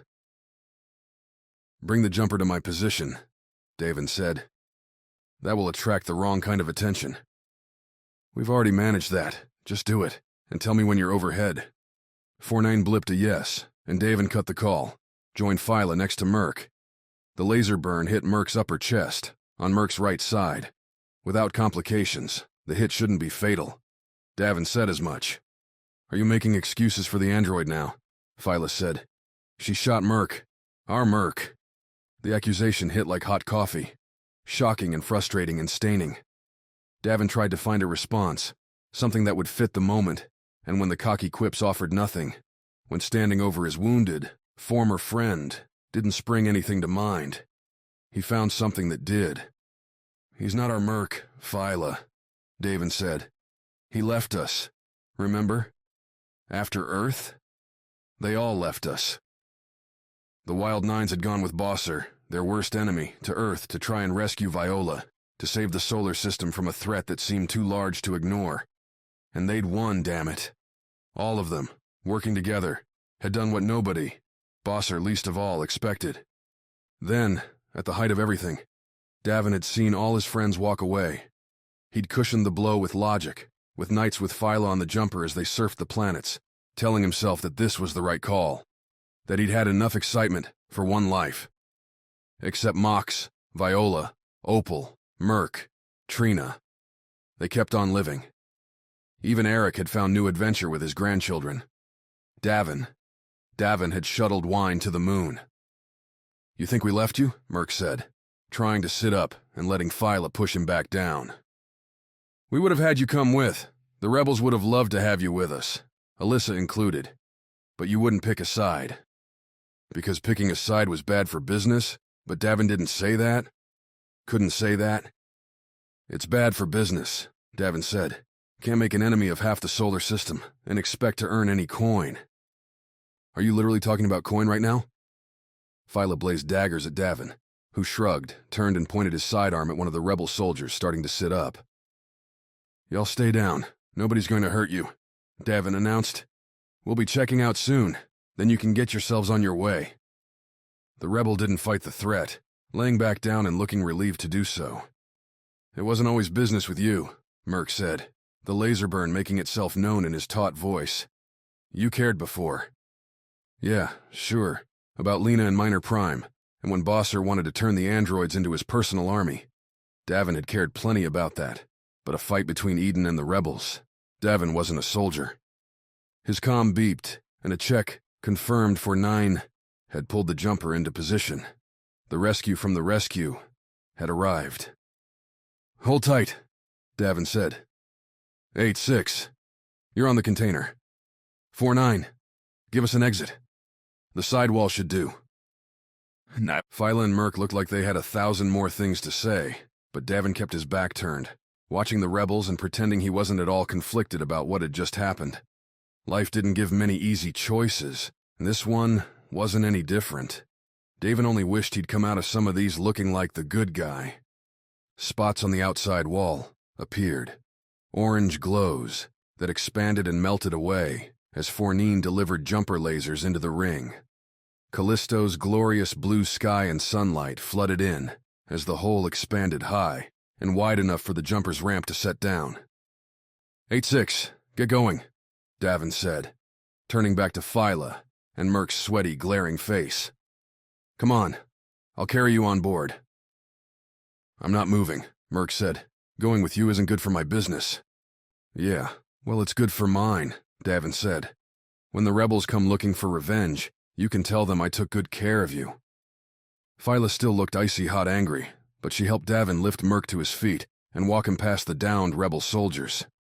8-6 played her role, lifting the yellow-black container and carrying it up the ramp, and into the freighter. Merc didn't fight, and when Davin checked as they walked, the fighter pilot's eyes had mostly shut. His laser burn looked worse now, too, than when Davin had first glanced at it. Maybe 8-6 had hit Merc with more power than she needed to. Maybe she had been going for the kill. "You fly," Davin said to Phyla as they reached the ramp's top. "I'll take care of him." "Can I trust you?" Phyla had one hand on Merc's own, the other on his shoulder. "Like I said, keeping Merc alive is good business," Davin replied, hating himself as he did so. "The rebels will want him back, and we can make that trade." "When did you get so cold?" Phyla asked, but she let Merc go and went towards the cockpit. Davin watched her walk away, while the ramp retracted behind them, denial bubbling in his throat. "He took you, remember?" Davin said. "We got you back. Not my fault he's hurt." Phyla, though, didn't try to play the game. She shook her head, climbed the ladder, and vanished towards the cockpit. "I used to admire you," Merc whispered. "Know that?" "Did that stop before or after you kidnapped my wife?" Davin, with Merc's arm tossed over his shoulder, hefted the pilot towards the medbay. 8-6, having set the container down, watched with her frozen face. Merc, never a huge man, managed to get himself strapped onto the sole stretcher as Davin took the room's only launch chair. It had been so long since anyone had used the medbay that random junk littered the floor. Eric's old IV stand still held position near the cot's head, tied to the stretcher. Locked, lead-lined metal cabinets, stocked with supplies that had likely hit their expiration dates. The ceiling light flickered as Phyla kicked up the engines and shot the jumper spaceward. "You hanging in there?" Davin asked after several thrumming seconds. "I'll juice you up once the jumper settles in." Merc laughed, a ragged thing that had Davin wincing. "You think you'll settle in? Callisto's a rebel moon, Davin. If they're not on your ass already, they will be soon." Chapter 20. Turnaround. Merc wasn't kidding. Phyla called out the alarm seconds after the atmospheric rumbling ceased, the jumper hitting space, getting chased by fighters and bigger ships. A ragtag force, emblematic of the rebels' penchant to take anyone and anything offered. "Buy me some time," Davin shouted back into the jumper's intercom as he applied a healing balm to Merc's burn, slipped the pilot a pain-killing pill. "I need to get Merc stabilized." "I can shoot," 8-6 said, appearing in the medbay's door. "Then shoot," Davin replied. "Take a turret." Merc groaned, focused on Davin. "No, don't.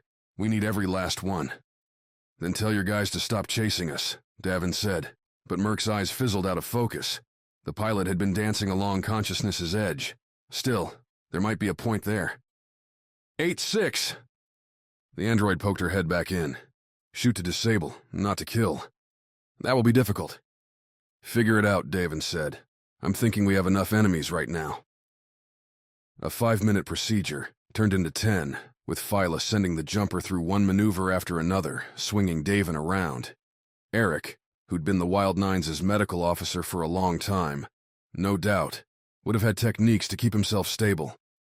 Davin flopped around like a rag doll, using his hands and feet to keep himself oriented, and feeling incompetent the entire time.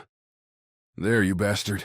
That should keep you alive," Davin said, when he rubbed on the remaining balm. The spot where Merc had been struck by the bolt no longer looked red, black, and puckered. Slathered with a peach-colored cream, the medication had already started breaking down dead skin, freeing other cells to start their repairs. The scanner attached to the medbay's stretcher suggested Merc would make it out okay, provided nobody delivered another shot to the man's chest anytime soon. "Davin," Phyla said, "they're putting us into a box." The captain kicked himself from the medbay, wincing at Phyla's words. The rebels would be coming at the jumper from all angles, cutting off escape routes until surrounded and without hope. They'd have no choice but to surrender. Escaping a box required either a faster ship than the enemy, unlikely with the rebel fighters, or shooting their way out. Davin hadn't felt the jumper shudder, though. No blaring alarms saying shields were under fire. The rebels wanted Merc alive, wanted perhaps that container too. If Davin told Phyla and 8-6 to go for lethal, that equation might change. And without a full crew, the jumper wouldn't hold up well in a long firefight. Maybe it wouldn't have to. 8-6, Davin shouted. Ditch the turret and come here. The android, with more speed than Davin expected, blitzed up from the bottom turret's hold and joined Davin over his idea, the black and yellow container. You want to use it? 8-6 asked. I don't even know what it is, Davin replied. But if the rebels want it, and Eden wants it, then it has to be good. And the key. You don't even care that I'm looking to open it. This thing you're trying to get. 8-6's featureless face didn't react. My mission is to deliver the container, its contents, and the key. Nothing forbids using it to achieve that mission. Point taken, Davin said, then patted his leg where the key sat, hoping they were close enough to Callisto to keep the key from exploding. Think you can do some precise surgery? 8-6 nodded. Ready? Do it. Davin wouldn't call himself an expert in surgical procedures, in medicine at all, but he felt pretty confident you were supposed to talk the patient through what was about to happen, that things were supposed to take a little time, work their way through, gradually, to minimize complications. 8-6 went for speed. The android reached out, gripped Davin's shoulder with her left hand to keep Davin steady. The robotic fingers, even coated with skin, dug in tight. Before Davin had a chance to complain, 8-6's right hand went for Davin's thigh. He felt a painful flash, like a knife's cut, followed by a tug. Here, 8-6 said, holding up the bloody key. Open it. Instead, Davin pressed a hand on his new wound, felt the warmth as what should have been inside his body leaked out. Could have warned me? Davin sighed, relief at his continued existence mingling with the pain of his continued existence. I asked if you were ready. You said yes. Damn androids. The frustration helped Davin get over the sting, as did Phyla's announcement that she'd run out of room, that she'd have to power the jumper down or destroy someone soon. Neither was an acceptable option, so Davin grabbed the key from an 8-6's hand, tried not to think about how he was holding something coated in his own blood, and jammed the thing into the container's lock. With a bright chirp entirely at odds with the situation, the container's locks, both seen and unseen, popped open. The lid followed suit, lifting to reveal the secret that had set Eden agents and rebels after Davin. A ball, an orange ball with silver circles cut out around it, maybe half a meter in diameter. Davin thought it looked like Viola's bot, Pook, but a different color, and without that bot's various tools. No gun barrels, energy packs, or hell-sharp edges presented themselves. If this thing was a weapon, Davin didn't know how to wield it. 8-6 used Davin's hesitation and lifted the object from its container, and the protective black foam keeping it safe. The jumper's engines slowed, shut off. Any ideas? Davin said, already trying to think of ways to spin Merc's injury, 8-6's attack into something that would convince the rebels to let them live. Because we're out of time. There is a depression here, 8-6 said. If I press this, I believe the weapon will activate. There is some risk it may destroy us. That's always a risk, Davin said. That thing doesn't look like any bomb I've seen. Press the button. Unfortunately, my mission parameters do not give me. Davin snatched the orange ball from the android, found it heavier than expected, and managed to get a bloody finger on the button. Pressed it down and heard a click. The silver patterns on the ball began to move. Like sinewy snakes they shifted, crossing each other. The lines moved beneath Davin's fingers and he didn't feel a thing, as if the ball had a transparent shield keeping any touch away. The only place the silver lines didn't brush was the button, which glowed in a blue-white tone. Davin's chest lit up as the ball's button projected something on it. Squinting, Davin rotated the ball so the projection went straight up. In the cargo bay, looking like a ghostly command, the ball displayed a number ticking down and a demand to turn off all communications. The counter sat at 5, no time to debate. Shut the comms down, Davin yelled. Don't talk, just do it. Phyla should know from his voice that this wasn't a test, not something to question. Done, Phyla called back as the counter hit 3. Mind telling me why I just did that? We're getting hailed. We're about to find out, Davin said, not yelling, drawn into the silver lines. The timer hit 0. The ball didn't explode, didn't shriek or fire lasers around the room. The silver line stopped moving, lit up bright as if something inside the ball was exploding, and Davin felt the object warm up. Almost hot. Then the glow faded. The temperature returned to its cool standard, and the button Davin had pressed popped back out. The projection disappeared. Ready to go again. What did it do? Davin said. 8-6 didn't reply. Didn't move at all. Her static face, normally the only frozen part of the machine, was matched by her immobile limbs. She appears to be shut down, Fournier said, via speakers. I'm unclear why. Davin, Phyla called. You better get up here. Keep an eye on things, Fournier, Davin said. Nobody touches the weapon till we figure out what it does. You do realize I have no physical way to prevent anything? Think of something. You're a smart robot. The captain dropped the ball back in its resting place and jumped over to the ladder, kicking up to the cockpit's entry.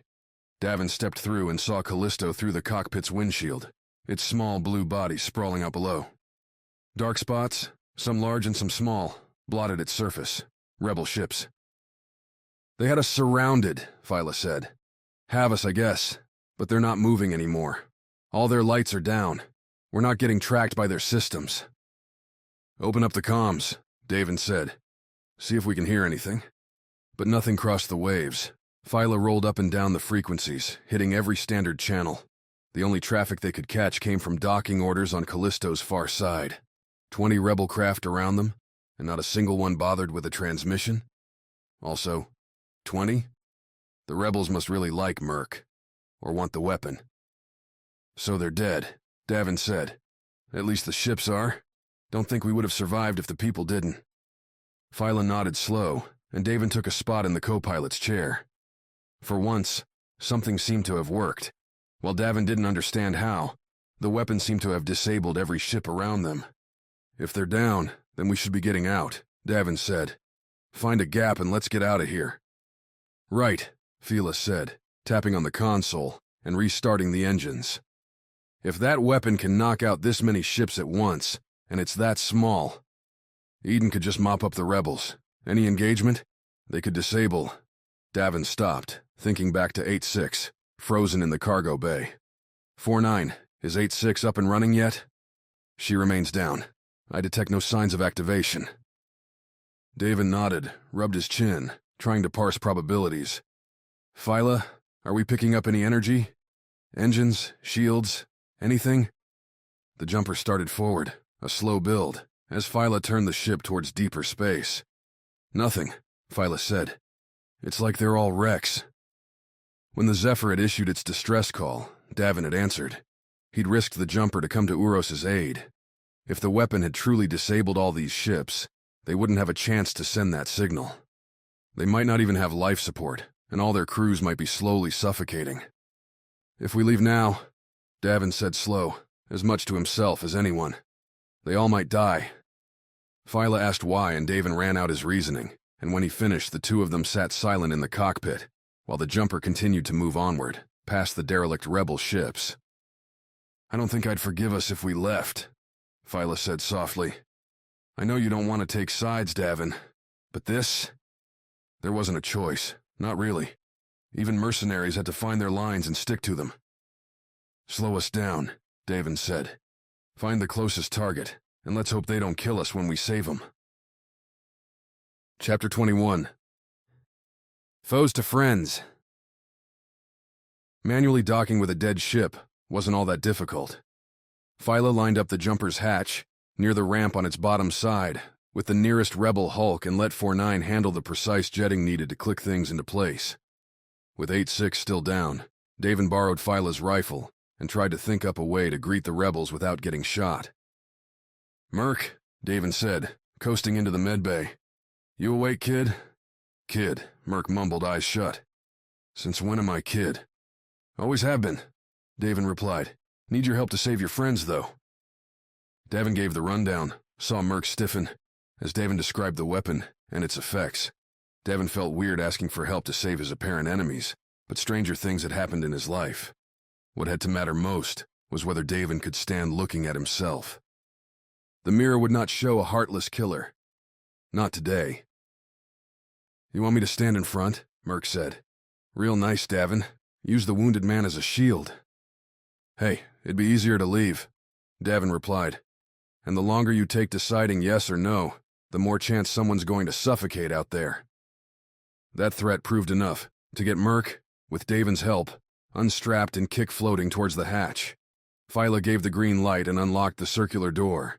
With Merc holding onto his side, Davin leaned down, pulled the hatch back. The rifle hovered over Davin's shoulder, its strap tying the weapon to him, but in no position for a fast draw. The rebels hadn't opened the lock on their side, even though the jumper confirmed a tight seal. If they can't open the hatch on their side, this isn't going to work, Merc said. Manual releases, Davin replied, easing Merc into the airlock and following. They'll open up. They just need to know we're here. A 2-meter journey between the two ships, through the tight silver lining extending from the jumper and meshing into standard links on the rebel ship, brought Merc and Davin to the rebels' hatch. Normally, scanners, alarms, and who knew what else would be blaring a boarding signal the rebels' way. But right now, who knew whether the rebels had any idea what was going on? For that matter, Davin couldn't be sure the weapon hadn't killed anyone on all those ships. Maybe it wasn't just disabling. Maybe it had done something worse. So we're going to knock? Merc asked. You're asking questions like you weren't with the Wild Nines, kid, Davin said. We always improvised, remember? I remember it got us into trouble more times than it worked. Then you and I remember very differently, Davin said. Then, bracing against the airlock to prevent every hit from bouncing him back, he knocked on the hatch door. Once, twice, again, and again. Metal thunks echoed through the airlock, but Davin had no way to know whether anyone heard them in the rebel ship. After 5 solid hits, Davin stopped, took a breath, waited. Davin, Merc said as they floated together in the silver tube. Even though this is all your fault, thanks for the rescue. Guess that's one way to say it. I can't believe your android shot me. Merc looked down at his chest. Opal's going to be so angry. 8-6 isn't mine, Davin said. She's Eden's. Wow, Mr. I don't take sides has an Eden android working with him? How to explain the events that had led to 8-6, knocking out a rebel squad and shooting Merc? Davin could either stumble over a mouthful or take the quick route. You stole my container. She offered to get it back. Merc snorted. And once she gets that weapon, for Eden, think she's going to walk away and let you live? Hey, Davin said. Not everyone has to die all the time. Some deals just get done, and that's it, you know? Didn't think you were supposed to get more naive as you got older. But you've always proved people wrong, Davin. Comebacks littered Davin's lips, but before a single one could escape, clicks came from the rebel ship's hatch. A bang as a lock found its way open. Merc and Davin fell quiet, the captain kicking ever so slightly behind Merc. Not because he wanted the protection, but because it was the smart thing to do. Let him see a friendly face first.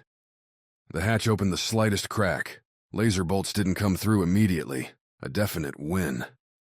Not that blowing up the airlock would help either ship much, but it would turn Merc and Davin into vacuum-sealed icicles. You're up, Davin whispered. It's Merc, the fighter pilot said, speaking up and only sounding a little resentful. The people that disabled your ship want to save you, so come out, and don't shoot when you do it, because you'll hit me, and I've already been shot once, today. Merc? Came a distrusting voice from the hatch's other side. Is this a trap?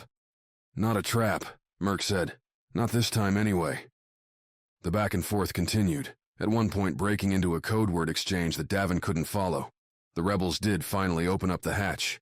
2, first, joined Davin and Merc in the airlock and confirmed that Eden's weapon had totally knocked out their systems. Not in the way that a simple restart would fix, either. A virus, Davin said to Phyla, later, as they flew the jumper to the next ship in line, a small single-person fighter. That's what they're thinking.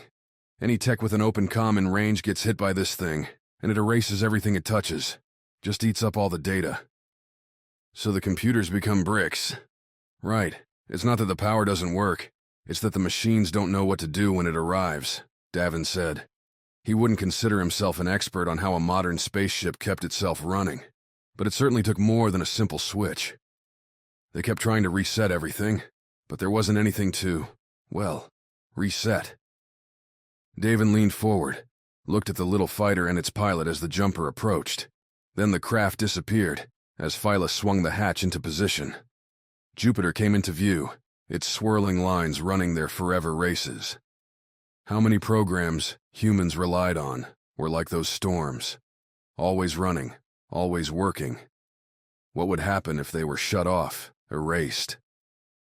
8-6, 4-9 said, breaking into the conversation. She still hasn't activated.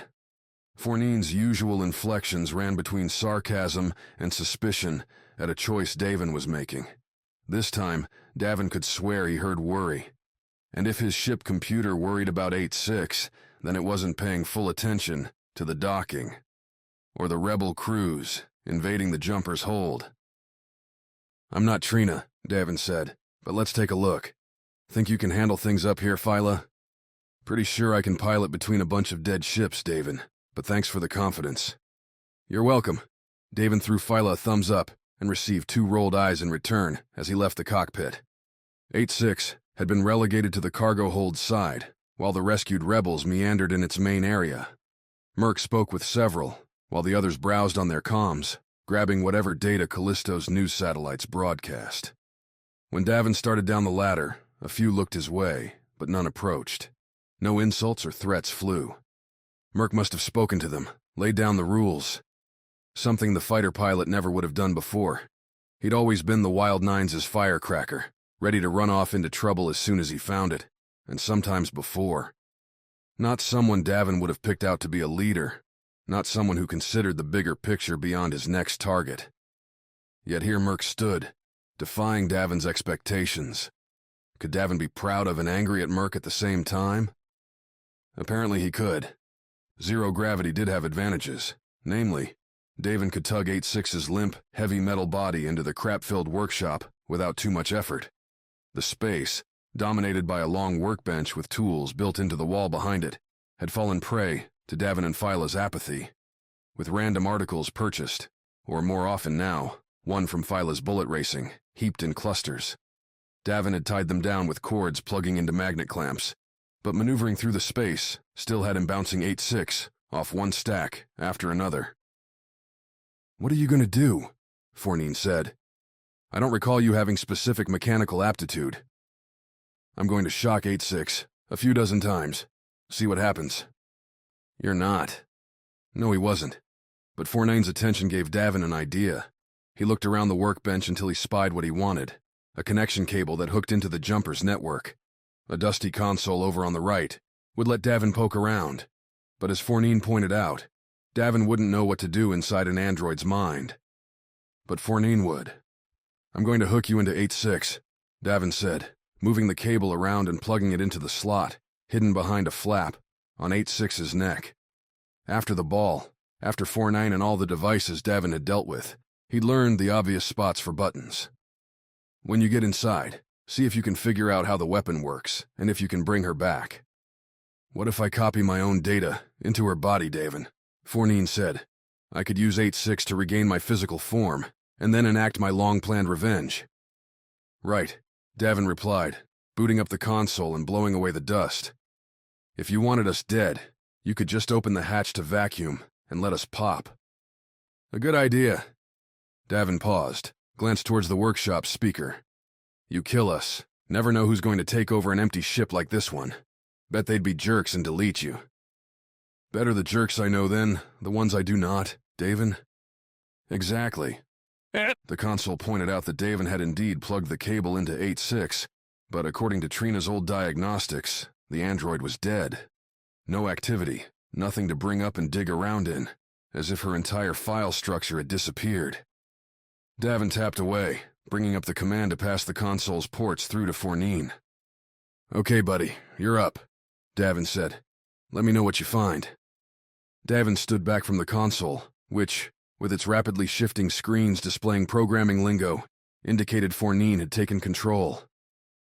"Davin," Merc said, holding himself in the doorway, back to the cargo bay. "We saved another pilot." "Yeah, does this one want to kill me too?" "Not quite," Merc replied.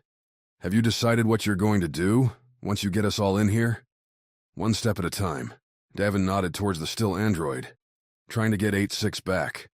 Sure. Merc didn't look like he cared at all, which, considering the android had shot him, made sense. You might want to move fast. You're gonna tell me why. Merc slid into an exhausted grin. Opal's on her way, and when she finds out you got me shot, she's not gonna be happy. Davin winced. People on Opal's bad side tended to end up dead, or worse. Davin, Fournine announced as the captain rubbed his temples to stave off an impending headache. I can save her. Oh, hurrah. Chapter 22. The Cause. The secret to restoring 8-6 became the salve to bring back the rebel ships. Fournine copied over the jumper's core operating systems, and one by one, Phyla and the rebel crews boarded, installed, and restarted their craft. The fit wasn't perfect. A fighter running on a freighter's code wouldn't be so sharp. But the life support came on, the lights glowed, and the engines started. For now, according to Merc, that would be enough. For Davin, that call would be made by the new arrival. Opal and her fleet, apparently already orbiting Jupiter and threatening Galaxy Forge around Ganymede, had pulled off to meet Merc and take a look at the captured weapon. Phyla called out as the ships approached, a sturdy collection of captured, and courtesy of the rebels' haphazard shipyard around Saturn, new frigates. As much as Davin believed he lived in a marvelous time, human technology still had a long way to go to reach the marvels seen in so many movies, read about in so many books. When he joined Phyla in the cockpit, the jumper docked with another disabled rebel corvette. Davin had 4-9 put together rebel ship models based on their radar's data and shook his head. Nobody would call the Whiskey Jumper a beautiful ship. Its bulky cargo bay surrounded by tacked-on modules assured its forever association with functionality over form. The same went for most human-built craft, save the svelte by necessity fighters. Even with that low bar set, though, the rebel cruisers failed to meet it. Blocky lumps interspersed with metal, the vessels had obviously been built using material gleaned from Saturn's rings. Large rocks captured and welded together, made for cheaper construction than fabricating every element from raw materials, but they didn't do much for looks. Think that's hers? Davin asked, pointing towards the biggest blot on the radar. Opal wasn't much for show, Phyla replied. You think she would put herself on the biggest target? I think your options change when you're a leader and not a sniper. Phyla nodded, looked at Davin. I wouldn't have left them. The rebels. I know, Davin replied. I didn't want to hurt them, Phyla. I thought they'd hurt you. Merc would never, wouldn't he, for his cause? But Davin didn't say that. For once, for now, he'd learned to keep some thoughts to himself. I'm glad he's going to be okay, Davin said. A lame finish, but a safe one. Are you? Phyla reached out, took Davin's hand. We've been flailing, Davin. Running around. I've been flying bullets. You've been draining glasses. It's not working like before. She tightened her grip. I made a choice, in that warehouse, with those soldiers. They were fighting for something they believed in, and I'm going with them. She finished the question with her eyes, that iron-willed look that had always caught Davin from the first time they'd met, when the choices were between where to play, what fantasy to adopt for the afternoon. Business first. Davin kept calling that his ideology, chasing the contracts and the deals, but every time fate pressed him on the point, Davin had gone the other way. Europa, Minor Prime, on Earth. If he couldn't stick to a creed, then why bother repeating it? Mind if I join you? Davin asked. Phyla's slight smile said she wouldn't mind. We're being hailed, Fournine announced from nowhere. It looks like that large ship, one I calculate is more than able to destroy us without effort, is calling. Thanks, Fournine. Davin ran a hand through his hair, threw on a cocky grin. Patch it through. If Merc had been the Wild Nines' clown, then Opal had been their watchful guardian. She'd come to the mercenary crew after a violent stint with Eden suppressing Martian uprisings, and after the battle on Earth. Had swapped sides, and joined the same rebels she'd once shot from afar. When Opal fuzzed in on the cockpit's display, Davin noticed the military vibe didn't suit her. Sure, Opal had her normally frizzy hair pulled back tight, had on some semblance of a rebel uniform, deep red, in contrast with Eden's green, and looked to be standing on a legitimate bridge. Yet, Davin saw her tense shoulders, how her hands, even with her folded arms, looked for something to hold on to. Opal stood a little too straight, as if someone were judging her posture. For all that, Davin recognized the capable soldier, the brave woman who wouldn't hesitate to dive into a deadly fight for her friends. "Davin," Opal said, "I'm gonna kill you." So someone had told her about Merc. "He's fine, Opal," Davin replied. "A little scar. Nothing bad." Opal's eyes narrowed. "What are you talking about?" "Oh, what are you talking about?" Davin replied. "My ships, that you apparently disabled right before we're going to need them," Opal said. "When Merc said you would be coming out this way, I expected trouble, but not this much. Good to know I still have a reputation." "For giving me headaches," Opal said. "I haven't yet caught up on everything, but we don't have much time before Eden gets here. Once you're done cleaning up your mess, and be quick about it, bring the jumper over here. I have questions, and you better have answers." "Actually," Davin said, "if Eden's coming, I might let you all work it out between yourselves." Phyla poked his arm. "The cause." "Right." Already Davin was regretting this decision. Opal's slitted eyes didn't help. "By which I mean, sure, we'll hop right on over." "Good," Opal replied. "And Davin, if you've hurt my husband, I really will kill you." Once again, Davin had Merc leading the way. Phyla nestled the jumper into the rebel flagship's lone docking bay, a marker that even though the ship had size, it wouldn't hold up to humanity's larger freighters and Eden's own warships. And the trio, along with a still setting up 8-6, departed. The android carried the weapon container, Eden's ball tucked away inside. Opal, flanked by two intense-looking guards, waited in the bay. Merc, moving slow, went for an arm's-length embrace, while Davin watched Opal's reaction go from relief to fury as she noticed Merc's bandaged chest. "Davin did this to you?" Opal asked the pilot, not bothering to recognize Davin or Phyla. "Technically, the android shot me," Merc said, jerking his head towards 8-6. "It's an Eden machine, but the weapon scrambled it so much it's kind of already dead." "I suppose I can't be too mad if your team lost to an android," Opal said, then ran a single loving thumb along Merc's cheek. "But I can be mad when an old friend decides he'd send in a killer bot against you." Merc stepped aside, threw Davin a shrug behind Opal's back as the rebel commander reverted her face to solid steel and came his way. "Hey," Merc took Phyla. Davin reached for another charming expression, settled on disarming and harmless instead. "I had to get her back. Didn't know she'd be safe." "And instead of asking, you came in with your weapons ready," Opal said, measuring herself up to Davin. She stuck a finger at his chest, a firm jab. "I have a few dozen injured soldiers, both from Callisto and from that weapon right there. I can't afford that, Davin, and I can't afford to lose Merc." "Don't mean to be a jerk, Opal, but Merc started this whole thing. He and Uros took the container on Deimos. Without that, none of this would have happened." Opal cocked her head, spoke with ice. "The way I heard it, you lost a bet. The way I see it, you doubled down coming after Merc, and now you're here, stuck with us. So I'm going to give you a chance. Better than killing him, at least." "Eden's coming fast. They won't know we have their weapon," Opal said.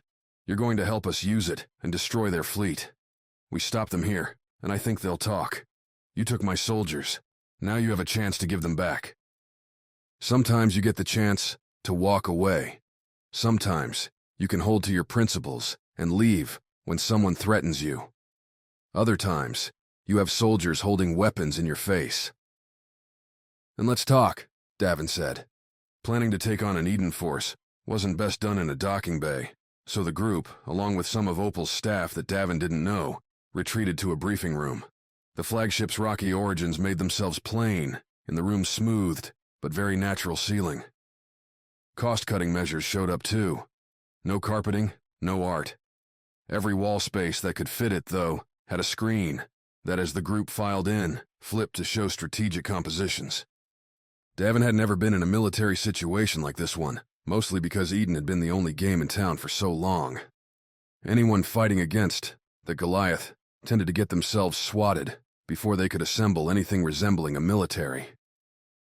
The group settled around a long table, made from thick glass, one that worked in tandem with the screens to lay out the theater. Opal's rebel ships projected up, a hornet's nest near Callisto's bulk on the table's north end. Opal, Merc, Davin, and Phyla sat there, while other rebels filled in the rest. They left 8-6 on the jumper, where Fournine could keep rebuilding her code. The staffers laid out their best guess about the Eden force's size, which came in at so much greater than the rebels could muster that Davin couldn't help but laugh. "Sorry," Davin said when the eyes turned his way. "There's no way you're winning this one. I didn't think your game was to go up against Eden directly anyway. Aren't you supposed to strike from the shadows or something?" "We would," Opal replied. "Except the weapon has a chance to deliver us a victory we wouldn't be able to get otherwise." "Right, the knockout blow," Davin said. "What if it doesn't work?" "It just took out all those ships," Phyla said. "Why wouldn't it work?" "No idea. Just saying that you're risking a lot, that this is going to go as you want it to." "If I remember right," Opal said, "you used to be a fan of risks." "Different stakes," Davin countered. "My life, the jumper, that's nothing compared to everything you've got here." "I'll thank you not to forget me in your equations," Phyla added. "And I'll remind you to remember your place here," Opal said. "We're going to tell you the plan, and you're going to follow it." Say it. Davin didn't need to ask what would happen if he said no. Opal had a different kind of will in her now. This wasn't a joke, wasn't a contract. She'd adopted the rebel cause, and with it, a willingness to do whatever it took to succeed. You don't play games with someone like that. And yet, as he and Phyla sat in the jumper's cockpit, boosting up the engines with the rebels arrayed behind them, Eden's force coating the radar in front, Davin started wishing he'd picked a different course. "Ready?" Phyla said, biting her lower lip as she goosed the jumper forward. "They're in range." "Still love me?" "Never stopped." "Then I'm ready," Davin said. "Flip on the comm and let's see if we can make it out of this one alive." Chapter 23. Traps. Going straight into the fight would have been suicide for the rebel fleet. Opal's flagship notwithstanding, the rest of the ragtag ships lacked Eden's polish and prowess, not to mention weapons. Above all that, the rebel craft that Davin had struck with the secret weapon, about a quarter of their fleet, were only partially functional. Crews now had to manually operate most systems on those ships, which wouldn't work well in a tense firefight. None of that would matter if Davin and Phyla could pull off their mission. Even half-functional ships would be able to beat disabled ones. Most manual gunners should be able to hit a craft stuck dead in space. "So you're saying everything depends on us, again," Davin said, as the jumper continued to close with the Eden fleet's core. They'd already performed the initial hail, talked their way through the decided story. The jumper had made it to Callisto as expected, found a rebel ambush, and had taken off under fire, and was now on the run and looking for protection. UN, the Eden admiral standing tall on the flagship, hadn't looked all that surprised via the comm's hologram. In fact, if Davin had to guess, UN had seemed so cool about the events, it was like he'd already heard about them. Amato may have looped UN in. "Isn't that where we just said we wanted to be?" Phyla replied. "Right back in the middle?" "I was personally hoping for a fringe spot," Davin said. "Offer support, have little risk in return. Not how it works for us." "So I've noticed," Davin said. "Those engines ready? If this doesn't play, we're going to have to run like hell." "For once," Phyla said. "The jumper's doing pretty good. We haven't taken real enemy fire in. I almost can't believe it. 2 years, Davin. 2 whole years. Since that mishap running proton batteries from Minor Prime to Titan." Davin remembered that, a group of pirates looking for a lone freighter that had found more than what they expected. The pirates might still be lost in derelict space, drifting in the asteroid belt. At least Davin hoped so. "Eden is calling again," Fournine announced. "Shall I put them through?" "Fournine, you don't, and we're probably dead. So, Yes. Put them through, Davin replied. Yuan's visage again formed up in the cockpit windshield. The full hologram option obstructed the view, but Phyla flew more by systems than visuals anyway.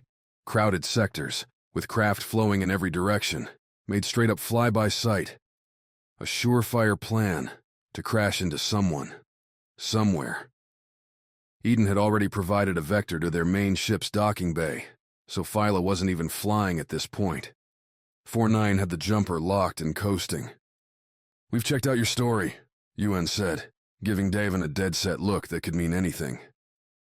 "Our sources confirm that you were supposed to be delivering the weapon to Callisto, but you never made contact on the moon. Why?" "The rebels were waiting. Apparently you've got a leak," Davin answered, staying in truth's broad range. "Next time I take a job from Eden, I'll ask for a premium to make it worth the risk." "Or perhaps you made too much noise," Yuan replied. "Isn't that a fixture for you?" "Hey, your people chose me. Now let us ditch this device and get our coin, or we can see how much the rebels will pay us for it. Your call." Yuan gave Davin a 3-second stare as his ship grew near, letting Davin cook in his own words for a breath before issuing a sharp nod. "Hey, you'll dock and then deliver the weapon to the waiting crew. You will remain on your ship until we have dealt with the rebel force, at which point we will debrief you," Yuan said. "I am aware of your reputation, Davin Masters, and will not tolerate any deviations from the plan. Should you take any action that presents a risk to my fleet, I will not hesitate to destroy you and your ship." "Thought you wanted this weapon we're carrying?" Davin asked. "Tools can be rebuilt, lives cannot." Yuan glanced off camera. "It seems our fight is nearly upon us. We will speak after the battle." Yuan dissolved, his ship taking the hologram's place in the cockpit center. Behind the Eden fleet, deep space waited. Davin figured they'd hopped around from Ganymede, choosing to use the moon's rotation to bring the rebel fleet, and Davin's own ship, towards them, while they waited, ready to spring their trap. Instead, the trappers had become the trapped, or something. "There has to be a better way to say that," Davin muttered. "Say what?" Phyla asked. "Never mind," Davin glanced at the console. The jumper had moved within comm range of nearly the entire Eden fleet.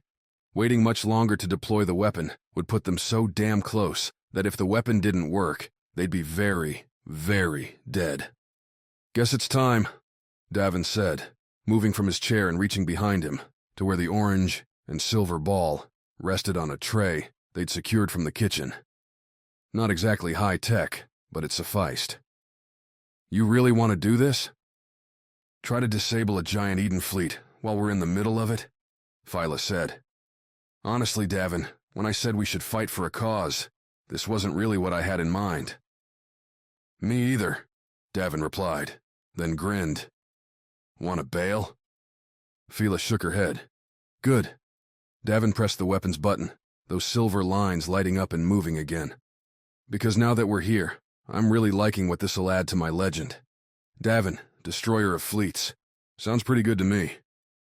"You're ridiculous," Phyla said, then tapped away a tight, coded message back towards the rebel fleet to warn them that they'd better kill their comms quick.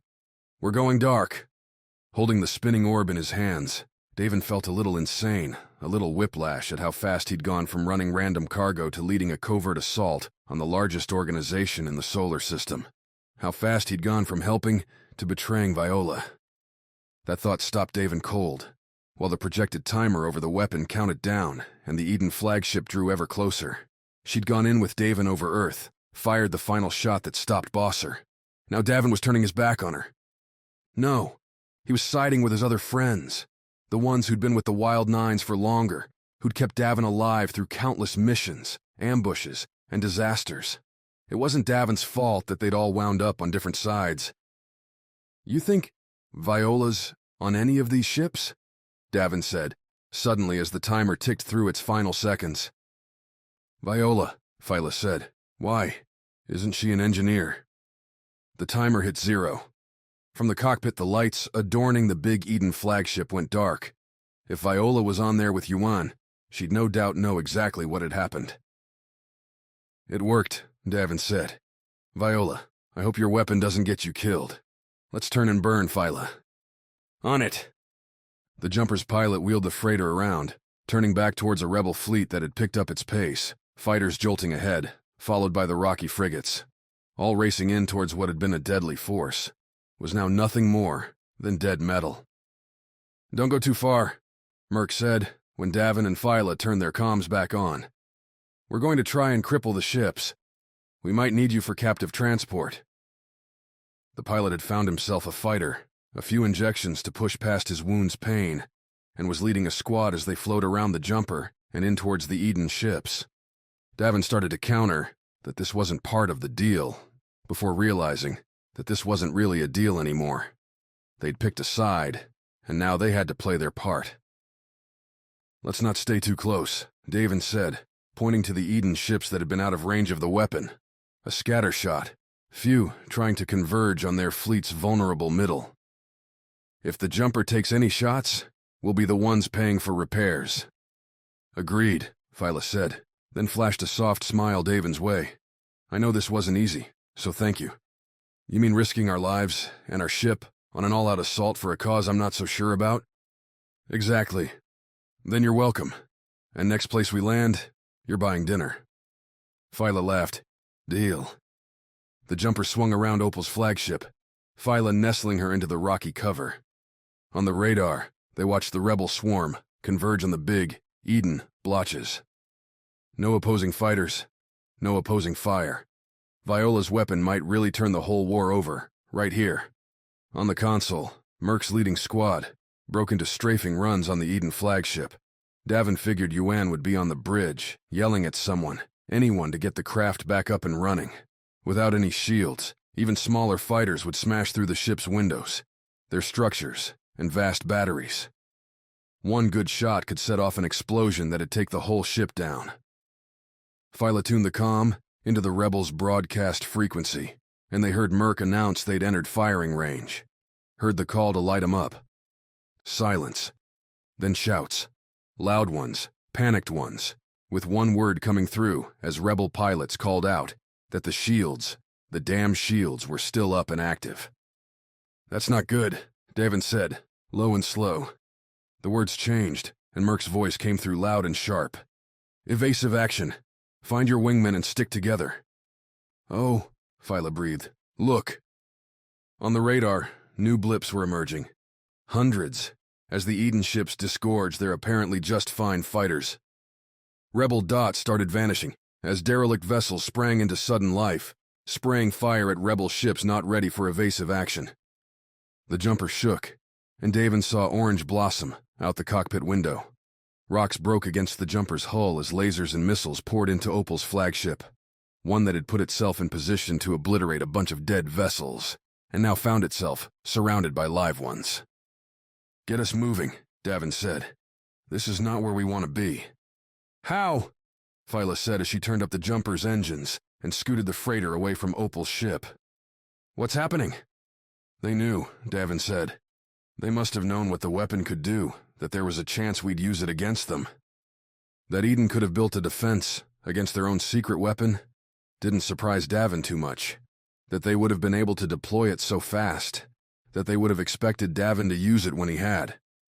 That suggested something else entirely. A plot, a con, a way to draw the rebels into the open and crush them. More debris poured from Opal's ship as it took fire from all sides. The rebels gave back what they could, and Davin saw several lighter Eden ships break apart, but those were token losses. Yuan's own massive cruiser bore down on the rebel fleet, dealing devastation as it closed to murderous proximity. The rebels weren't going to just lose. Eden would slaughter them. Phyla, Davin said, as the jumper pointed away, back towards Callisto. You said you wanted to join a cause no matter what? She nodded. Then turn around, Davin said. We can't do anything about the fight. Maybe not, but we might be able to make sure. There's another one. Chapter 24. The battle, the war. Humanity took to the stars like a dog to its dinner, roaring off Earth through the solar system with profit-seeking abandon. Clashes erupted as would-be homesteaders claimed this moon or that asteroid for themselves. The savvier ones, uniting with each other and pooling their ships together to form ragtag fleets. Earth's governments realized, finally, that lawless conflict wasn't the best way forward, and Eden grew from that effort, blanketing the planets with something akin to order. Now, Eden enforced its directive, blasting chunks from Opal's ship in what was, Davin figured, the first big space conflict in human history. And it was as one-sided as battles could get. With the rebels surprised and in a formation designed to pounce on a hapless enemy, Eden pressed its advantage. Davin saw rebel blips vanish from the radar as Eden declared its intent to take no prisoners, to obliterate every enemy until nothing save space dust remained. Which, if Davin and Phyla were in a rebel ship, would pose a problem. The jumper, though, aligned with neither side. Its broadcast designation dumped it as neutral, so long as UN didn't paint a target on their backs. "He should be thanking us," Phyla said. "We're the ones that set his trap." "Not a bad idea," Davin replied. "How about we switch sides?" Phyla shot him the iciest glare, and Davin held up his hands. "Only joking," Davin said. "A lot of people are dying while you're joking." "Then let's make it fewer," Davin said, "starting right here." The rebel flagship soaked up Eden fire like a beacon, and Davin figured the ship wouldn't last too much longer. Already evacuation pods were popping off various sections like seeds, their tiny engines popping out against the laser-filled backdrop as they began their darts towards Callisto. "Davin, I don't want to switch sides," Phyla said, "but I don't want to die today either." "Bring us around towards the upper bay, the one near the bridge," Davin said. "We'll hail, pick up any passengers, and then get out before it all falls apart." An optimistic plan, perhaps, but Davin had that rush again. That adrenaline heat that came with moments made for action. He'd felt it in the Callisto warehouse, coming to rescue Phyla, but beating up Merc killed that fun. Better to get involved when you were on the right side, when you could follow through. When Davin placed the call to the flagship, Phyla weaving the jumper through the laser and debris maze, Opal's fuzzy face appeared. Behind her, the blurred backdrop lit with sparks, and Davin thought he saw at least one small fire. Smoke shrouded her face, which bore a harried expression en route to resigned. "Davin, please tell me you have another trick to play," Opal said. "If not, I should get back to directing my retreat." "Don't think you'll have much time for that, the way this one's looking," Davin said. "How about you get your crew to your top bay and onto our ship before yours goes up?" Something rattled the flagship, and Opal's shoulders tightened as she steadied herself. The alarms behind her grew louder, and Davin caught a few bodies making for the exit already. "Captains go down with their ships," Opal said. "Isn't that how it goes?" "Only the bad ones," Davin said. Someone more prone to self-pity might have taken Davin's invitation to bemoan the ambush, to declare that their own bad leadership had caused the disaster. Opal had seen enough war to know victory and calamity were twins, often trading places with each other. You had to take what fate gave you and keep on fighting. "The top bay," Opal replied, nodding slow, maybe processing the best path from her current position to the next. "All right, you give us a ride. We'll be there to catch it." Opal's image fizzled away as Phyla flew up and over the flagship's spine. Up here, Davin could see across the whole conflict, a flashing battleground with Eden's ships marking the borders, hemming in the remaining rebels. "Merc's still out there," Phyla said, "near that frigate." Davin had almost forgotten about the fighters. The small ships swarmed around in pairs and trios, bombing away at larger ships or swirling around each other in snarled dogfights. The rebels here had proved more tenacious than their larger vessels, their varied ship and live pilot assortment doing better against Eden's drone legions. Tapping on her console, Phyla highlighted Merc's ship, which placed a small green bracket around its dot on the cockpit windshield. The pilot danced his fighter around one laser after another, constantly swirling this way and that, as Merc searched and found breathing room by centimeters. "He can't do that forever," Davin said. "We have a few minutes till Opal gets to the bay. Let's give him some cover." Spitting lasers at Eden fighters Wouldn't do much for the jumper's current neutrality, but in the blazing battle, anyone would be hard-pressed to tell what shot came from where. More important, Merc was his friend, and Davin owed the pilot this much after getting him shot. 8-6, Davin called through the comm to the cargo bay where the android sat. Get to a turret. We're taking on some action. I will not. 8-6's reply came with her usual straightforward nothingness. I refuse to fire on an Eden ship. Phyla, who had the jumper moving towards Merc's zone, slowed the engines. She knew as well as Davin that bringing the freighter into a fight like this, without both turrets manned, would be a bad call. Davin didn't have time to argue with the android, either, which meant a tactical change. Find Merc's band and hail him Fornine, Davin said. Phyla, take us to the bay. If we can't go in to help Merc, then we'll have to get him out to us. Phyla curled the jumper around Opal's cratering ship, which now had full sections breaking off and floating away. Fire didn't spread in space, but small bursts nonetheless glittered along the ship as Eden's continued attack chewed it away. UN's vessel came in for a broadside, one that would give it a clear shot at the bay Opal ran towards. Davin, Merc's voice scattered over the comm. Now's not the best time. Noticed, Davin said. Need you to come back home. We're picking up Opal before her ship goes bust and we could use an escort. Goes bust, Merc said. Then presumably, after checking his scanner, cursed. Okay, we're coming. Davin clicked off the transmission as Phyla locked in on the bay. The jumper didn't slow down like it normally would during a normal docking because, well, normal didn't apply when lasers filled the space around you, and your target had chunks blowing off and bouncing off your hull. The bay loomed in front, a blue-lit slit in the rocky flagship expanding as the jumper closed. UN's flagship opened fire, and all the dark Davin could see vanished as lasers filled the air. Opal's ship countered with a pitiful few, and every single rebel shot that emerged seemed to draw a dozen Eden batteries. The bay's blue slit became haloed in orange as explosions rippled across the hull. 3 white streaks lanced in from the right, heading straight for Opal's bridge. Davin didn't hear a sound when they struck, but the light flared bright. The small chunks battering the jumper grew, shaking the ship as the rocks punched through shields designed for laser energy and clanged against the hull. That's a big one, Davin said, pointing to a large, whirling slab coming right their way. Plan on dodging it? We're going too fast, Phyla said. If I move, we miss the bay, and I don't think we'll have time for another pass. The jumper can't ram through debris, twice our size, Davin said. Abort? Phyla asked. And abandon Opal? The hull chunk obscured the blue bay, flipping towards them. 5 seconds to adjust. The sniper had always covered Davin's back. When Fornine had Davin dead on Europa, Opal took the shot. 4. But wouldn't Opal want them to live? To save themselves? 3. Davin, Phyla said. Need a choice. No, Davin would take the chance. He pushed the shields up. 2. Fly straight, Davin said as the debris filled the windshield. Bright fire burned overhead, the laser stitching a precise line across the debris's cracking faults. The junk broke apart as the jumper flew through, scraping sounds echoing through the ship, but without alarms, without oxygen leaks, without death.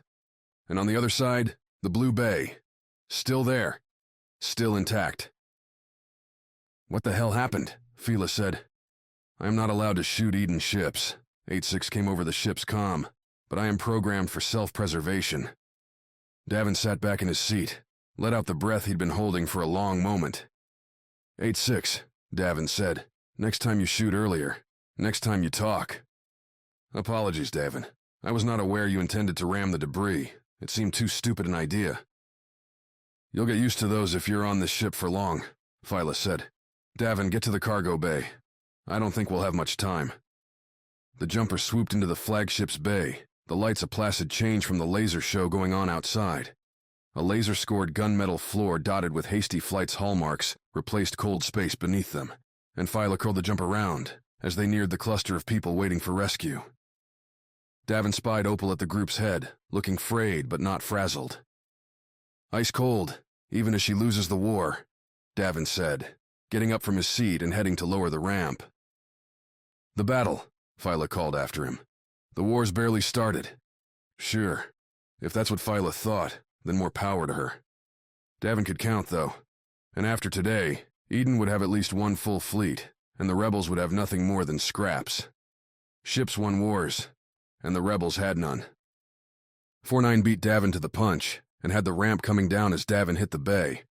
Opal and her evacuees didn't wait for the ramp to hit the ground. They started pulling themselves on and climbing up as soon as it was within reach. Given the rumbling, crackling noises that poured in as soon as the ramp opened the jumper to outside sounds, Davin couldn't blame them. He'd have jumped ship long ago. 15 rebel crew clambered on, Opal doing her captain thing and taking the last spot. Davin raised the ramp as she went up it, asking any rebels with gunnery talent to take the turrets. When one asked about 8-6, Davin told the android to get herself back to the workshop and stay there. Davin didn't want to draw Eden's attention, but if it came, he needed someone who'd pull the trigger on the corporate bastards. "Ready?"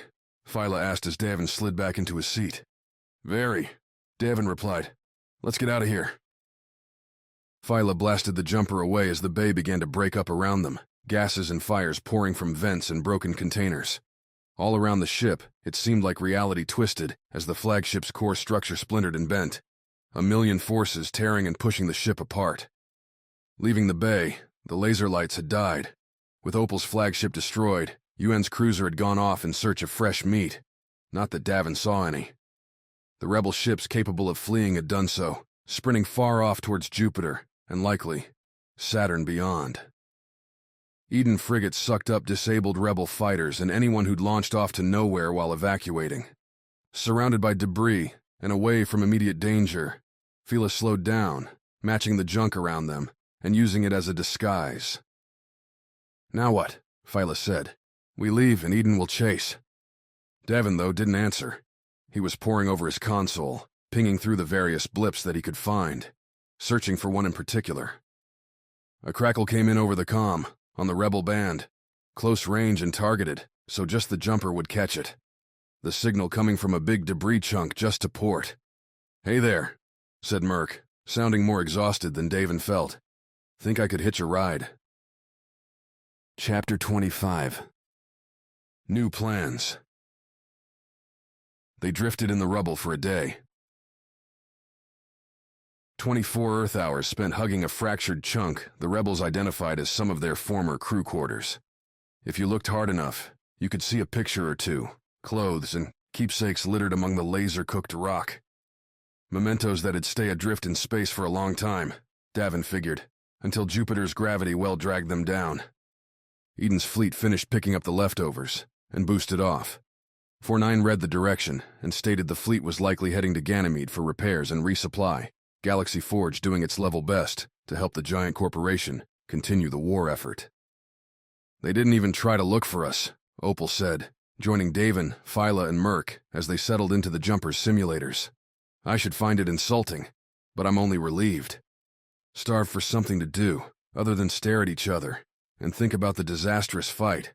The rebels had helped Davin hook up and repair the jumper's simulator set to its full capacity. The 8 pods gave people a chance to immerse themselves somewhere, anywhere else. Opal and Merc hadn't wanted to dive in at first. Opal because she thought it wasn't appropriate for a commander. Merc because he would do whatever Opal wanted.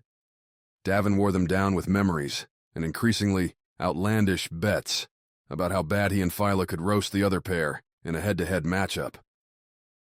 "They did turn your ship into floating trash," Davin said as the simulator pod closed over his head, their mics clicking in and syncing up. "What are the odds anyone survives something like that?" "Davin," Phyla warned. "Low," Opal said, brushing off Davin's words. "Low odds, and everyone that didn't make it away from that fight is going to haunt me for a long time." Opal, though, didn't sound sad. She'd spent the day, aside from a medication-aided sleep shift, strategizing with her troops, rolling up new plans and discarding them in equal measure, while Davin checked over the jumper systems for damage, and Phyla kept the craft from running into any more debris. Rather than wallow, Opal buttressed her grief with action. Merc finally had a chance to rest. After getting shot and then being pressed into a fighter's cockpit, the pilot collapsed for most of the time, and nobody cared. Davin called up the scenario, one he had designed himself, and the simulator's black void faded into a familiar expanse. The crumbling junk heap homes, crowded paths, and a chipping ceiling that marked Vagrant's Hollow on the massive space station, Minor Prime. Davin's home, and he was about to watch it get destroyed all over again. "But we're not done," Opal said, her voice continuing to come over the simulators. Davin left the comms wide open. The game this time wasn't meant to be real. "We're working on more ships, building up our capabilities. Eden's not going to move on Saturn for a long time, and when they do, we'll be ready." Davin and Phyla phased in, gliding down a lift towards the wide pad that marked Vagrant's Hollow's connection to the rest of the space station, off limits for this particular adventure. As they descended, words splashed across Davin's vision, outlining the objective. Find Viola and get her back to the lifts. Merc and Opal would be seeing the opposite, as they stood up in one of several potential spots on the level's opposite side. They had to catch Viola and bring her to a different exit, one that in the real world would lead to Minor Prime's docking bays. In this virtual one, they'd just win the match. "Ready for what?" Davin replied to Opal over the band. "Eden's going to have more, and better ships, than anything you'll be able to carve from those ring rocks. If you try to fight them straight up, you're going to lose."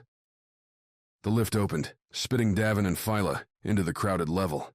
Merchants and clientele mingled with workers coming and going from shifts, families looking for food, entertainers trying to scrape a few coin from the fewer that had it. The hustle sound, so different from the jumper's general whirring hum, made Davin twitch. The cooking food and unwashed bodies mingled pleasant scents with poor ones, but all pulled Davin home, which was why Davin had made the scenario in the first place. "Someone's not in a good mood today," Merc said. With nods, gestures, and hand signals, Davin and Phyla advanced from the lift and into the main, crowded thoroughfare. People bumped into Davin's shoulders, hailed him to buy this and that, or shrank back at his outfit. Both he and Phyla wore the blue-black uniforms of Minor Prime's police force, a group that tended to hurt Vagrant's Hollow every time they visited.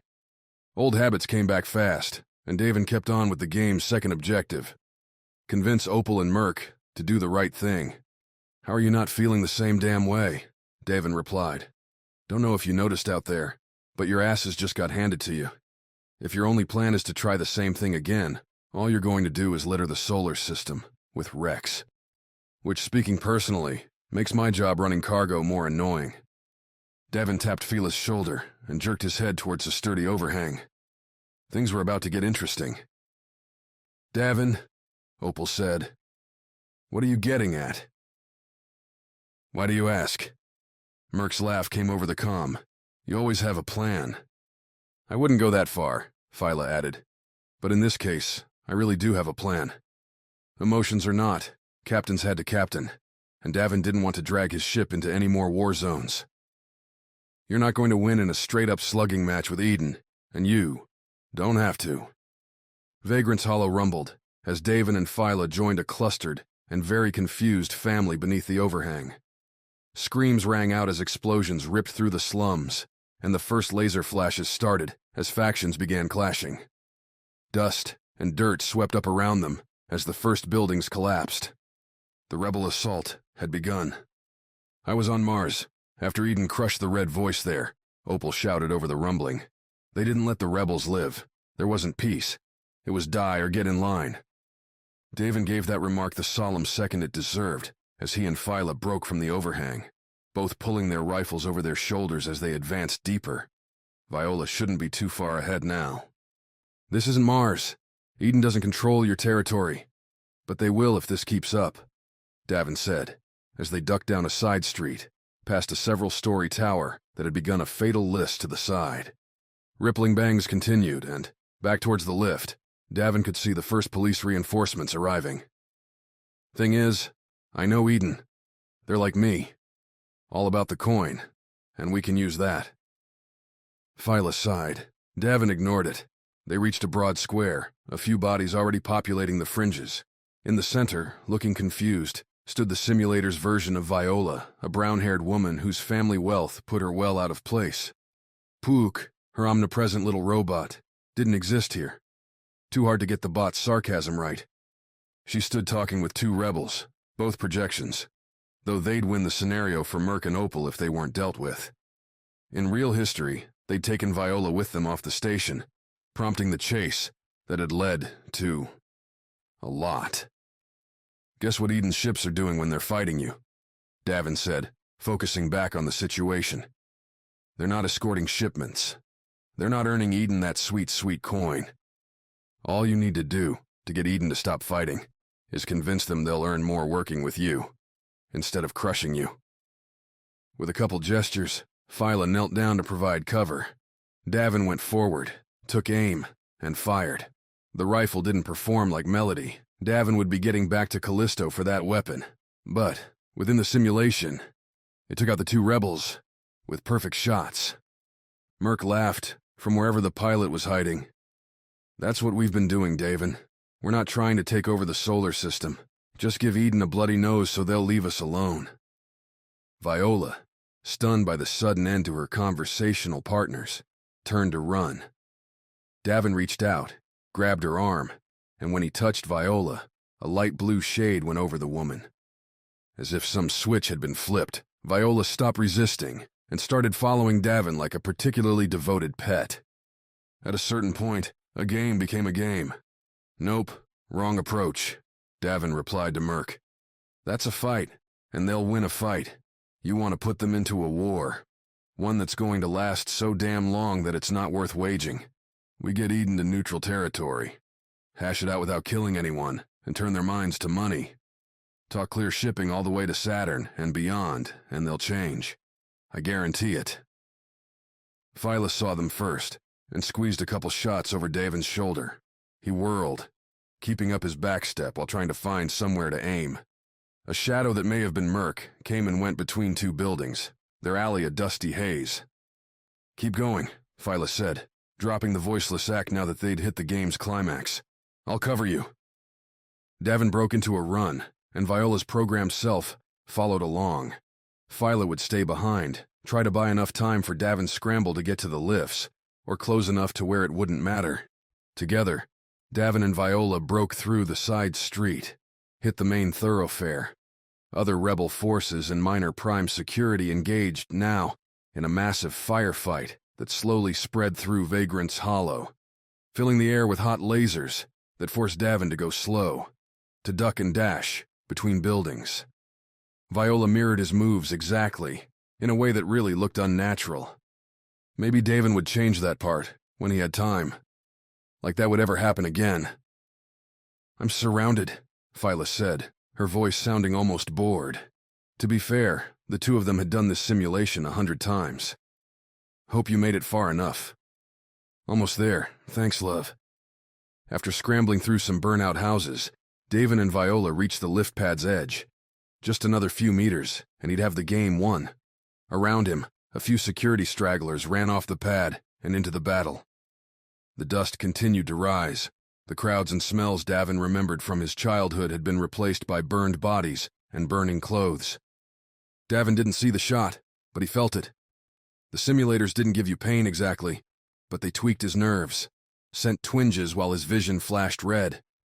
Davin's legs didn't respond, his arms suddenly flopped, too weak to hold the rifle. Viola watched Davin as he fell, utterly emotionless. Damn, Davin muttered, as the simulator's vision grew fuzzy, as Opal stepped into view and looked down at him.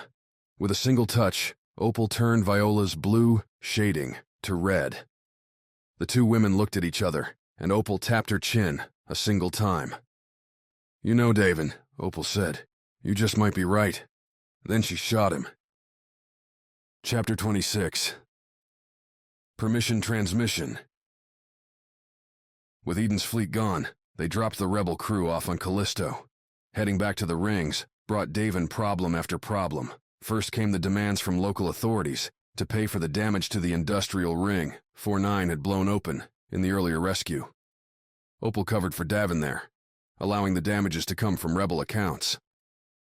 If your idea works, and we get that piece, Opal said, as Callisto's enforcement left them in the docking bay, then keeping you out of Callisto's prison will be worth it. If it doesn't work out, then you'll be 2 dead, for anyone to worry about. Appreciate the confidence, Davin replied. Now, if you don't mind, I have to see about Melody. Opal didn't mind, but she did want to come with. Saying she hadn't seen Davin in a long time, that it had been almost as long since she'd done something other than issue orders, Opal changed into more casual clothes, one of several outfits still packed away on the jumper from years ago, and the pair went walking. Merc, Phyla, and 8-6 stuck to the ship, cleaning up debris damage and restocking for what would come next. So you've been running cargo, Opal said, when Davin finished summing up the last few years. That's it? That's it, Davin replied. Why are you saying that like it's a bad thing? Because the guy that helped save us from an android apocalypse is running packages. I've shot enough people in my life, thank you. True enough. Davin, though, had relished in the adrenaline that he'd felt in the battle overhead, even in attacking Merc's squad to get Phyla back. Killing hadn't ever done anything for him, but danger. Life lived on a tight line ready to snap. He still heard that call. You could step into shoes like mine, Opal said, as they walked along the docking ring, listening for the calls of a certain small salesman. Trade your rifle for a rank. Save more lives that way. You've read me wrong if you think I'm a military man. And you've read the rebels wrong, if that's what you think we're about, Opal said. Alyssa used to call us the Red Voice, because we spoke up for a free Mars. Now everyone just calls us rebels, and it sticks. We're pushing back, Davin, against the forces that want to trample us. Since when did you become an idealist? Davin stopped at a vendor, transferred a coin to get a fresh buttered ear of corn. Had to take advantage of his surroundings before returning to nutrient goop, 24/7. Wasn't all that long ago, you were right with us, taking jobs for coin. Because I'd only seen their cause through the end of my scope, Opal said, keeping her mouth and hands butter-free. If you took up with us, really joined in, you might find you agree. But what about my reputation? Davin winked Opal's way. I'm Earth's hero. I can't be fighting against her. Nobody remembers that except you. Ouch, but accurate. Time moved forward fast, and Davin's flash-in-the-pan fame hadn't lasted long. Too many powerful people had worked with Bosser to risk giving the case too much attention. Not that Davin minded much. Do one talk show, and you've done 1,000,000. Tell you what, Davin said. If this works out, then I'll join your rebels. Give it a try. If this works, there won't be a rebellion, Opal said. We'd be a state, like Earth. Davin shrugged. Opal laughed, shook her head. You never change, do you? It's a personal policy, Davin replied, then stopped, listened. Hear that? For all his supposed selling acumen, Mako wasn't what anyone would call the smartest man this side of Mars. The parts seller made noise walking out of a bay in front of Davin and Opal, yelling one thank you after another back into the bay. Where a customer must have completed a purchase, they were now, no doubt, regretting. Because that's what happened when you dealt with Mako. Hello there, Davin said, clapping a hand on Mako's shoulder. Long time, Mako. The man didn't jump, didn't start, but instead turned on that greaseball grin Mako had mastered. Davin, you're back? And not arrested? Connections, Opal said, coming up behind Davin. Hello, Mako. Opal, are you getting the old gang back together? Mako asked. Just to find you, Davin said. Where's my weapon? Weapon? Punching someone in an open concourse tended to be frowned upon, tended to attract the wrong attention, so Davin draped an arm over Mako's shoulders and directed the salesman across the ring to a side alcove, one quickly vacated by the two other chatters. Once Opal caught them in her warning look. Don't tell me you haven't seen it, Davin said. I left Melody inside that passage you showed me. When I went back, after you disappeared, it was gone. Lots of people use those doorways, Mako replied. I didn't take it. Mako, we barely survived a bad battle. I'm tired, stressed, and not happy. What did you do with Melody? Mako shook his head. Look, I ran when that captain put a bad look on his face. Out here things are wild, Davin. They'll as soon as shoot you as say no. You learn to read a room and run. It's not that bad, Opal said. You don't think so? Mako shot back. You try selling parts on this stupid moon. Then what happened to it, Mako? Davin said. You really don't know? Mako shook his head. No idea, boss, but I can find out. Ask around. People talk to me. That, Davin believed. Mako had a way of worming into conversations and going unnoticed. Davin didn't want to rely on Mako for anything, but especially with Opal standing behind him, the jumper's captain knew he didn't have forever to hunt for a missing shotgun. The solar system's grand future waited. Fine, Davin said. You ask around. Send the jumper a call when you found it. I'll pay you back if you get it. Of course, Davin, of course. Mako weaseled out from under his arm. Sorry that fight didn't go your way. Better luck next time? Sure. Davin stood up as Mako took the reply as a sign to leave and ducked back into the crowd, tools and parts pack jingling as he went.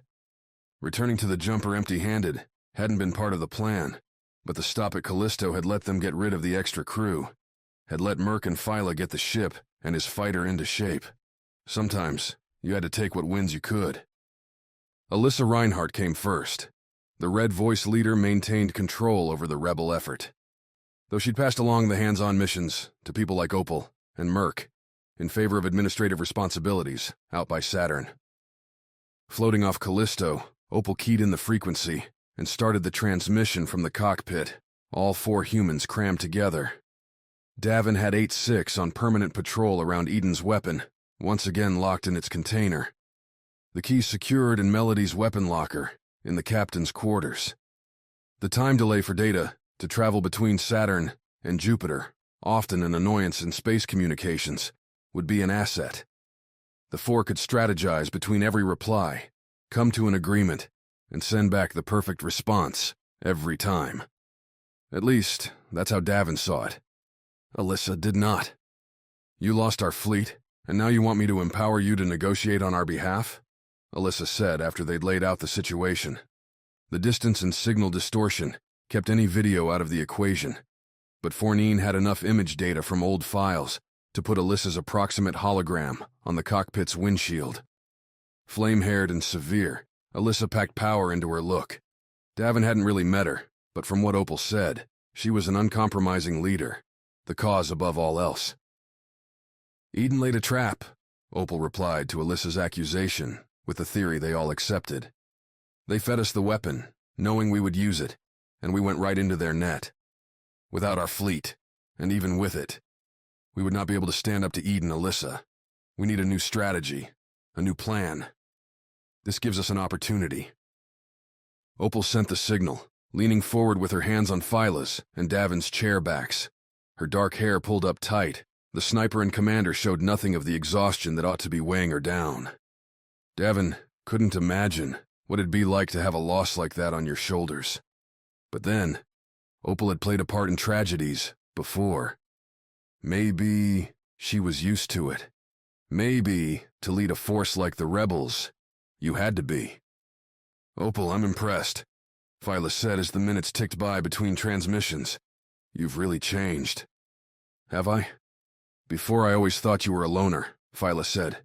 You always seemed so lost in your past. Now you're stronger. Davin caught the admiration in Phyla's words. Had to agree with them. I'm not, Opal said. I just stopped running from what I had to do. That's not easy, Merc added, especially when you have to drag along a goof like me. I know what that's like, Phyla said, throwing Davin a smile, but sometimes the goofs are worth it. Sometimes they are. Opal reached back, gripped Merc's hand. Alyssa's reply came back, fizzling and cracking. Provisional authority, Opal. If you manage to get Eden to give us Saturn and Jupiter, then I'll consent. We can share Galaxy Forge. I'll not accept any other deal.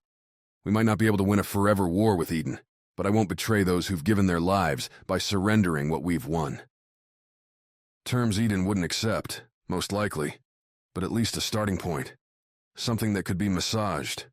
Opal agreed and sent the acceptance, which left Davin hovering over his console, waiting to send the next transmission. What are you going to say to her?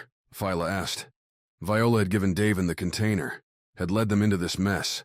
If Eden really had meant for the weapon to fall into rebel hands, meant for the device to turn into a trap, then Viola had started all this.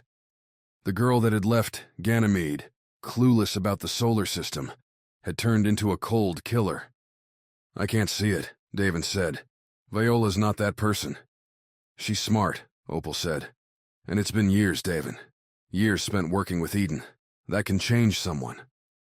Didn't you say, Davin asked Merc, that the rebels had someone on the inside, and that's how you found out about the weapon in the first place? Merc nodded. I'm sure Alyssa's taking care of them, but I guess it's possible Eden didn't have this whole thing planned, and then found out we had the weapon, and changed tactics. Yeah. Either way, there was one person that could answer that question. That could maybe find a way to end the war before it took any more lives. Davin punched the button and sent his voice flying through the void. Chapter 27. Neutral Territory.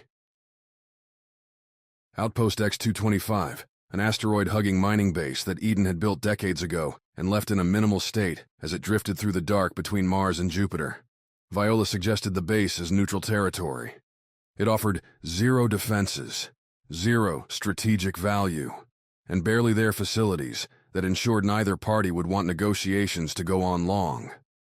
The jumper made the journey in a few days, faster than Viola's climb all the way from Earth. Phyla transmitted the access codes Viola had sent along, and the base opened a docking bay, one of a whole 2, for them to land. No human voice greeted them, because there simply wasn't a human living here. As if that's a downside, Fournine stated. I quite prefer it when you're all off this ship. In fact, if Viola kills you all, 8-6 and I might take the jumper for ourselves. Okay, Davin replied. If we're all dead, you've got my blessing. Despite the base's apparent emptiness, Davin, Merc, Phyla, and Opal armed themselves before leaving the jumper. Their arrival bay had the sturdy, non-gleaming metal finish requisite for bases built years ago, when style had been sacrificed for substance, for cost. The curved bay, built into a hollow on Outpost X-225's chosen asteroid, hummed with clunking machinery. Air purifiers, and more chugging away with ancient noise to keep oxygen around for nobody to breathe. Getting off the jumper, via its ramp, Davin noted racks filled with basic supplies, old fuel canisters, tools, and a sparse scrap selection. Enough perhaps for emergency repairs, but if you came to Outpost X-225 needing something more, you'd be out of luck. What a lovely spot, Davin said, leading the group towards the bay's sole exit, a big sliding metal door. The base's loud yellow lighting spoke of bulbs with dirty glass, so while the group could see, everything appeared to have a greasy film. Might be my new favorite base. A good spot for an ambush, Opal said, keeping the rifle she'd borrowed from Phyla raised and ready. A single entry vector, only one way out from the bay. You're paranoid, Davin replied. Viola wouldn't kill us like that. Amato would, but Davin had kept silent about the Eden enforcer. Whether that guy or his thugs would show up again, Davin couldn't tell. But this would be a ripe spot for Amato to jump out and jam another device into Davin's leg. I like it, Phyla said. Reminds me of home. Because it's so dirty and old, Merc said. Exactly. Merc laughed. Davin couldn't disagree. Vagrant's Hollow had character stuffed into its every corner, but you would never mistake the place for somewhere clean or new. Outpost X-225 let them inside with a grinding greeting, the door sliding aside to reveal not a long, dark hallway that Davin expected, but instead a wide-open ball that would only work on an asteroid like this. Without much gravity, architects could get creative, and Outpost X-225 showcased the early space rush's innovative side. Handled ladders ran like a spiderweb's tendrils around the central ball, occasionally pairing sliding rails with latched carts for moving larger objects. All the rails converged on a large platform in the center, one that appeared to have a hole in the center. On the platform's sides, tables, chairs, and nutrient goop containers sat, opposite each other in every way. Davin's boots picked up enough magnetism to keep a grip on the ground, one he dislodged with a single step and reached to grab the first handrail and pull himself along towards that middle. The effort would have been exhausting on a normal planet, but here it felt no different than walking or swimming. No real weight made for a fluid experience. Like the docking bay, embedded lights shone their greasy yellow. Every breath flooded Davin's lungs with that combination of stale and purified air, oxygen that had been recycled and regenerated over who knew how many years. The station's chill represented its limited solar panels and its zero geothermal energy. Heat took power the station simply didn't have. 49 had recommended bundling up, and Davin, for once, was happy he'd followed the android's suggestion. Bordering the big room, and linked by those handrails and carts courses, were other side spaces. Crew quarters, lavatories, the second docking bay, and even an exercise room, a requirement to keep bones from turning to mush in a zero-G environment. Cozier than I thought, Merc said, following Davin on the handrail. I figured we'd get a squat room, a single table, and a strong desire to shoot each other. That last might still happen, Davin replied. They'd discussed, on the flight over here, the plan. Negotiate, yes, but also try to suss out Eden's appetite for conflict. If the company seemed eager to reach a deal, then Alyssa and the rebels could be flexible. Opal figured she could convince Alyssa to take a deal that'd keep Saturn in rebel hands, while saving enough lives to try again in the future. What everyone did expect, though, was that Eden would set up something else around the asteroid. A fail-safe, in case things went negative. A frigate or four coasting nearby to deliver a fatal blow to the jumper if Eden thought things couldn't be saved. Look, Davin, Phyla pointed towards the food dispensers as the foursome swung their way to the middle. Your favorite. I'm so in love with this place, Davin said, noting all 4 nutrient goop flavors on offer. It's like Viola knows me. Old, dirty, and bland. Nobody disagreed. Exploring the outpost didn't take all that long, as there wasn't, frankly, much outpost to explore. The crew quarters had enough cots for a half-dozen members, perfectly made and likely left that way for years upon years. Each room the size of, if Davin was being generous, a bathroom stall. No decorations, and a single long ceiling light. Davin would be sleeping on the jumper. The supply rooms proved better, and filled with cans and vacuum-sealed provisions, tools, and scanning equipment designed to dig deep into an asteroid and determine its precious metal composition. Artifacts from a time when actual human crews did the analysis, as opposed to the drone swarms that coated the asteroid belt now, searching like past prospectors for valuable rocks. Outpost X-225 didn't contain any hidden ambushes, any dire secrets. Old, dirty, and bland were fitting words, and soon enough they all retreated back to the jumper. The ship's friendlier confines, simulators, and 4-9 commentary provided better ways to pass the time. Merc's blast wound healed, and for a little while, things felt like they had before, a crew on an adventure. They're here, 4-9 announced, broadcast into every jumper room in what was, according to the ship's internal clock and the dead lights, sleepy time. Davin jerked up from the bed, Phyla doing the same, and scrambled to pull on an outfit. How long do we have, 4-9? Davin said, accidentally kicking himself into the air while trying to pull on trousers. Dressing in zero-G had its challenges. Are they waiting for us, or can we still beat them? They're on final approach, 4-9 replied. I suggest you hurry. Then get 8-6 into position, Davin said. Are Merc and Opal moving? Faster than you. Didn't need that, but thanks, Davin muttered. The jumper's ramp clanged down, its sound echoing through the ship, and 8-6's clomping came soon after. The android's inability to fight Eden didn't make her all that useful in open conflict, but 4-9 had convinced 8-6 that she could still watch for any signs of danger or duplicity without breaking her programming. In other words, if Viola's crew planned to detonate the asteroid or come in blazing, 8-6, hanging out in Outpost X-225's other docking bay, would be able to warn them. Are you ready? Phyla said. Because I'm not so sure I am. Way I see it, Davin replied. We don't have any pressure. Opal and Merc are the rebel reps. Viola and whomever she brought are talking for Eden. We just get to watch, suck on some nutrient goop, and see what happens. Yeah, The day you sit and watch something like this without opening your mouth is a day that'll never come, Davin. You're just salty that this rock doesn't have a bullet course. Phyla laughed. My ranking's going down because I'm not riding. After this, we have to stop somewhere I can at least get a run or two in. Priorities, right? Right. They met Opal and Merc leaving the ship, and together the foursome went into the outpost's central room. Fournine left the jumpers ramped down, had the engines active and ready in case they needed to make a quick getaway.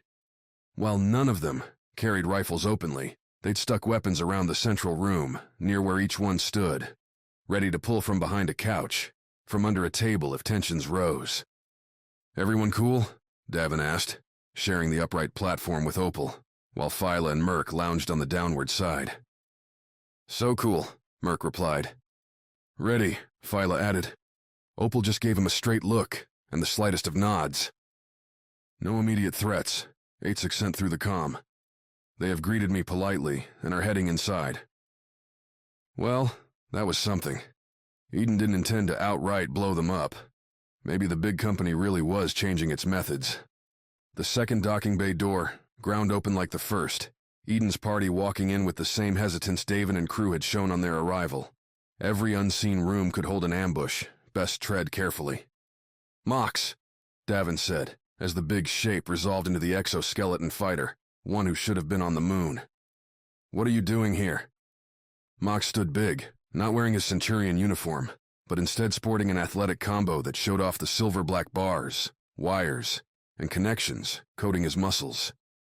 The man's shoulder-length black hair, braided and thick, floated loose in the 0G. Viola asked for help, said she was meeting you. Mox brandished a supernova grin. Thought I would take some time off, see what mess you had made now. Without grabbing the handrails, Mox kicked away from the door and floated all the way to the central platform. Davin reached out, caught the man's larger hand in his own, and pulled Mox in for a heavy hug. As messes go, it's a big one, Davin said, parting and looking Opal's way. Difference is, this one's not all my fault. Opal, Mox said. It has been a long time. It has, Opal replied. You look good. Davin faltered at the nervous air suddenly surrounding them before he remembered that this wasn't a Wild Nines reunion. There were sides and serious stakes here, and Mox and Opal weren't partners. Could wind up on opposite ends of a firefight. Mox kept on with the introductory rounds, chuckling as he dropped through the hole to see Merc and Phyla, while Davin turned back to the entry, and the woman standing there, taking in the outpost's central room with an analytical eye. Floating over her shoulder, as always, was the gray metal bot. Puck's appendages had grown since Davin saw it last, a spindly array that gave the bot capabilities Davin never wanted to test. Viola, Davin said. Glad you could make it. Viola snapped her eyes his way, offered a single raised hand as a greeting. Since Davin had met her as a runaway on Europa, Viola had come a long way in knowing the gray lines of life in space. Everything presented both opportunity and disaster, risk and reward. She'd gone from naive, too, as Davin saw her now, suspicious. When Viola went for the handrails, she moved with determined effort as Pook followed along. She reached the center, took Davin's hand to land on the platform, and, as she settled, took a long breath. Welcome to the wonderful outpost X225, Davin said. What you see is what you get, I'm afraid. Well, Davin, Viola said through tight teeth, looking at Opal. You're going to get us all killed. Chapter 28. Friendly Diplomacy. Despite Viola's warning, nobody died right away. Not after a few hours, not after a few days. Reunited with each other, they didn't consider negotiations until the fourth day, when enough drinks had been spilled, and nutrient, goop meals made, to share all the stories that needed sharing. Davin played ringleader, matchmaker. He set the bunch, spinning from one to another, fostering conversation with quippy interjections and suggestions, pulling sets to go to the jumpers' simulators and relive the missions Davin had programmed from their past. So many moments grew from personalities at play, from Merc and Mox tossing insults at one another, to Viola and Davin sharing Eden dirt. and Opal and Phyla digging deep into bullet racing. Hours burned in Outpost X-225, and by the time both Viola and Opal had received calls from their superiors, Yuan and Alyssa respectively, no one had reached their limit. Davin and Phyla had, the night before, talked of parenthood, how these were, in a sense, their children. The Wild Nines, mostly, had come together on a far-flung base, with a mission, as usual, far beyond their scope and skills. Not that such things had ever stopped the Nines before. Viola entered the outpost's central section, with a tired look, on the next evening, bearing news and orders from Yuan to get going on the negotiations. Fleet movements were pending, and if a peace with the rebels was coming, then there were pirates and smugglers that Eden's ships could pursue. Alyssa had said similar things to Opal, declaring that the tantalizing ideal of a rebel-controlled Jupiter and Saturn would bring stability, prosperity, and that it was best to get on with it. So, Davin said, the two groups on either side of him, sitting in rearranged couches and chairs. How do we start? I'll lay out Eden's terms first, Viola said, Pook hovering near her as ever. You're going to hear these and feel insulted, but Yuan said I could give away plenty. You're not supposed to say that, Opal replied, smiling. Lets me know to push you. Sorry, Viola replied. I'm not exactly used to this. She'd been, so Viola had said to Davin, locked up in Eden's incredible labs, pushing designs for new tools, ships, and occasionally weapons, whereas Galaxy Forge, her father's immense factory on Ganymede, been on mass production. Eden wanted marvels, no matter how unique. The massive company could take a workable idea and refine it. Viola had to come up with those ideas. Viola had been sipping a little too much Martian wine. The Jumper had cases of the stuff, bonus payments for their runs, and let slip that Yuan and Eden's others had chosen her for this mission because they thought Davin, Opal, and the rest would go easy on her. They were Viola's friends and would see her as a person rather than as Eden's representative. Viola. Opal killed her grin, clasped her hands. I'm not talking to you as a friend, but as a spokesperson for millions who want to live a free life. Let's hear your terms, and then you'll hear ours.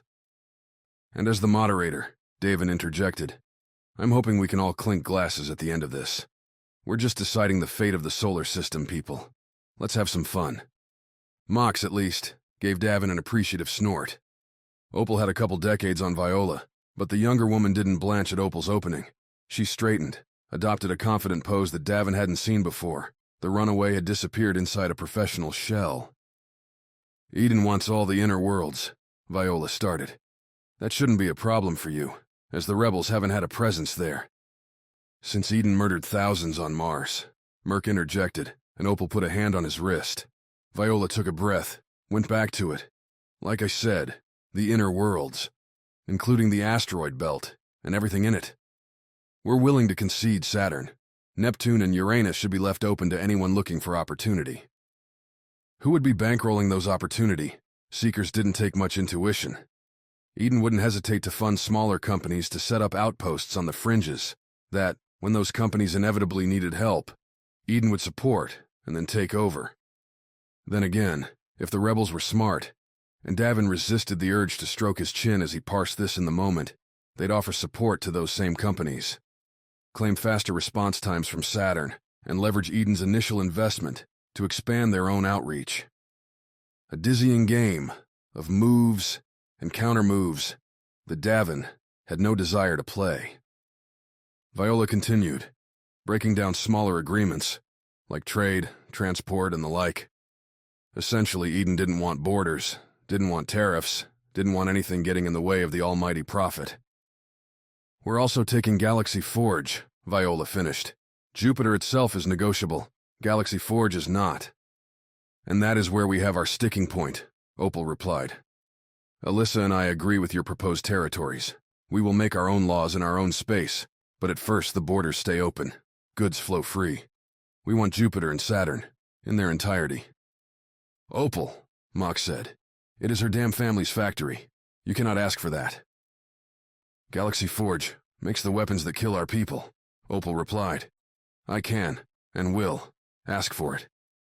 Phyla looked Davin's way, as if the jumper's captain had some special insight into what would bridge this particular gap.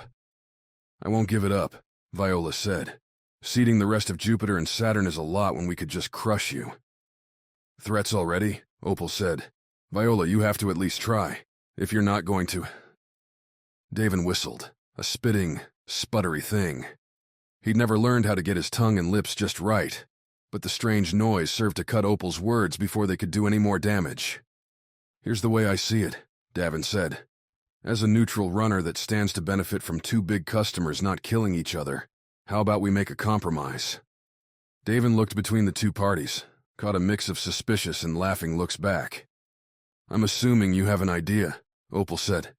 "Of course I do," Davin said, realizing in that moment that he did have an idea, one that had been growing in the back of his mind since Mako lost Melody on Callisto. Galaxy Forge spends all its time making bigger and better ships and weapons. The rebels are afraid it's going to make Eden unstoppable, while Eden doesn't want the rebels getting their hands on all that production. The place itself is a fortress, self-sustaining and ready to rumble with anyone that tells it what to do. Nods all around, a good start. "So here's what I'm thinking. Make Galaxy Forge like me." Now Davin earned confusion. "A cocky captain that's constantly in over his head?" Opal said. "Someone in need of a shower?" Merc added. "The guy all the criminals trust with their secrets?" Mox said, getting in on the game. "A welcome friend who nonetheless screws everything up," Viola said, smiling. "My lovable rogue that I wouldn't trade for the world, unless he makes another stupid deal?" Phyla finished. Davin shook his head, spread his hands, and flicked his fingers back towards himself. "Come on, keep the shots coming. I can take 'em."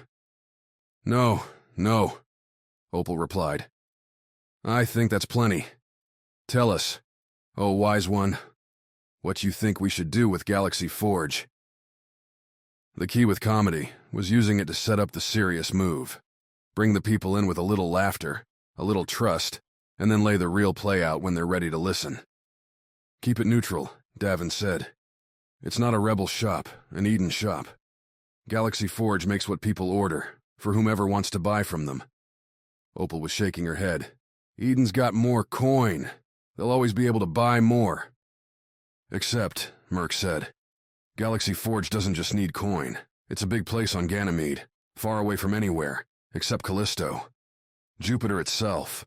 If we have those, we can supply Galaxy Forge's materials, what they need to survive. They'd have to work with us." "Exactly," Davin said, pointing Merc his way. "That's rebel thinking, right there." The logic laid out, and the group looked at it. Took a quick break to think it over. Davin found Mox, and the two sipped on some coffee that tasted like bitterness incarnate. The big man didn't look particularly perturbed by anything that had gone on so far, seeming almost too relaxed. "Because I don't really care," Mox said when Davin asked. "I'm here to give Viola support, but the Moon and Earth don't have a stake except keeping the peace.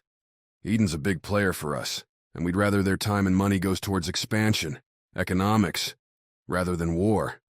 But territory squabbles? Nah. So after you're going to head back home, deliver a report and go on living?" "Yeah, Davin. What else?" Davin shrugged, a slow one with a companion hum through closed lips. "I might have some ideas." "Like?" "Phyla and I were drifting, man. We were shuttling crap between crap centers and keeping ourselves afloat, but inside we were dying," Davin said. "We ditched the excitement because we thought we wanted to be safe, but instead, that safety was ruining everything." "Sorry to hear that." Mox finished the coffee with a long gulp. "Some things just don't work." "Right," Davin replied. "When we ran into Merc and Opal, they brought us into their rebel outfit. It's a cause." "Going to stop you right there, Davin," Mox said. "I already have my cause, my Centurions. I am not leaving them again. I have a home, friends, a life not running from one gig to the next, waiting to get shot." "We're not exactly waiting to get shot," Davin countered, but Mox wasn't having it. Pook announced the precise time the break ended, and the whole crew reassembled, Davin's recruiting mission a failure. Opal and Viola accepted a neutral Galaxy Forge, at least in the eyes of Eden and the rebels, and with the overarching terms assembled, Both sides transmitted the conclusion to their leaders. "Fast negotiations," Davin said to Phyla, as the groups waited for replies from Alyssa and Yuan. "But I guess that's what happens when you have reasonable people on either side. And a good man moderating." "Oh, you think I'm a good man?" "Some days, Davin. Some days." Without the negotiating pressure, the group fell back into its easier attitudes, carried away for an hour, a second one, before a low-grade concern began floating in everyone's eyes. Opal and Viola checked their comms again and again, called on Fornine and Pook to check if there'd been a reply, and they'd missed it. After half the day had been spent idling, there was no doubting it. Alyssa and Yuan had gone dark. And when Fornine announced the jumper's radar had picked up approaching ships, Davin didn't have to tell anyone that the fun times were over. Chapter 29. Time's up. The general response to the incoming ships wasn't what Davin expected. When he relayed Fornine's communication to the gathered group, the overall response was a defined shrug. Opal and Viola both assumed the ships were for their respective sides, even both, coming to deliver additional parties to the negotiations. "Wait," Davin said to that. "You're saying that our secret talks weren't all that secret?" "Are you that surprised?" Merc replied. "I bet half of Eden knows what's going on here, and Alyssa's probably playing this to keep support from anyone scared of Eden's win around Callisto." Both sides turned back to their comms and tried to send out messages. Davin caught Phyla's eye, and together, the two of them went back to the jumper. Fornine confirmed the ships were closing and reducing to docking speed. "How many?" Davin asked, slotting his sidearm back into its holster and grabbing one of the jumper's rifles. "3," Fornine said, "all around our size, though they appear more designed for combat than diplomatic missions." "Of course they do," Davin said. "Phyla, you hearing this?" With her own sidearm, a rifle in each hand and a third slung over her shoulder, Phyla nodded. "Sometimes I'd say we're too suspicious, but this time, I don't think so." Boiled down, there were two types of surprises, good and bad. A birthday present or an unexpected frozen comet pop in the fridge. Good surprises. Unidentified ships sneaking up on your supposedly secret conference between the solar system's two largest power players. Bad. Definitely bad. "4-9, Davin said. "Keep 8-6 in the Eden Bay. Have her sound the alarm if anyone suspicious comes through there." "Would you like me to do the same in here?" Fornine replied. "If anyone sets foot in our bay that you don't know," Davin said. "Blast them to ash." "An aggressive response. I like it." "I bet you do." Loaded up with their weapons, grenades, and protective vests now included from lockers that had gone unraided for a long time, Davin and Phyla returned to the jumper's cargo bay. Every mission had a certain air before it started. Even surprise ones like this, that came with tension, a realization that, no matter how skilled or lucky they'd been before, this could be the last one. The last moment they'd ever share with one another. "Bet this turns out to be nothing," Davin said, as they stood at the ramp's top. "We're getting all spruced up and it'll be like a maintenance crew coming to inspect this place." "Right, definitely that." Phyla didn't match Davin's grin. "Davin, I know we've been scattered lately. I know we've made a lot of mistakes." "You have, maybe." "Quiet." Phyla tapped Davin with a rifle's business end. "I'm trying to say that I somehow still love you, and that you better make it out of this alive, because I'm not done with you yet." Davin fought back the urge to make another quip, because some sentiments were best conveyed without words. A swift, soft moment that served to remind Davin why the fiery woman had been his partner in every way for so long now, and if he could damn well do anything about it, for a long time in the future. "You want to stay on the ship," Davin said.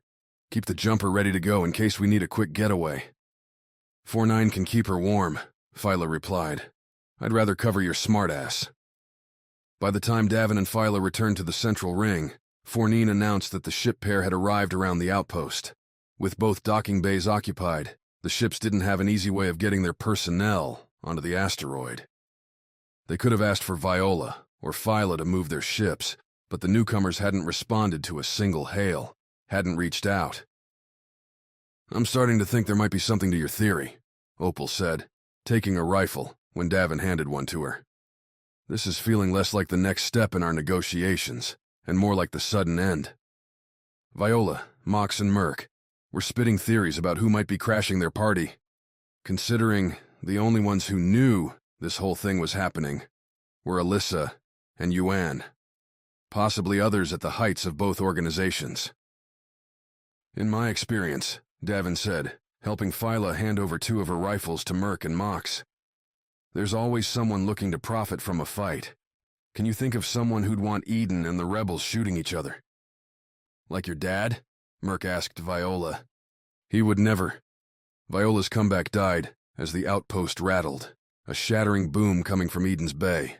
The closed door leading back rattled as shrapnel rammed into it, and those yellow lights flickered as the outpost started up a slow alarm. The Wild Nines hadn't been a team for years, but instincts were instincts. The group snapped into action, Opal and Phyla kicking themselves to opposite sides, opening doorways to the restrooms and outpost quarters to use as cover. Mox jumped near the Eden Bay door, hanging off to the side and ready to blast anyone coming through.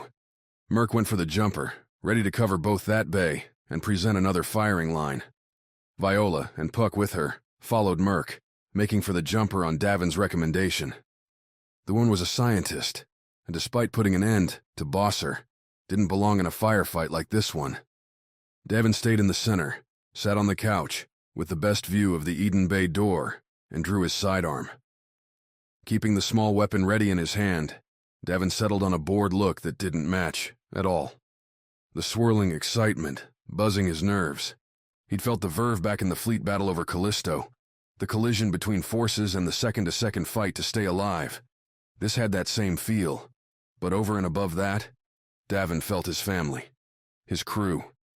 He'd wasted years delivering cargo, believing it would keep him safe and sane.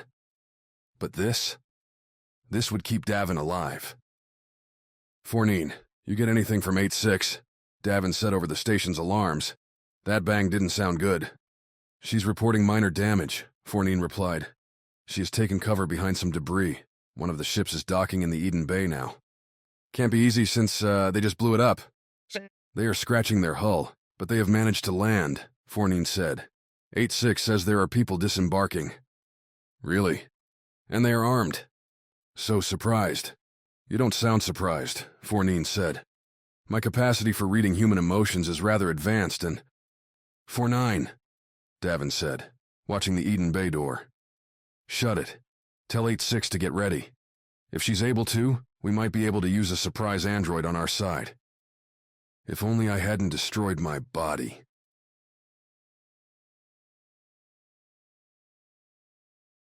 Davin clicked off the call, caught Mox's eye. The man didn't have his big cannon locked into his chest this time, so the rifle would have to do. He swept a look around, confirmed Merc, Phyla, and Opal were in position. The Eden Bay door opened. Amato strode in, with all the cocky confidence belonging to someone who thought they were invincible. Flanked by 2 other agents, all 3 of them wearing battle suits that looked appropriately high-tech, Amato took a look around the room, found Davin, and shook his head. "Here I thought we were interrupting negotiations," Amato said. "Yet I'm seeing no such thing." "Little hard to talk when you're making so much noise," Davin said. "We were making good progress, too." "I'm sorry to hear that," Amato replied, looking over at Mox and his raised rifle. "I see the bodyguard. Where is Viola?" "Bathroom break," Davin said, not moving from the couch. "Mind explaining why you blew up your own side's ship?" Davin figured he and Phyla were the only ones who knew Amato, knew who he worked for. The more information he could pass along to Mox, Merc, and Opal via the conversation, the more they'd understand. "Eden is a large company." Amato kicked forward. Like Mox, the man didn't touch the handrails, but glided all the way to the outpost center platform, stopped himself on its edge. The 2 agents kicked along behind Amato, and another 2 agents followed, facing off with Mox. The left and right arms, they do not always work together. "Apparently."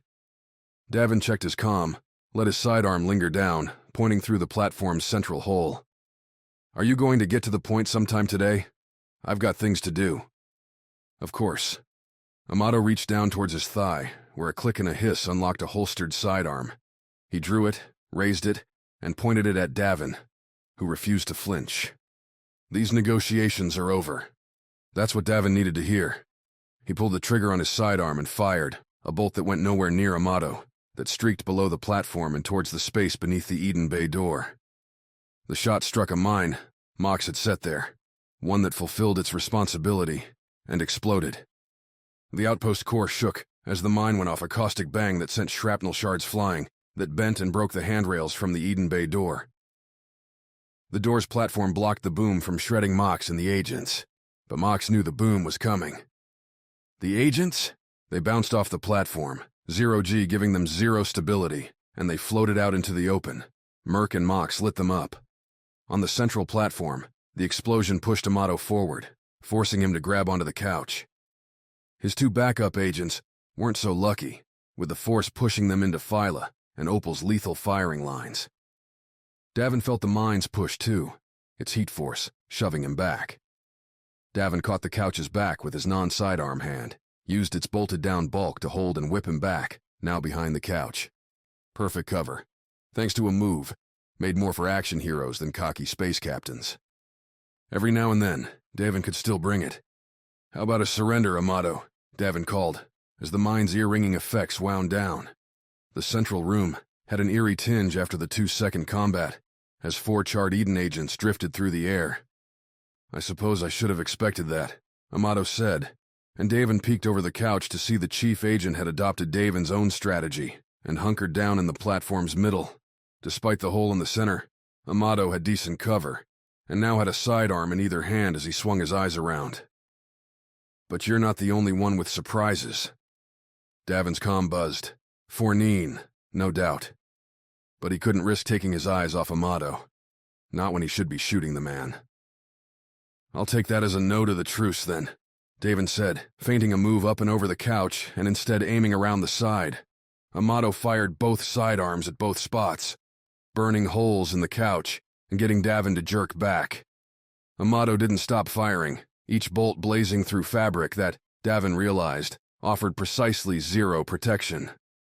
"Anytime you want to help," Davin shouted as he dropped flat, pulled himself towards and over the platform's edge as Amato lit up the air above him. "We're busy," Opal shouted, and Davin noticed, as he moved, that she and Phyla were shooting. With what? As Davin flipped to the platform's underside, he saw Mox go flying, the man crashing down into the room's bottom curve. With laser bolts following behind her, 8-6 dove right into Mox, grinding the exoskeleton into the wall. Oh, Eden's android had come home. Chapter 30. Tactical Retreat. Fighting 8-6 in the jumper's narrow confines, with Phyla helping set an ambush, made for far different odds than adapting on the fly to the android's turn. Mox, crushed into the central room's floor, served as leverage for 8-6 to bounce towards the center, towards Davin. The move came quick, too quick and precise for a human to track. Opal and Phyla fired, their lasers providing a glittering trail for 8-6's flight. Androids truly were the worst. Davin kicked off the central platform, aiming down. As he fell, Davin crunched up and aimed his sidearm towards where he'd been standing, where 8-6 touched. The captain started to squeeze the trigger, when a different laser struck Davin in the chest, burning into his protective vest and sending that familiar sting along his nerves. A second bolt followed, still hitting Davin's vest, but higher. Amato would kill Davin in a second, so Davin pushed away the pain and turned his back to the platform. The next stinging shot burned through Davin's jacket and into his back, torching another hole in the protective vest. But Davin wasn't dead. Not yet.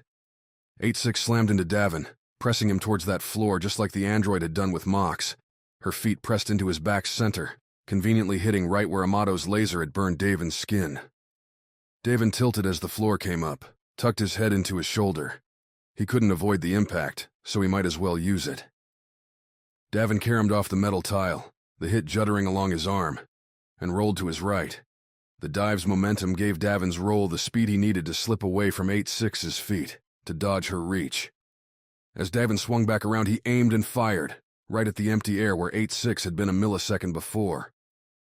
Opal's shout clued Davin into the android's next target as the machine kept up her bouncing assault. But the rebel leader would have to fend for herself a minute more. Davin's roll, hard to stop in zero gravity, turned him back towards the center platform, where Amato lingered on its underside, setting up another shot Davin's way. They both fired, Amato's aim made harder by Davin's motion, and Davin's own shot by the same. Both lasers went wide, scoring holes next to their targets. Davin pressed his left shoulder into the floor, stopping his roll. He and Amato stared each other down, sidearms drawn and ready. You do jobs like these long enough, you get to stare into a lot of different eyes right before they die. Davin had seen fearful ones, those who pushed their luck beyond their limits and, in their final panic, spent those seconds racing back through their lives to find where they went wrong.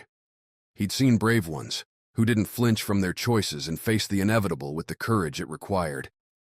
And Davin had seen eyes like Amato's, the ones that even from meters away conveyed icy nihilism, a determination to complete the mission, because the mission was the only thing that mattered. The contest, the goal, and nothing else. The ones with those eyes, Davin didn't mind shooting, mostly because they'd be shooting him.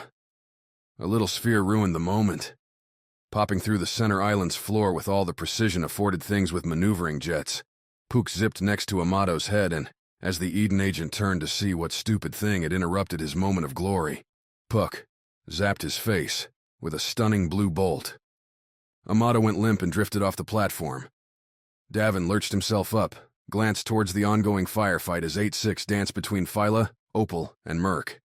He wouldn't be much help there, not now. "Thanks, buddy," Davin shouted at Puck. "I owe you one." "By my count, you owe me several," Puck replied, giving Amato a second stunning zap for good measure. "Also, I don't know how you feel about overwhelming odds, but Eden is swapping out their ships. 4-9 Viola and I feel we should run." "Then let's run," Davin said, wincing as he stood. "Time to go, people." Easy to call for a retreat when you didn't have an android bearing down on you with whirling hands, feet, and the metal bones behind them. Davin caught Opal jumping away from 8-6, the android trying to follow, but getting chased away by Merc's steady assault rifle fire. Phyla, who looked like she'd taken a kick to the gut, heard Davin's call and kicked herself off towards Merc's gateway. Mox, though, still hadn't moved from where 8-6 had dumped him. Normally, Mox did the rescuing, crunched through enemy forces like a fist through foil, but now Davin had to swap the roles. "Cover me," Davin said to Puck. "I'm getting Mox. You realize I'm a small bot, right? You came into the fight." Davin kicked off towards Mox, Puck floating along with him. "Now you're stuck with us." "I could fly away." Fournine had sarcasm, but Davin couldn't do much about it. Being a flight computer protected Fournine from, say, a wayward punch or a little laser blast to the bot's face. Puck had no such protections, and only the appearance of more Eden agents, float running into the room, kept Davin from delivering a Puck-swatting slap to the bot. "Just buy me a few seconds," Davin said, touching his toes to the floor to slow down as he reached Mox. Davin holstered his sidearm, while Puck, accepting its fate, darted up towards the Eden agents. The spherical bot started yelling random gibberish as it flew, drawing attention and aim away from Merc, from Davin, which let the captain slip a grenade from his belt, press the button to arm it, and chuck the blinking ball towards the Eden doorway.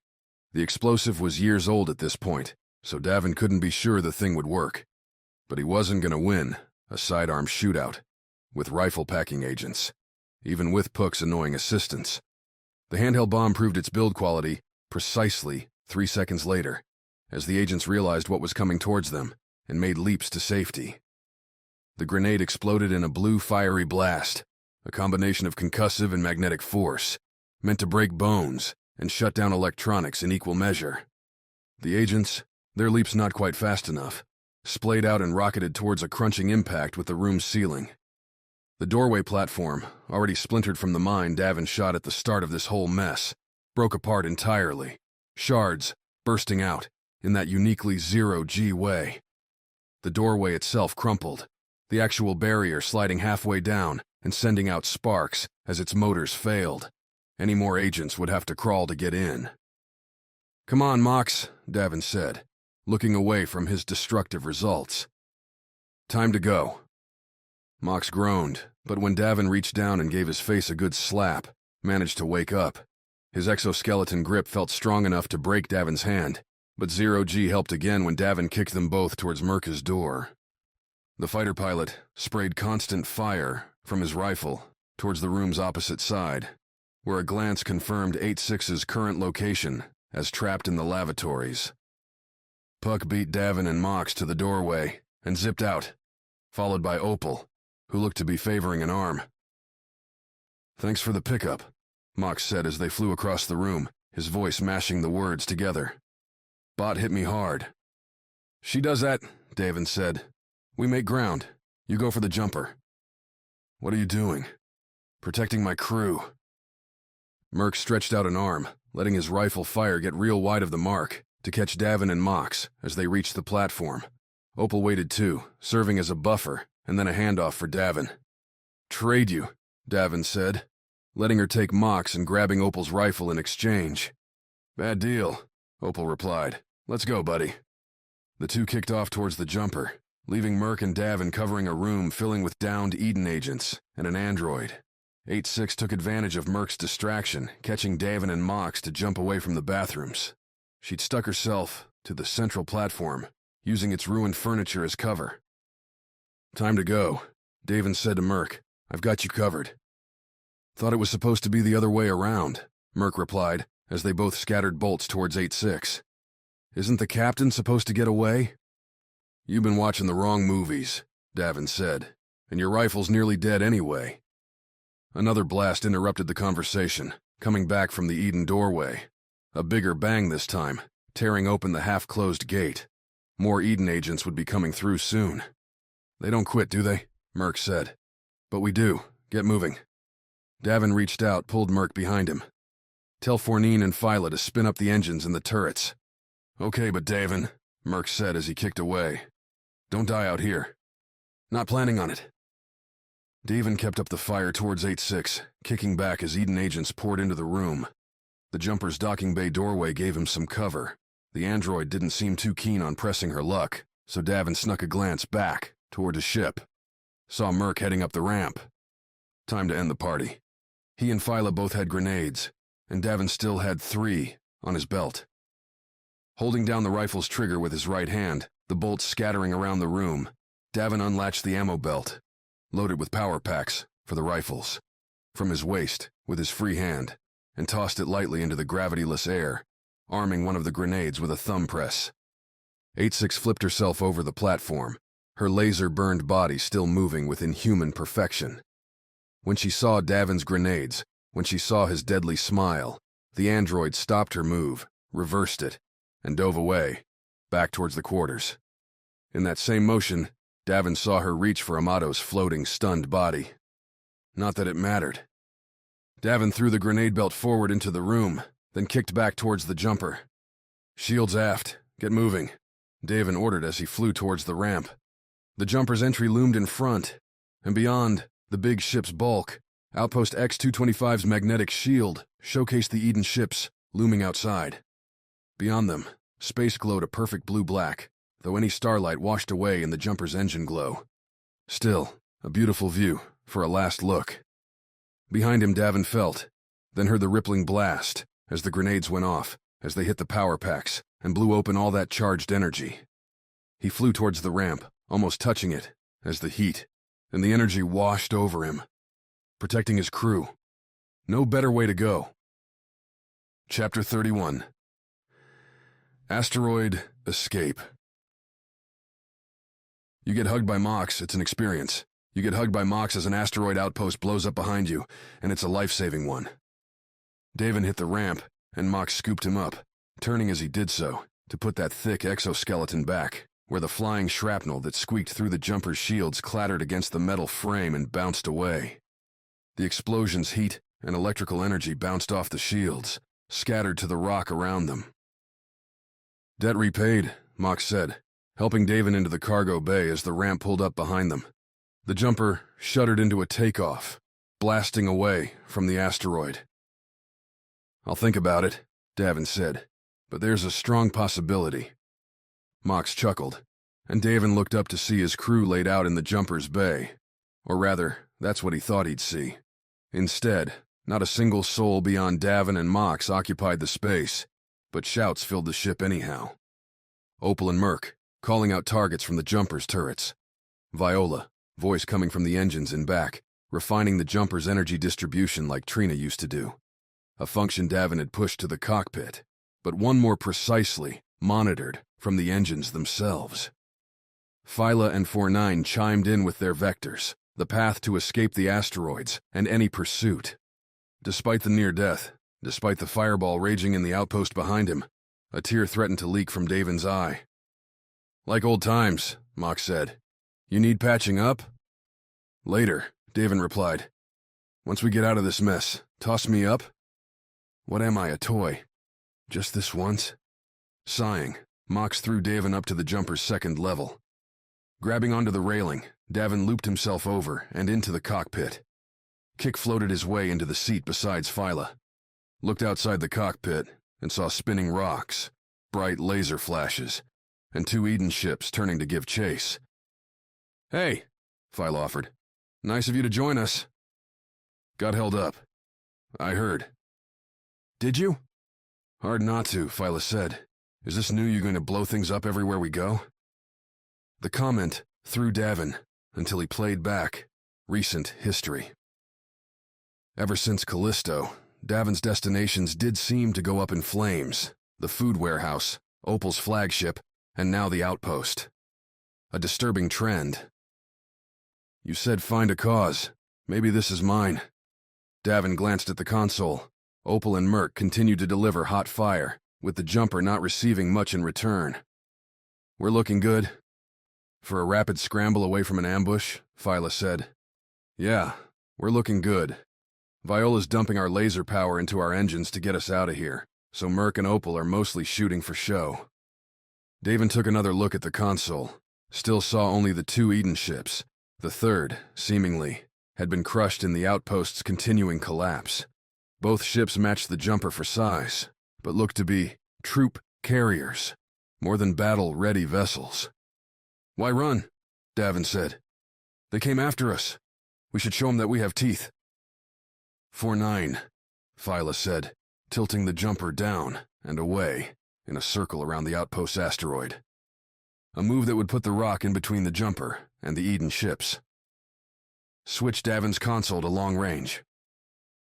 The little screen between Davin's hands had displayed a few red blips alongside the big black blotch representing the outpost.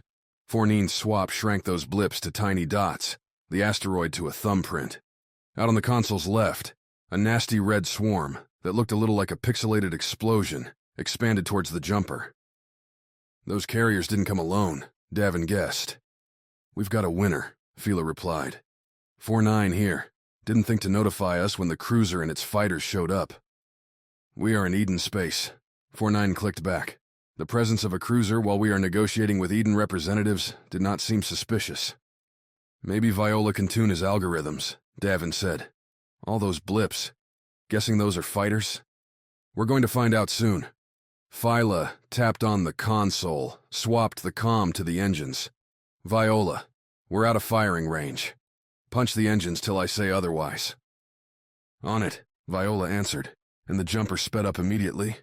Zipping through straight space, felt like you weren't moving at all. Without gravity, increasing thrust didn't measure on the muscles. Here, with loose rock floating all around, the jumper's burst had the asteroids blurring by. Eyesight, telling Davin what the rest of his body couldn't. "Those carriers won't catch us," Davin said, watching the console, knowing how much coin he'd poured into the jumper's engines. "Those fighters will, if they want to. Depends on how bad they want us dead." Which was the real question. Amato hadn't given much of an answer. Why would Eden want to murder them all? Why try so hard to kill a bunch of cast-offs?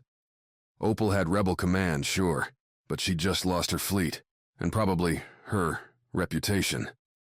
Davin and Phyla, much as he didn't like admitting it, were worth jack crap on the solar system's power scale. Mox? Nothing. No lunar centurion had value off the moon's surface. Merc was a capable bit player.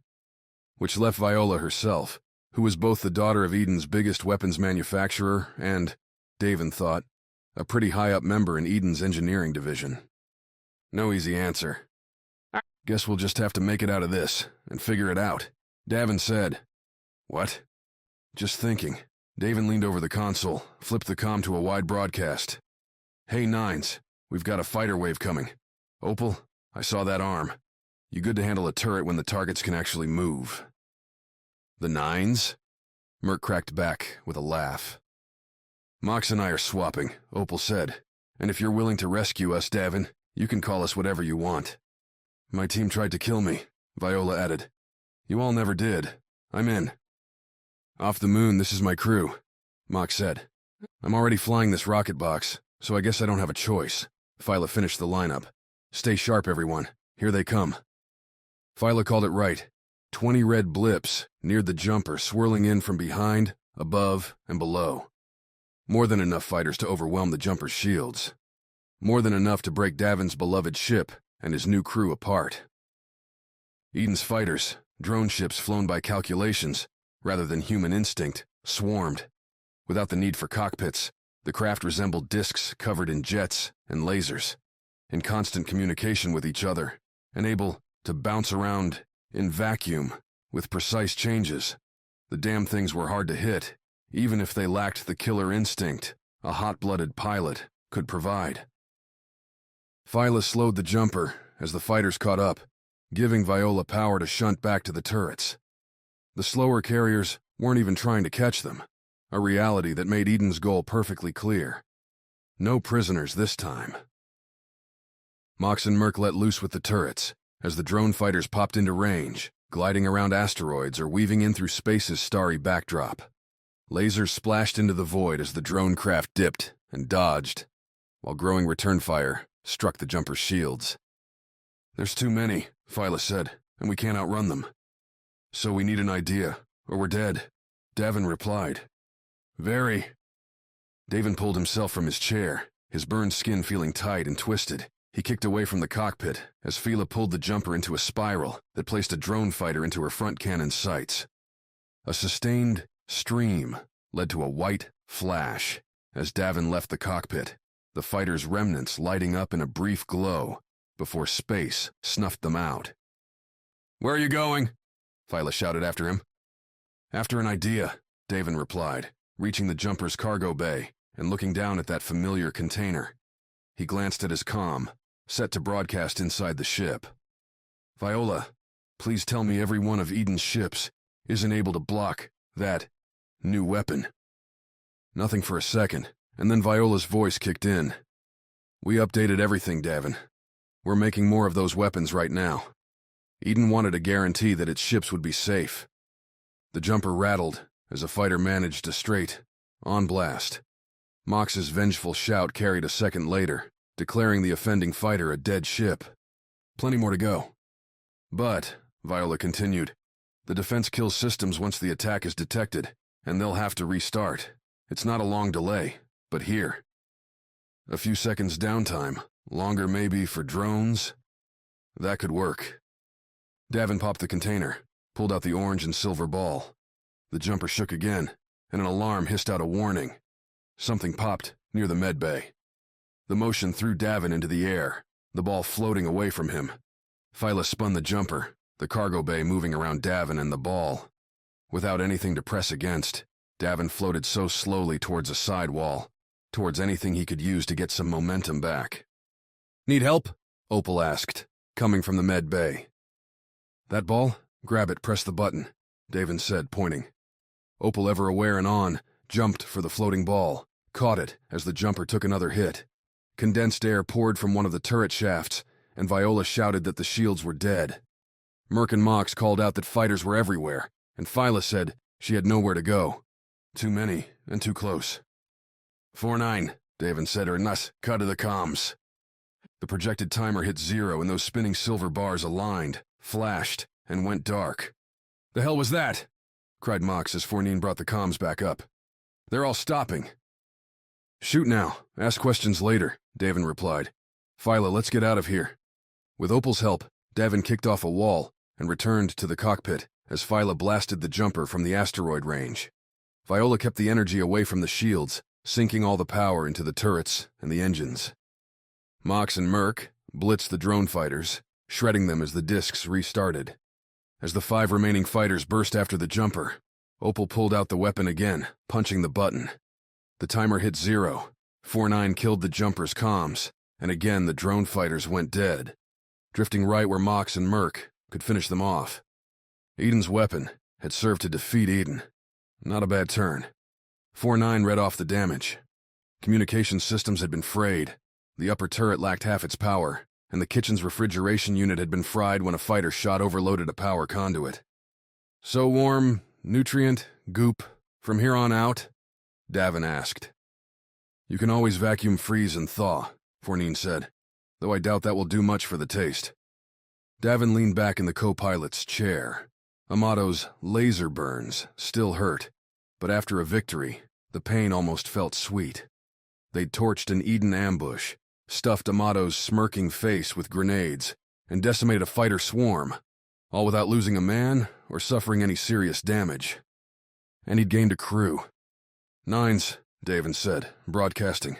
"Don't know about all of you, but it feels good to be back." Chapter 32. Reasons why. Hi. Phyla kept the jumper ducking and dodging through the asteroid belt for days, angling away from known space stations, from traveling routes, anywhere contact with other human souls seemed the least bit likely. While she flew, Davin dealt with a suddenly full ship. Not all that many years ago, everyone now, milling around the jumper, had been on the same crew. The Wild Nines had roamed the solar system, hunting good contracts, running security for sensitive cargo, or patrolling high-risk sites that didn't want to maintain a permanent force of their own. Merc, Opal, Mox, and the rest hadn't always been the best of friends, but the coin and the need to trust the person with a rifle at your side served to keep them close. "That man's an Eden operative." Opal glared at Viola as they tried to eat a nutrient goop dinner in the jumper's cargo bay. The kitchen was still off limits for anything more than grabbing a bite and getting out. The damage from the drone fighters had forced Davin and Mox to tear up the floor and play with wires. You had to know he would be coming. Puck floated near Viola, hovering over her shoulders like a protective guardian. The bot had saved Opal's life before, but going by how its pointed implements aimed, any lingering love had been lost. "Amato doesn't tell me anything," Viola said, glaring right back Opal's way. "I didn't even know who he was until Davin told me the man had shoved a key into his thigh." "Then you were a pawn." "Maybe so," Viola replied. "It happens. Hell of a way to dismiss it." Davin, leaning on the railing above the scene, turned to Mox. They'd finished another kitchen bout and were sucking on their own goop tubes. "How long till I should intervene?" Davin asked. "When the weapons come out," Mox answered. "Not before." "Risky." "I'm bored." In truth, they were all bored. Simulators notwithstanding, drifting from asteroid to asteroid grew old fast, and Davin hadn't rigged the jumper to entertain a big crew. When it was just Davin and Phyla flying alone, they'd been able to kill time with conversation, with movies, and shared interests. Now things felt crowded, tension simmering. "I'm not happy with what happened," Viola said, marking a mollifying tone. "It seems like Eden didn't care about the negotiations at all, which means everything was a waste." "Not if you can tell us why," Opal replied. "If you know what Eden's trying to do, why they'd want the war to continue, then I can take that back to Alyssa, use it against them, and with your knowledge of how Eden's ships work, you could give us a huge advantage." Viola took the statement, the accusatory turned repertory tone, from Opal, and frowned.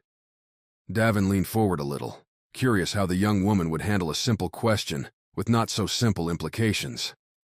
"I don't know who gave Amato's orders," Viola said. "I don't know why Yuan didn't warn me they were coming.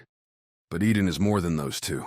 The people I work with, the ones who helped craft the weapon that saved our lives, are good people. If I help you destroy Eden's ships, then you'll be killing them. Their friends, and maybe their families." Viola looked at her half-full nutrient goop tube as she finished. then kicked herself away from the cargo container serving as a makeshift table. Opal didn't say anything more as Viola floated away, as Viola saw Davin and Mox hanging nearby. She offered a weak smile, then disappeared into the jumper's crew quarters. "Nice work, Opal," Davin said, hopping down to the rebel leader's level. "Anyone ever put you in charge of recruitment?" "No." Opal didn't look at Davin, ate her goop. "Too bad. Think you'd be real good at it?" "Are you done?" "Not even close," Davin said. "You really think Viola's some Eden player that actually knows what happened back there? That she could have planned all of this?" Opal's eyes flashed. She let the goop tube float away. "Davin, if you don't, then you're too naive. Or maybe you're too cynical." Davin snatched Opal's half-empty tube out of the air, squeezed some more into his mouth. The stuff tasted like flavored chalk, but calories were calories. "Amato blew up her ship first, remember? Then why won't she help us? Because she's not a damn robot. I didn't help you either. Look at where that got you." Opal straightened as Mox kicked down to join them. "What do you think, Mox? You're the most neutral person here. Is Viola telling the truth?" "She found me," Mox said, crossing his arms. "She could have had an Eden escort, but she chose not to." Opal nodded, while Davin did the double take. "You're saying she might have known?" "Via's not stupid," Mox said. "She suspected something." "There you have it, Captain," Opal added. "Viola's not telling the whole truth. The question is, who is she protecting? Eden or herself?" Davin took Opal's question to the cockpit, where he bandied the idea with Phyla and Fournine, the latter of whom said Viola hadn't attempted any outside communication, a moot point anyway, given their long-range transponder had been immolated in the fight. Phyla jumped on Opal's side faster than Davin expected, pulling back the sympathy that Davin had tried to give Viola. "You spent more time with her than the rest of us," Phyla said. "So maybe you're blinded, but Davin, she's the only Eden person on the ship. The only one, really, at the negotiations. Amato strikes when Viola's not on her ship, when Puck's right there with her. Puck, who stunned Amato to save my life. They played us once already," Phyla said, ignoring Davin's comment. "They strung us along for the bigger prize. They might be doing it again." "Eden threw drone fighters our way," Davin countered. "They definitely tried to kill us in that outpost. You can't say it's all some game." Phyla, though, said nothing. Just gave Davin a look that said she definitely could see Eden doing something that layered, that covered.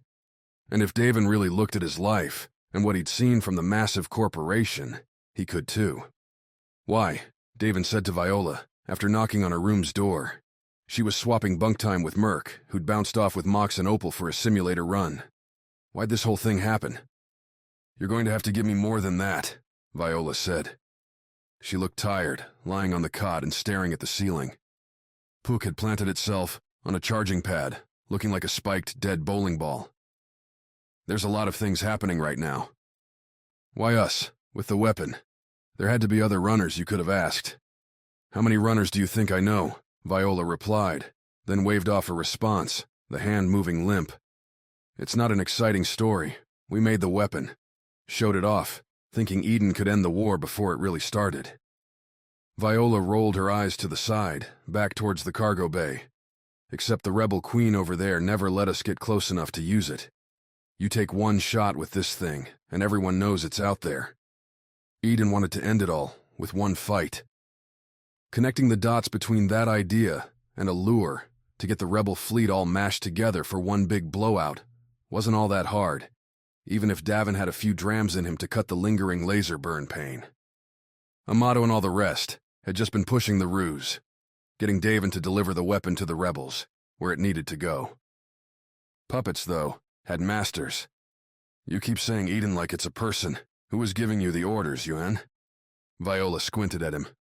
Davin, are you doing Opal's dirty work? I'm trying to figure out who I'm going to have to talk to. Better if you don't worry about it, Viola replied. Hey, we took on Bosser. Bosser was one man with a crazy idea that almost pulled it off, Viola said. Eden's not that arrogant. They won't take chances with you. Ask Amato how that went. Think you killed him? A man can dream. Davin straightened, glanced at his comm. Phyla's pulling us out of the belt. Guess Merc has her convinced to head to Saturn. You want us to drop you on a rock? So someone can come along and kill me? Viola said. No thanks. I'll come along if you're allowing.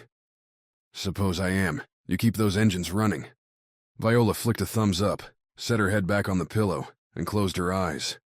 Davin killed the lights as he left. Phyla listened to the info dump with the same passive stare she usually pulled when her mind was parsing some detail Davin hadn't considered. Outside, the jumper stared into dark space, a slight green line vanishing off into the distance, showing Fournine's flight plan toward Saturn. Phyla and Opal figured taking a beeline for Rebel territory was safer than stopping at any Jupiter moon and risking Eden interception. They had enough nutrient goop to make the journey. So she used us, Phyla said a second after Davin finished. She knew what would happen. A short head shake. Does Opal know that part? Haven't told her. I wouldn't. Phyla drummed her fingers on the console. If Opal finds out Viola essentially destroyed her fleet, killed so many of her soldiers, we might not be able to save her. Save her? Davin said. You're sounding softer than usual. Without Viola tweaking the power supply back there, we might not have made it out, Phyla replied. I'm a practical woman, Davin, and I don't want to lose someone useful. Even if she's dangerous? Everyone on this ship's dangerous, Phyla said, including you and me. Davin could agree with that. He sat back in his seat, watched the stars, and let the cosmos melt his brain for a moment. What happens when we get to Saturn? Phyla asked after a while. We go say hi to Alyssa, tell her the story, and she has Viola executed? One way to do things, sure, if you weren't playing the long game. We've got a ways to fly yet, Davin said, which means Viola has a timer. She gets us a reason not to turn her over by the time we get there. Then I don't see us having that conversation with Alyssa. He sat up, waggled a finger. In fact, we get the right plan together with our crew, and we can deliver the rebels the win they're looking for. We can? Sure, we can think of something, Davin said. We're the Wild Nines, best mercenary crew the solar system's ever seen. By the time we hit Saturn, we'll have this war won. Chapter 33. Freestar. A week burned away while the jumper sped out toward Saturn, a blazing fast trip with Phyla, dumping every spare energy ounce into the engines. Without long-range communications, it had dawned on Davin and the rest of the crew that nobody in the Rebels might be aware of what had happened on the outpost. That Eden might be setting up a larger assault, while Alyssa and her other commanders still expected peace negotiations to be continuing. Rather than hitting one of Saturn's many moons, Phyla aimed for the closest target, Freestar Station. Originally built to serve as the furthest supply center for humanity's fringe explorations and forthcoming moon bases, Freestar changed its purpose as Saturn's moons came online. Transforming from a frontier outpost to a wild vanguard, Freestar kept its far orbit around Saturn and served as a place for those who wanted to avoid normal society and its requirements. Like a dirtier version of Deimos, Opal said, joining Davin and Phyla in the cockpit as Freestar came into range. Freestar's a stain. You're saying that like you don't own the place, Davin replied. I think it feels like home. In fact, Davin would say Freestar had a singular advantage over Vagrant's Hollow, the slums on the larger station Minor Prime. There wasn't a hierarchy. Sure, wealth and power gave its usual advantages, but mobility on Freestar came more through exploits than political manipulation. You could become a hero on Freestar one day, a villain the next, and be dead by the third. Not exactly stable, but Davin couldn't think of a more primal place in the solar system. If we'd actually made peace with Eden, I would be cleaning this place up, Opal said. It's a waste of resources. The bullet course is pretty hard, Phyla added, her own spin. If disaster's not imminent, I think I'll sign up for a race. I'll bet on you, Davin said. Are you two listening to me? Opal asked. Not really, Davin replied, causing Opal to issue one of her trademark sighs. Phyla, we in range? Ready, now. Davin tapped on the console, opened the jumper's short-range comm and synced with Freestar's docking band. The conversation with a rather tired-sounding traffic controller came short and sweet. The station, though, didn't have any solo bays open anymore. Apparently the Eden conflict had driven tourists and civilians from moons with rebel bases to the more far-flung station. "Guess we're sharing," Davin said once the call closed. "We'll have to put our nice faces on." "Do we even have those?" Phyla asked. Freestar, owing to its mercenary nature, kept its docking bays both clean and locked up, whereas other bays would give free access to supplies like energy and repair materials, planning to bill the ship's account after it left. Freestar operated on a pay-as-you-go model. Davin's first look as he came down the jumper's ramp, enjoying Freestar's rotational gravity in the process, was at a multicolored array all around. As if a clown had exploded, the various purples, reds, blues, greens, and yellows coated various components with their prices. Panels splashing Freestar's swooshing blue and white logo blinked from everywhere, hawking coin deposits for the products they protected. Overhead announcements, made by someone who sounded like they'd started a party the night before, and now were struggling through its aftermath, droned on about offers on this and that. Restaurants, shows, weapons, everything seemed to be on sale. "Missed this place," Mox said, coming down by Davin. "As an officer of the law, shouldn't this annoy you?" "I enforce the laws on the moon," Mox said. "This is not the moon." "Right," Davin said. "Then how about we go have ourselves a good time while the important kids get to work?"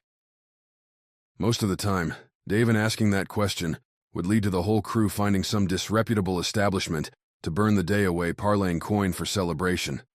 In practice, here on Freestar, that meant Davin and Mox heading out while Phyla oversaw the jumper's needed repairs. She insisted Davin and Mox could watch the ship later while she tried out the bullet course. Viola occupied herself tinkering with the weapon, trying to see if she could find a way to get it past the defense Eden built, and thus, perhaps, save herself from a rebel execution. Opal and Merc left the ship quick for the local rebel headquarters, hunting for a way to contact Alyssa, to get up to speed on where things were, to ditch the Nines for their chosen side, which left Davin and Mox to journey into Freestar. If Deimos was the luxury retreat for spacefarers and Earth tourists looking for low-gravity fun, filled with glitz and pizzazz, then Freestar embraced the same for its own clientele. Opal called it dirtier, but Davin found the space station a more authentic form of hustle. Their shared bay turned out to be occupied by a slight star skimmer, designed for venture tourism, for couples that wanted to blitz around Saturn's moons and enjoy the view. Aside from a couple sections reserved for engines and landing struts, the whole craft had a clear exterior for perfect viewing. This one, though, had chips and scoring everywhere, as if its driver had flown through denser dust. Little bots combed it now, filling in repairs. The owner was nowhere to be seen. Good thing, too. Davin didn't have much patience for people who didn't respect their ships. The docking bays led into Freestar's outer rings, a structure that mimicked the station's home planet. A map pulled up on Davin's comm confirmed the steadily growing station's fringes played home to the newest casinos, bars, shops, and hotels, while the middle rings were claimed by more rudimentary services for permanent residents. Freestar's core, perhaps the only serious place on the station, held its small government offices and technical centers. "Now we just have to find the right place," Davin said, as they left the docking bays through a wide spiral door. "Looks like we have options," Mox replied. Freestar's local time put them in the middle of the afternoon, and the sturdy crowds reflected revelers, just getting back to moving after last evening's disasters. Bunches straggled towards coffee bars, low-bet limit tables, or lounged on the ad-coated benches, interspersed through the ring's middle. Freestar's main attraction came from its transparent ceilings across its concourses, through which, as the station angled itself, you could always treat yourself to a miracle view of Saturn and its rings. "How about there?" Davin said, pointing at a shaggy restaurant with an uncertain theme calling itself Gravity Bowl. Davin had one particular requirement for their expedition, and that was a place filled with screens that would give them some update on what had been happening since their venture to the asteroids. Without the long-range comm active, the jumper had been in a silent bubble during the flight out to Saturn. and Davin itched to see how the rebel news played their fleet's demolition. "Hey," Mox said, as Davin started towards Gravity Bowl. "See that?" Mox's hand on Davin's shoulder directed the captain back towards the concourse's center, where a giant, holographic image had changed from a new ship advertisement. "Get the Starkisser 5000 today," to something that had Davin's stomach lurch. Opal and Merc's faces, blown up to stretch almost from floor to that transparent ceiling, stared somber at the people walking by. Slashed across their mugs, in jagged text accompanied by blood spatters, were bitter accusations. "Rebel heroes, murdered by Eden." Beneath the faces, in bold letters, scrolled and asked to join the rebel forces, to seek revenge and protect their freedoms. And going by the number of people glancing towards the image, or outright stopping to read the text, the rebels were getting attention. "Going to be hard to recruit off that ad, once word gets out they're alive," Mox said. "How did they know Opal and Merc were dead in the first place?" Davin asked, watching the image until it reverted to another ad. "We spoke with Alyssa before Eden attacked, but not after." "Maybe they assumed," Mox said, "if Opal and Merc disappeared." Davin resumed the trek towards Gravity Bowl. Mox followed, and the two took seats at the bar. Davin ordered fast, water and food that wasn't nutrient goop. Mox copied Davin, a sequence that would have drawn a second look from a human bartender. But Gravity Bowl deployed one of those new robots that couldn't be bothered to care. Most of the screens displayed sports, many still pulling from leagues on Earth and Mars. Davin found one central to his vision, and once the screen found him, Davin synced it up with his comm, used the tiny console to switch the channel. If the restaurant had been crowded, the channel switch would have gone up for a vote from everyone synced to the screen. With just Davin and Mox on this side of the bar, nobody contested. Talking heads blew up, along with scrolling headlines along the bottom. Davin had chosen an Earth-side station, one that wouldn't be under rebel influence. It took precisely 5 seconds for the news to hit on the fight between Eden and the rebels, recapping the precarious rebel military situation with the kind of boastful inevitability Eden, honestly, deserved. "Wait," Davin said as the newscasters switched their tone, adopting outraged looks as they read along the next item. "What?" "We have a problem," Mox added. Eden had been ambushed. Their peacekeepers meant to end the war with the rebels had been surprised and killed during the negotiations. Even though the rebels denied the attack, Eden was sure it had been carried out by rebel forces, a death squad that had even gone so far as to kill the rebels' own diplomats to cover their tracks. "Both sides blaming each other," Davin said, as the bartending bot dropped the food and drinks. "Not a good recipe for peace, but a good one for business." Davin glanced at Mox. "You know we're not in that work anymore, right?" "Not us, them," Mox said, nodding towards the screen. "Eden, they'll lose billions fighting the rebels instead of trading," Davin said. Mox took a slow bite of the sandwich, a greasy-looking thing. Davin tried his own, savored the lab-grown roast beef and genetically modified toppings. Artificial or not, the sandwich had real texture, flavor, and most importantly, didn't come from a tube. "They'll lose nothing," Mox said. "Earth will pay them, Luna too. No one wants the order disrupted. Competition will die as resources go to Eden to win the war." "Interesting idea," Davin said, turning the situation over. The rebels were playing up the supposed death of the negotiators too, claiming Eden did it. That would spike fury, sure. Might bring up recruitment. Get some donations from sympathetic parties. But that wouldn't be enough to fight Eden, unless... "Eden doesn't have friends everywhere, do they?" Davin said. "A big company like that must have powerful enemies." Mox nodded, his face filled with sandwich. "People, organizations, that wouldn't have the means to fight Eden directly, but could dump coin into a rebel force." Davin tapped the counter. "A force that wouldn't need that coin until it lost its only real fleet." "Both sides want the war now," Mox said. "Both sides will profit, until one or the other is destroyed." Davin watched the talking heads for another minute, trying to find the angle. If both sides claimed the other had killed the peace negotiations, then both sides could tap the outrage. But if the rebel victims suddenly reappeared, with Eden claiming the outpost had been destroyed, its people killed, Rebel sympathy could dry up real fast. They need to stay dead, Davin said, putting down his half-eaten sandwich. If Opal and Merc are alive, then Eden gets to call them liars. Claim they lost people, no matter the real truth. A thin premise, Mock said. On the moon, when we're investigating a crime. It is about who benefits. I see it. Eden and the rebels only win if they both push that the other side did it and nobody says otherwise. Davin looked at his sandwich, sighed. Which means Opal and Merc are about to meet with some people who very much want them to disappear. Right.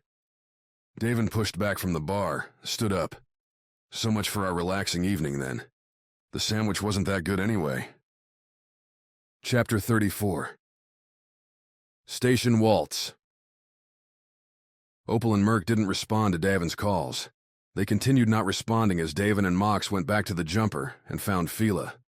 Davin thought about digging out Mox's big cannon, reattaching it to the man's armor, but that seemed like it might draw the wrong sort of attention on their walk through the Freestar. It's not worth it, Mox said. We're not planning to mow down an army. Can't promise that, Davin said. If what I'm thinking is really happening, we might have to tear this whole station apart.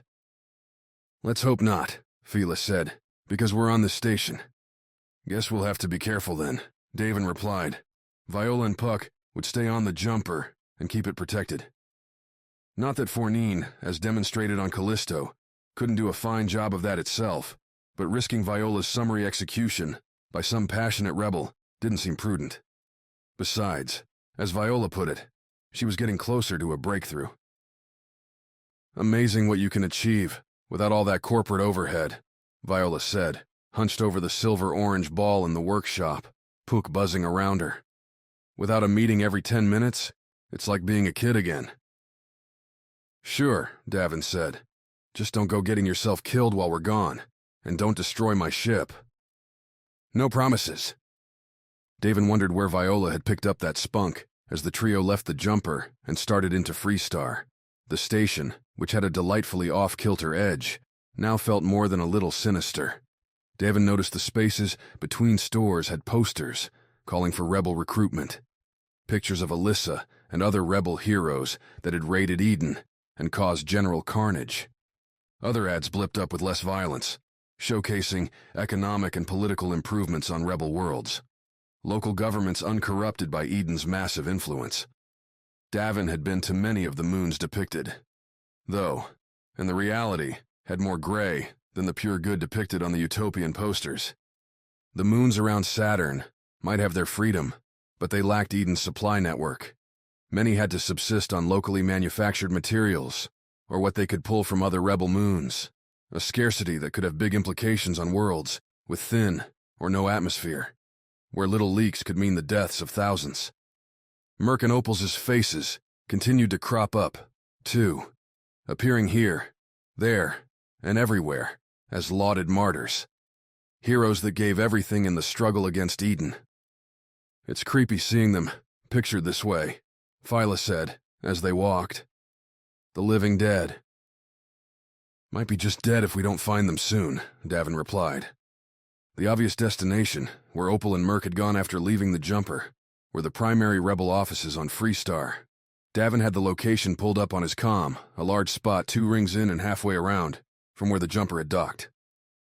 Freestar's general, who gives a damn attitude, didn't quite extend to a heavily armed trio walking through its shopping districts, so Davin, Phyla, and Mox went with small arms. They each stuffed a couple grenades beneath the large coats Davin stocked precisely for this purpose. Temperature controls on most space stations kept things cool, so it didn't make immediate sense to wear the thick, ankle-length dusters. But when you had to hide the goods, comfort came second. They drew eyes leaving the docking bay, but the general law of life in outer space held. Don't get involved in other people's problems. Freestar's security, no doubt paid on a contract like the ones Davin used to accept, gave the trio some long looks, but ultimately made no moves. They're all looking at you, Phyla said to Mox. Nice not to get any attention myself. I am used to it, Mox said. He did stand taller than Davin and Phyla, and wider, that exoskeleton bulging beneath the jacket like some insect worming its way from its cage. Mox took long steps, his face a passive mask that could mean anything, would mean trouble for anyone that interfered. Even the damn bots plaguing places like Freestar's shopping corridor, hawking this and that deal, fell silent as the trio went by, their algorithms unable to place the proper profile.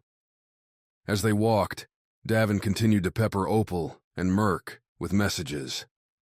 He didn't expect a response, and received none. But the every few minutes query would serve to keep anyone monitoring their comms that Davin hadn't yet decided on drastic action. Especially as Davin laced every message with an ongoing description of the slow meal he and Mox were supposedly enjoying in Gravity Bowl. "Someday, we'll get a real vacation," Davin said, as they passed by an intriguing theater designed for zero-G performances. "We've been on a vacation," Phyla replied. "The last few years. It was boring, really boring." Davin couldn't argue with that. Vacations had to be a break from something. When the slow and stable became your life, well, that just didn't work for them. Freestar linked its rings with shuttles that blitzed back and forth along narrow magnetic tracks. Each one could hold a couple dozen people, and they went continuously. The trio fell into the line, one that, with one awkward glance and step after another, fell away before them. The next tram whistled through the magnetic shielding and slid to a slow stop. 4 meters high, topped with a white bar bearing Freestar's logo, and filled with balancing chrome poles for most people, a couple chairs for those who needed them, the trams filled every other space with ads shrieking for attention. The side opposite the three opened first, and passengers coming to start their evening action hurried off, chattering about this and that. "Bet we're going to ruin all their fun," Davin said. "Or give them some excitement," Mox replied. "Everybody doesn't think like we do," Phyla said. "And that's a good thing," Davin concluded, as they found their poles. Mox turned and looked back toward the doors, and though plenty of people were waiting for a shot back, workers looked like, at the end of their shifts and ready to head home, none bothered to join them. "So nice, them giving us the whole tram." Davin smiled, waved. "Bet it won't be so nice when we arrive," Phyla muttered. Swinging between Freestar's outer ring and the next wouldn't take long, but Davin would enjoy the view. As the tram departed, a cheery voice warning of imminent death should anyone get caught outside, the station's metal and array fizzled into a clear tunnel.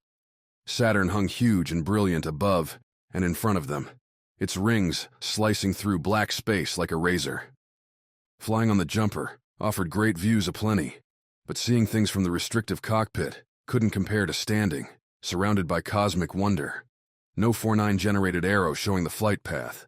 No sinking realization that the next meal, like the many before, would consist wholly of nutrient goop. Here, Davin caught his breath, with appropriate purpose. This was where he deserved to be, needed to be, belonged. "Ready?" he asked, as the tram neared the next ring. The rebel offices weren't too close, too far from the tram's docking station. The Wild Nine's trio had drawn enough eyes that, certainly, the rebels had to know they were coming. Were, at least, marching around. Now the question became whether the rebels would act. Nobody, not a single passenger, waited when the tram rolled in. The second ring held a different class than the first. Second-tier hotels and businesses not targeting tourism.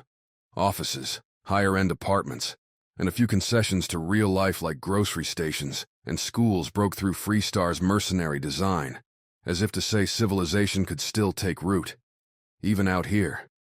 Despite the homey environs, Davin moved his hands beneath the jacket to find the sidearm grips. No better place for an ambush than a peaceful one. The tram doors slid open without enemy fire, without anyone coming forward and demanding they drop their weapons. Davin caught Mox and Phyla's eyes, shrugged, and led them off the tram. The second ring wasn't all deserted. Far off, people did continue to come and go from where they needed to be, but not with the casual innocence Davin would have expected.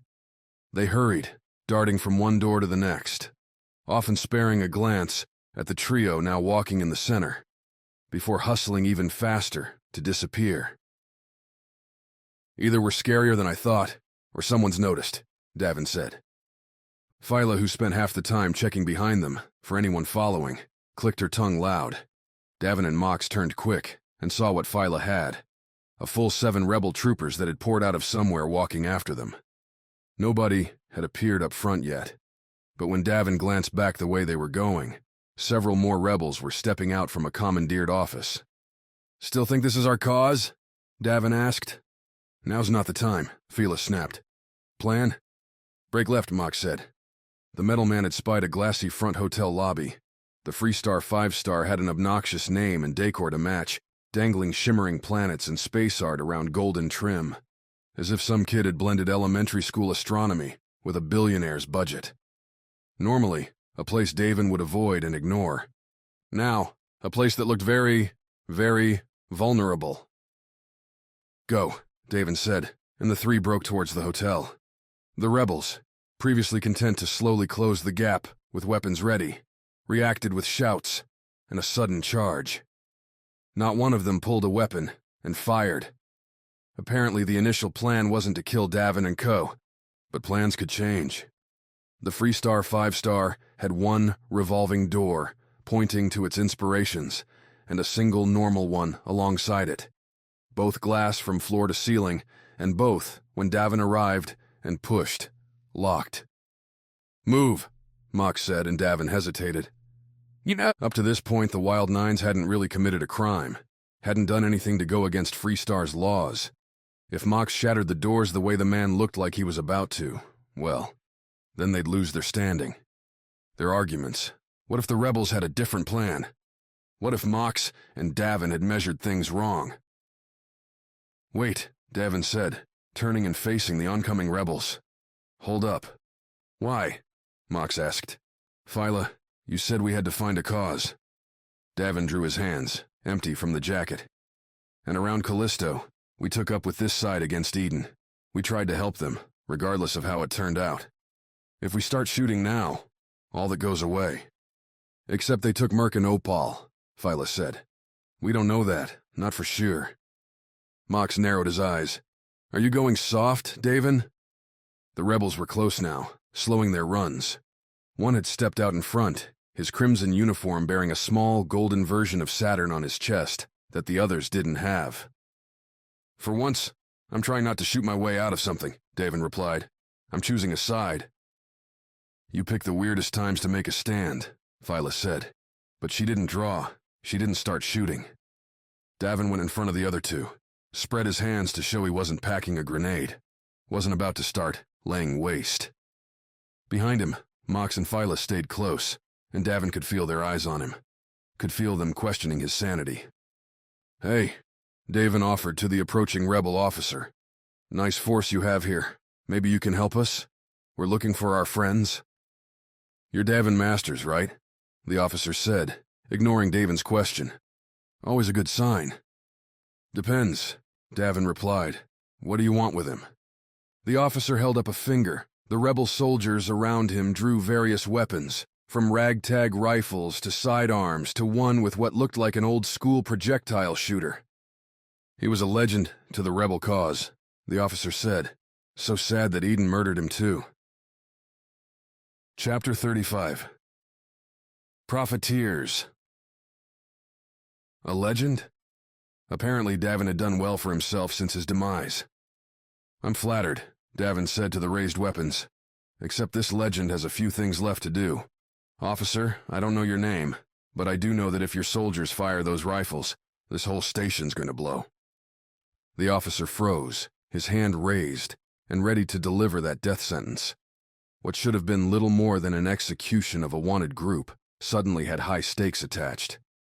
Make the wrong call, and now the officer had 100,000 souls on his head, in addition to his own. The best bluffs focused the mark's mind on the consequences. Or we could hold off on this laser-lit party and get to what's really important, Davin said, sliding phrases from the ether with all the skill life-ending adrenaline gave him. "I'm looking for your supervisor to deliver a message. Let me do that, and then they can decide if I'm better off slagged. That way, none of this is your responsibility, right? And once you had them focused on their own fate, give them a way out." The officer spent long seconds with sweat beading on his forehead, hands still raised, until one of his soldiers slipped his rifle from his arms and holstered it. "Sorry, Captain," the soldier said. "I'm not risking the station on this. My family's here." "He's lying," said another. "You're falling for it." "Look, guys," Davin said. "I'm supposed to be dead, right? Yet Eden's whole fleet couldn't kill me over Callisto. Their best assassins couldn't off me in the asteroid belt. What makes you think you're going to do it?" The officer, at least, didn't have the guts to try.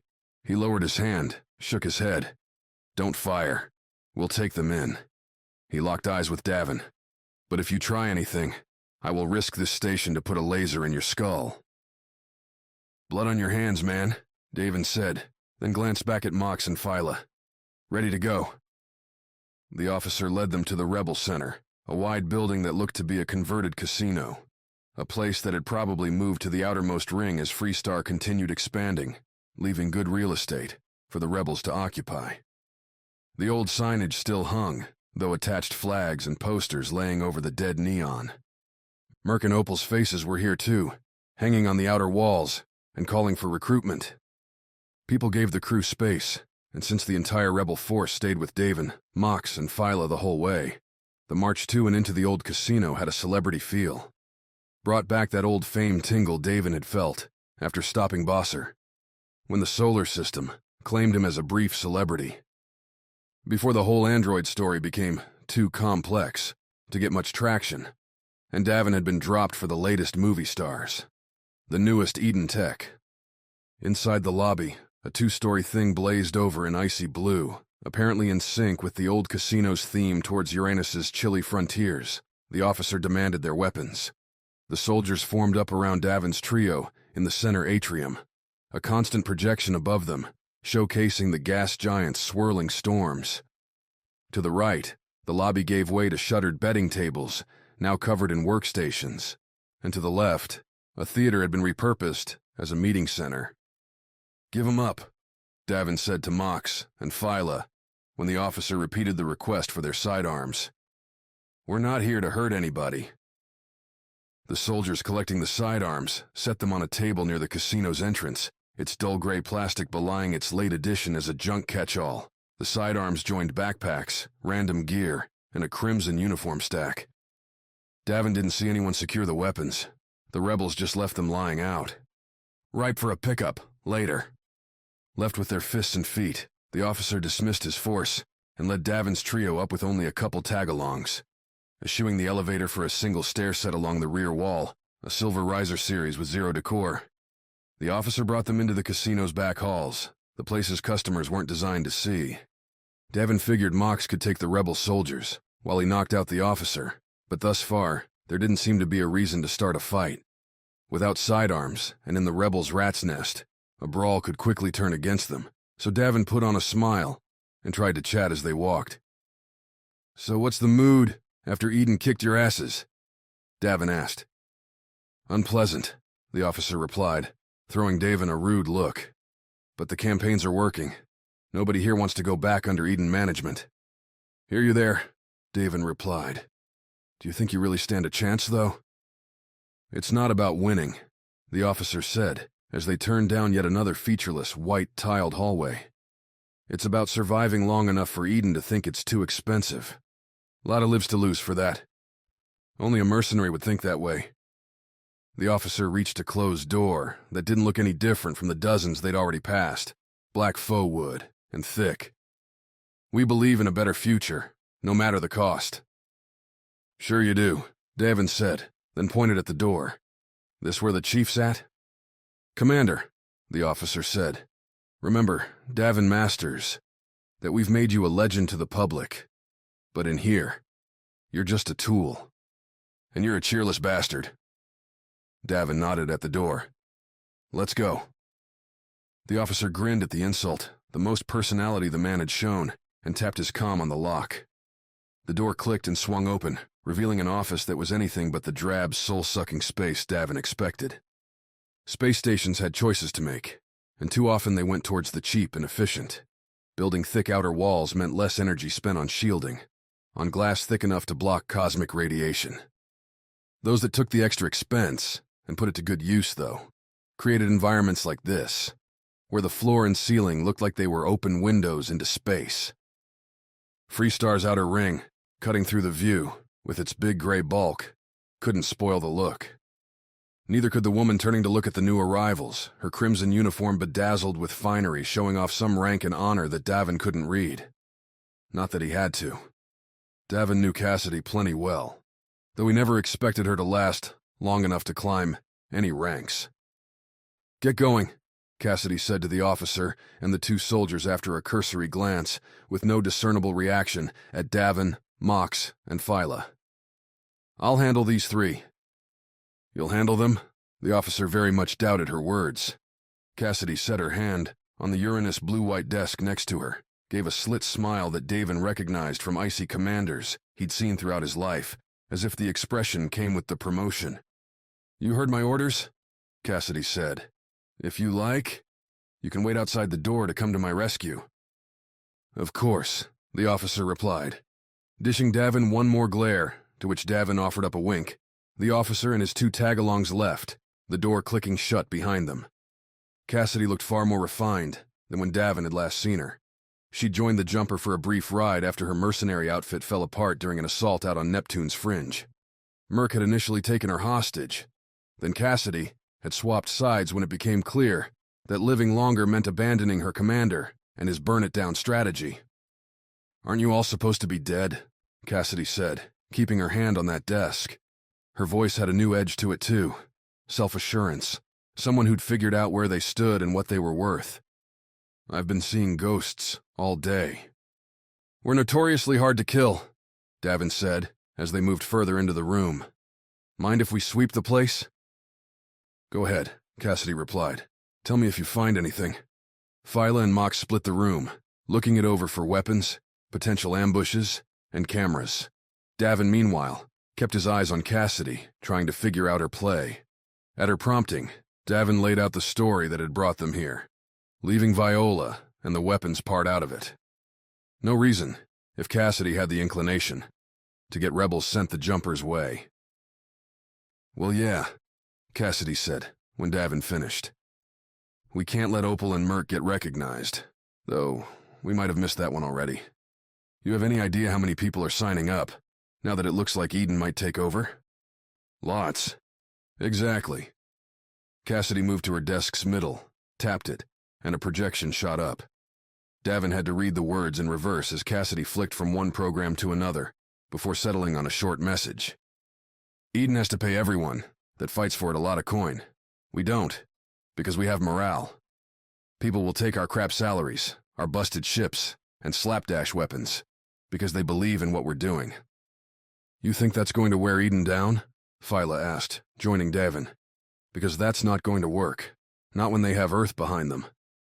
We have to believe Earth won't pay for Eden's problems forever." Cassidy slid her finger along the desk, spinning the message to face Davin and Phyla. "I have lines to say, stances to take. I believe them too, but not everybody does. Not everyone's in it for the same thing."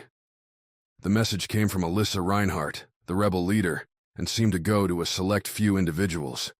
Though the message was short, it didn't need much. It had two accounts with two figures, one before the war began heating up, and one after. "Coin," Mox said, coming to take a look. "Right, my monosyllabic friend," Cassidy said. "Everyone at the top's taking home more coin now because everyone wants a piece of the war's pie.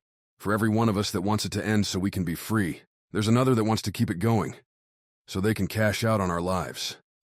Alyssa and too many of us believe we're not going to win this thing, so they want all the coin they can get before it falls apart."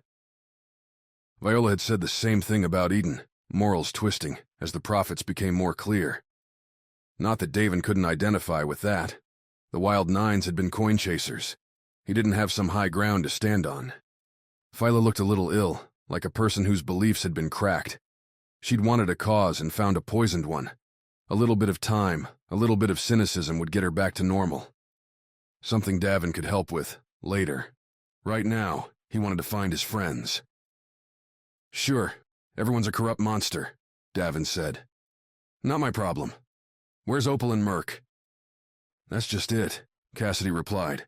"Alyssa and her friends might be corrupt, but I'm not. We have to win this war, Davin. Because if we don't, Eden gets everything. If it comes out that we lied about Opal and Merc being dead, we'll lose. What did you do, Cassidy? Cassidy looked dead at Davin, frowning, sighing, holding firm and shaking her head. It's too late. Merc saved your life. That's a debt you have to repay. Seeing a person at war with themselves wasn't a pleasant thing. If there'd been something Davin admired about Bosser, it was that the man never seemed to question his decisions. He'd gone forward with his plan to ruin the solar system without a doubt. Cassidy did not appear to have that confidence, at least not right now. Davin, if I tell you where to find them, you have to promise me something, Cassidy said. Promise you? Yes, Cassidy said. Promise that you won't stop fighting till you're either dead or this war's over, with Eden on the losing side. That sounds dire, Davin replied. Just promise me. Davin looked at Mox, Phyla, found no opposition there. Okay, we'll keep on shooting. Not really sure who we'll be shooting at. That's my problem, Cassidy said, and she tapped away on her desk. The message disappeared, replaced with Freestar's map, showing the rings. Cassidy kept tapping, and deep in the center, a red dot began to blink. The map zoomed in, showing the location as an apparent food storage center. You're freezing them? Phyla blurted out. Preserve the bodies, find them when it's convenient, Cassidy said. Not my idea. If you get there fast, you might be able to save them. You can't just call it off? Davin asked. Cassidy shook her head. Sorry, Davin. I have my part to play. We're wasting time, Mox stated. The metal man had it right. If Cassidy wasn't going to make the call from her spectacular office, then they would have to play rescuers. Nice seeing you, Cassidy, Davin said, as they turned and went back for the door. Good luck with your mess. Mox opened the door, showing, to nobody's surprise, the officer and his 2 soldiers still standing outside. Davin and Phyla followed, the captain pulling on his cocky grin. Thanks for waiting, Davin said. Mind showing us out? Orders? The officer asked Cassidy, ignoring Davin. They know too much, Cassidy replied, with all the casual coldness someone might use to dispatch an insect. Kill them. Chapter 36. Making noise. There were hints that Davin had learned to recognize. Some were subtle, like the glib way Cassidy had ordered Davin's death. Some were less so, like the presentation minutes ago where Cassidy had broken down the rebels' corruption. Cassidy didn't need to do those things if she wanted Davin, Phyla, and Mox to end up as smoking corpses. So Davin popped the officer in the face with his right fist as Cassidy finished her orders. The punch took the Eden man by surprise, knocking him into the hallway's narrow wall. Behind him, Davin felt Mox burst by, with the supernatural speed his exoskeleton offered, a huge blur that, going by the simultaneous shouts from the 2 rebel soldiers, struck hard. Davin closed with the officer, pinning the man's neck against the wall with Davin's left elbow, while reaching and drawing the officer's sidearm with his right. Flicking off the safety, Davin pressed the weapon to the officer's temple. You want to be a legend? Davin said, or would you rather live? The officer managed a gulp, managed a nod. Then here's what you're going to do, Davin said. I'm going to follow real nice and close behind you, and you're going to lead us out of this maze. Let us get our weapons back and take us to the center ring to find our friends. Got it? Another nod, coupled with a whole lot of sweat and some wide eyes. Apparently Davin was scarier than he thought. Releasing the officer from the wall, Davin set the man straight, keeping the stolen sidearm drawn and hidden by Davin's big jacket. Just to emphasize the point, Davin drove the barrel into the officer's back one more time. Down the hallway, Mox and Phyla had worked out the other 2 soldiers. Mox hadn't been as nice as Davin, and had leveled both rebels with strong hits that left them unconscious on the hallway ground. Phyla came behind, stripped their weapons, keeping a rifle for herself and handing one to Mox. Then the big man dragged the 2 soldiers back to Cassidy's office, where the woman played her act by cowering behind her desk. Come on, Davin said, when Mox returned. Walk us out all nice and calm now. The officer, to his endless credit, did as ordered, moving a little stiff, understandable given the potential death lingering close behind. The rebel officer took them through the casino's back halls, to the silver and blue stair, and out to the lobby. Mox, being a giant human with a metal frame pressing out from his body, always attracted attention. Even with his jacket draped over his shoulders, Mox didn't conform to human standards, and eyes went their way as the officer led Davin's trio into the crowded lobby. That Mox and Phyla now carried rifles didn't help any, particularly when some of the same soldiers that had escorted them in noticed. Cassidy didn't want him dead? One soldier, sitting with what looked like coffee, his rifle leaning against the wall at his side, asked as the group walked. "Looks like she armed him instead," said another, whose own hands went to his rifle. "Don't see that logic." "Change their minds," Davin whispered. "We start a fight. You're the first one to go." "Turns out they're friends," the officer said, his voice breaking a little as he spoke. "We had it wrong. They're here to help us." "Are they?" said the sitting soldier, standing up and staring at Davin. "Well, lucky for us, I guess." "Keep moving," Davin whispered. Davin couldn't see the officer's face, his hands, but Davin could read a mood. A firefight in a lobby like this, with himself, Phyla, and Mox in the open, would end fast. As more soldiers stood from their drinks, grabbed their weapons, and watched, the officer brought them to the table. Davin, Mox, and Phyla snagged their sidearms, though Davin's move was made awkward by his need to keep the drawn weapon hidden. He reached out with his left, picked the sidearm off the table, and tried to bring it to his holster. Davin's elbow caught his jacket, brushed it back. And everyone watching, could see the second weapon, drawn and pointed right at their officer's back. Davin sighed, cursed, and pulled the trigger, blasting the officer with a shot that ought to hurt like hell while letting him live to see tomorrow. Phyla and Mox saw the flash and used it as the signal to raise their own rifles and start firing, forcing the rebel soldiers to dive for cover, like so many bugs fleeing from sudden light. "Run!" Davin shouted, finishing holstering his sidearm and reaching for the grenades they'd left on the table. He didn't bother picking up the bombs, but reached and activated the first one. The ball began to beep and blink, and Davin joined Mox and Phyla in the scramble towards the door. The officer, wounded, picked himself up from the floor and broke towards the lobby's far side, shouting for everyone to get down. "You're crazy," Phyla said, as they ran into the broad concourse, drawing eyes from an evening crowd changing over from happy hour to late-nighters. "Cassidy wanted us to help stop the leaders, not destroy the base." "It won't be that bad," Davin said as they ran. The explosion blew out loud, rumbling and crackling through the station. Davin's feet flew out from under him, and he hit the floor hard as screams broke out. The beautiful windowed look at Saturn and the stars disappeared, as Freestar's protective measures sent a vacuum ceiling, metal barrier, sliding across the glass. Dust flew through the air, fluttering down around Davin and coating him in silver gray. On his chest, Davin looked back towards the rebel base, that old casino, and saw absolute rubble where its entrance had been. The windows spanning its front had been blown out, and cracks ran along its silver, swishing facade.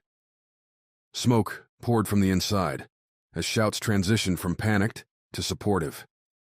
Calls for medical help, for assistance in getting this and that debris moved off, streamed out. "Keep moving," Mox said, bending down and lifting Davin up. "You destroyed a building. Do not waste it." "Always keeping me focused," Davin said, finding his footing. Phyla was already ahead of them, making towards the next tram heading inward. "Think I hurt anybody back there?" "Yes," Mox replied, "but you saved us." "And what was the ratio there? How many rebel lives equaled the three of them? The whole cause made everything so much trickier than before. If the rebels had been pirates, or Eden flunkies, Davin wouldn't have sweated taking out a bunch, but now he had to acknowledge that every rebel he hurt today wouldn't be able to fight with Eden tomorrow. Davin wrestled with those thoughts all the way to the tram, which wasn't moving. Phyla pressed the call button time and again, even though the tram itself was already sitting there. Every press came back with a stern beep and a red flash from the tram's doors. "Security override," Mox said, Luna uses the same trams in our subways. Because you had to blow up their building, Phyla said, pressing the button again. A thank you for keeping us alive would suffice, Davin replied, then raised his comm, tapped through a call. Security controls had to run from Freestar's network, and if there was one person who would be able to get inside it? Please tell me you're not the reason. Everyone's panicking around here. Viola's voice came back fuzzy. The entire bay's sealed off now. About that, Davin said. Think you can get inside Freestar's network? Think. I've been inside it for the last half hour, Viola replied, then hesitated. I got bored, and Fournine gave me the idea. I think it wanted to see if there were other androids here to talk to. Worrisome. The last thing Davin needed was for his flight computer to go hunting for robot love. Then you think you could do us a favor? Davin said, looking at the tram and finding what he wanted. We need tram 32A unlocked, so we can keep moving. You want to go deeper into the station? Mox tapped Davin on the shoulder, nodded towards the damaged building back down the concourse. They are coming. No time, Viola, Davin said. Unlock it, please. Okay, fine, Viola said. Next time, though, I get to go with you. Fournine's driving me insane. You're a peach. Davin cut the call, took up a position with Mox near the tram's front. Phyla, keep an eye on the door. The second it opens... We go, I got it, Phyla said, nodding through the tram's glass to its far side. You better start shooting. Mox acted first, stepping around the tram and spraying lasers with his rifle. Davin, watching through the glass, saw the fireworks scatter the oncoming rebel troops. Mox's bolts blasted black chunks from buildings, benches, artwork, and everything else the man hit. Not a single casualty, Davin said. Good shooting. I thought we were being nice, Mox replied. Not so nice that we get killed, Davin said, stepping around Mox with both sidearms drawn. The smaller weapons weren't made for shooting at significant range, but with the right accuracy, even a laser's fading power could be effective. As soon as Mox stopped his barrage, the beleaguered rebels chasing after them popped up from their cover and kept advancing. A couple squeezed shots Davin's way, choosing to keep their friends protected while they pushed on. Whether because they'd just survived an explosion or had been shot at by a man of Mox's size, the rebel fire went wide. Davin's, aimed right where those laser pinpricks came from, like bright targets, didn't. One soldier's rifle blew up in his hands when Davin's shot hit, sending him flying back to the ground. The second one ducked away as Davin's shot burned away a centimeter from their chest. The other four making a headlong charge. Davin's way now had zero protection. We're in, Phyla called, the tram doors whooshing aside as Davin took aim. Leave them, Mox said, pulling Davin inside the tram, the rebels slowing up their run as they realized they weren't catching the trio. If they'd been eaten, I would have lit them up, Davin said, holding onto a pole as the tram lurched away towards Freestar's inner ring. All four. Easy. You would have hated yourself for it, Phyla said. We're not here to kill a bunch of random soldiers, remember? Davin knew. He remembered. But in the moment, it was easy to forget. Think Cassidy will forgive me for blowing up her base, Davin said, as Saturn reappeared in the ring gap, a yellow-blue light with Freestar's glow. Maybe if you say you're sorry, about 1,000 times, Phyla said. Sounds like a lot. I'm sure you are used to it, Mox said. These two. Davin holstered the sidearms, pulled up the comm, and flipped to Freestar's public map. The spot where Opal and Merc were being kept was one more ring deep, right in Freestar's center. Davin gave them decent odds to get there. But getting out? Chapter 37. A cold case. If Freestar's third ring represented the station's middle class, its second dipped into the lives of those grinding out a living in Saturn's shadow. Packed-in capsule apartments greeted Davin, Phyla, and Mox as they left the tram. The micro-sized tubes jammed between older factories, producing the raw goods required to keep a space station fed and functioning. Between sedate signage for those apartments, the occasional working man's bar and diner lit up beneath Saturn's sparkle, creating a cozier, warmer feeling than the modern and high-tech outer rings. That, and the lack of rebel soldiers or Freestar security when they left the tram, brought a grin to Davin's face. Now this is my kind of place, Davin said, holstering the sidearms. Mox and Phyla couldn't hide their rifles, but they slung the weapons over their shoulders, giving the appearance to the passing pedestrians that death wasn't inevitable. Strange that they're not closing the ring here, though. Is it? Mox said. Luna would shut down the minimum required. Panic helps nothing. And hurts coin, Phyla added. Where are we going, Davin? Phyla had the right attitude. With Opal and Merc potentially turning into frozen food, Davin couldn't linger in the inner ring's ambiance. He pulled up the comm, checked the map, and found one of the sparse trams to the center ring not far away. Follow me, Davin said. As if we were going to do anything else, Phyla replied, falling in. Mox brought up the rear as they walked, trying to look as calm as they could. Behind them, the tram unlocked from its berth and sped away, no doubt to pick up pursuing soldiers. So, are you regretting coming out this way? Davin asked Mox.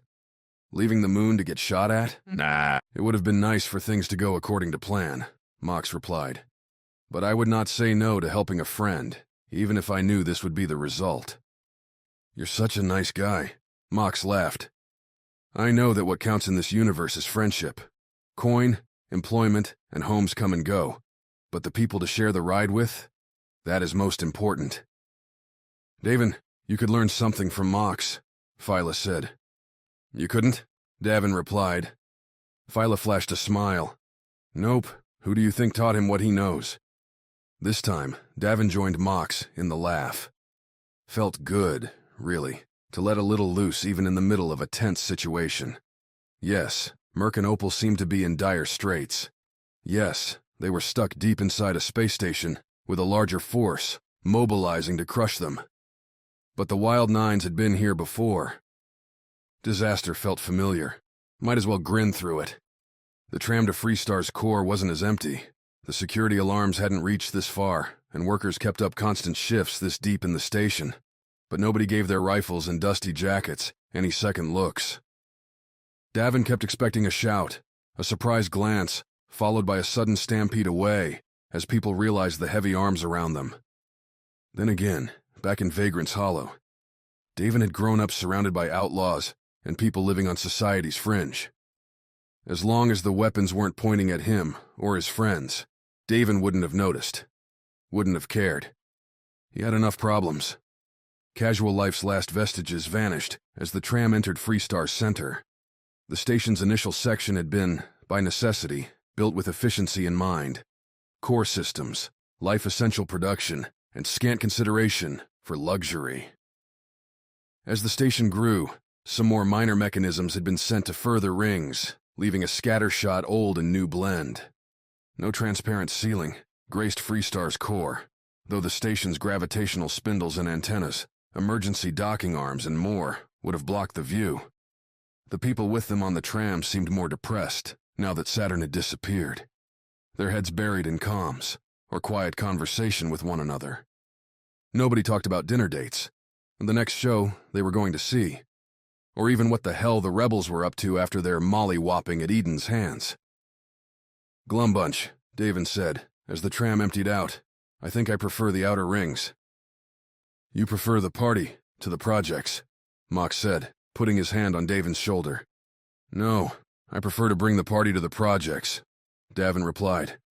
This is going to be the most fun this ring has ever seen.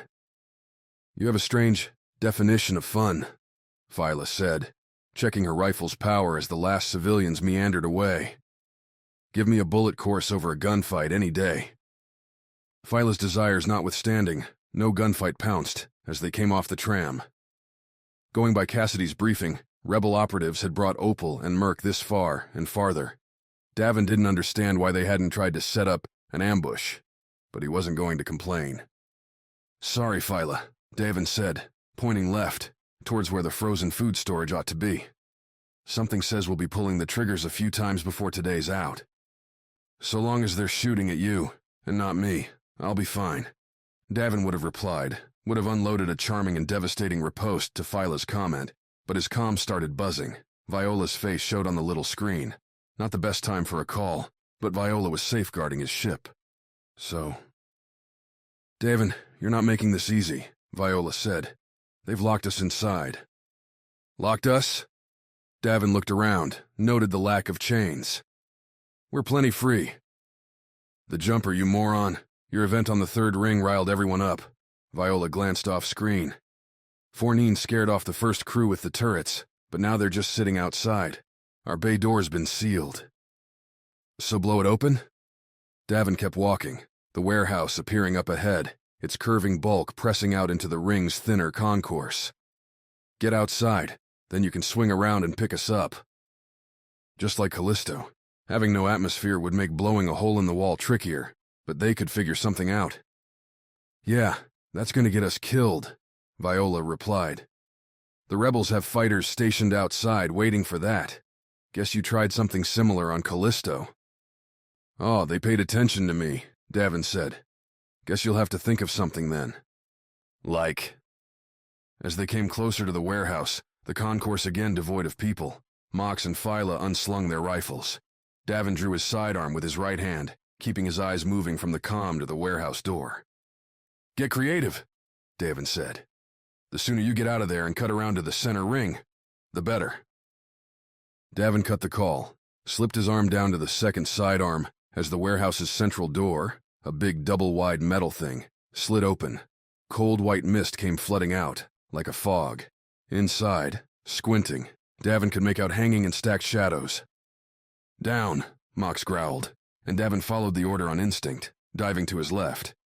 Davin rolled as bright blue laser fire poured from the warehouse, a single steady stream from what appeared to be a heavy rifle, or worse. The burning glow laced where the trio had stood, with Phyla having gone right, Davin on the floor to the left, and Mox.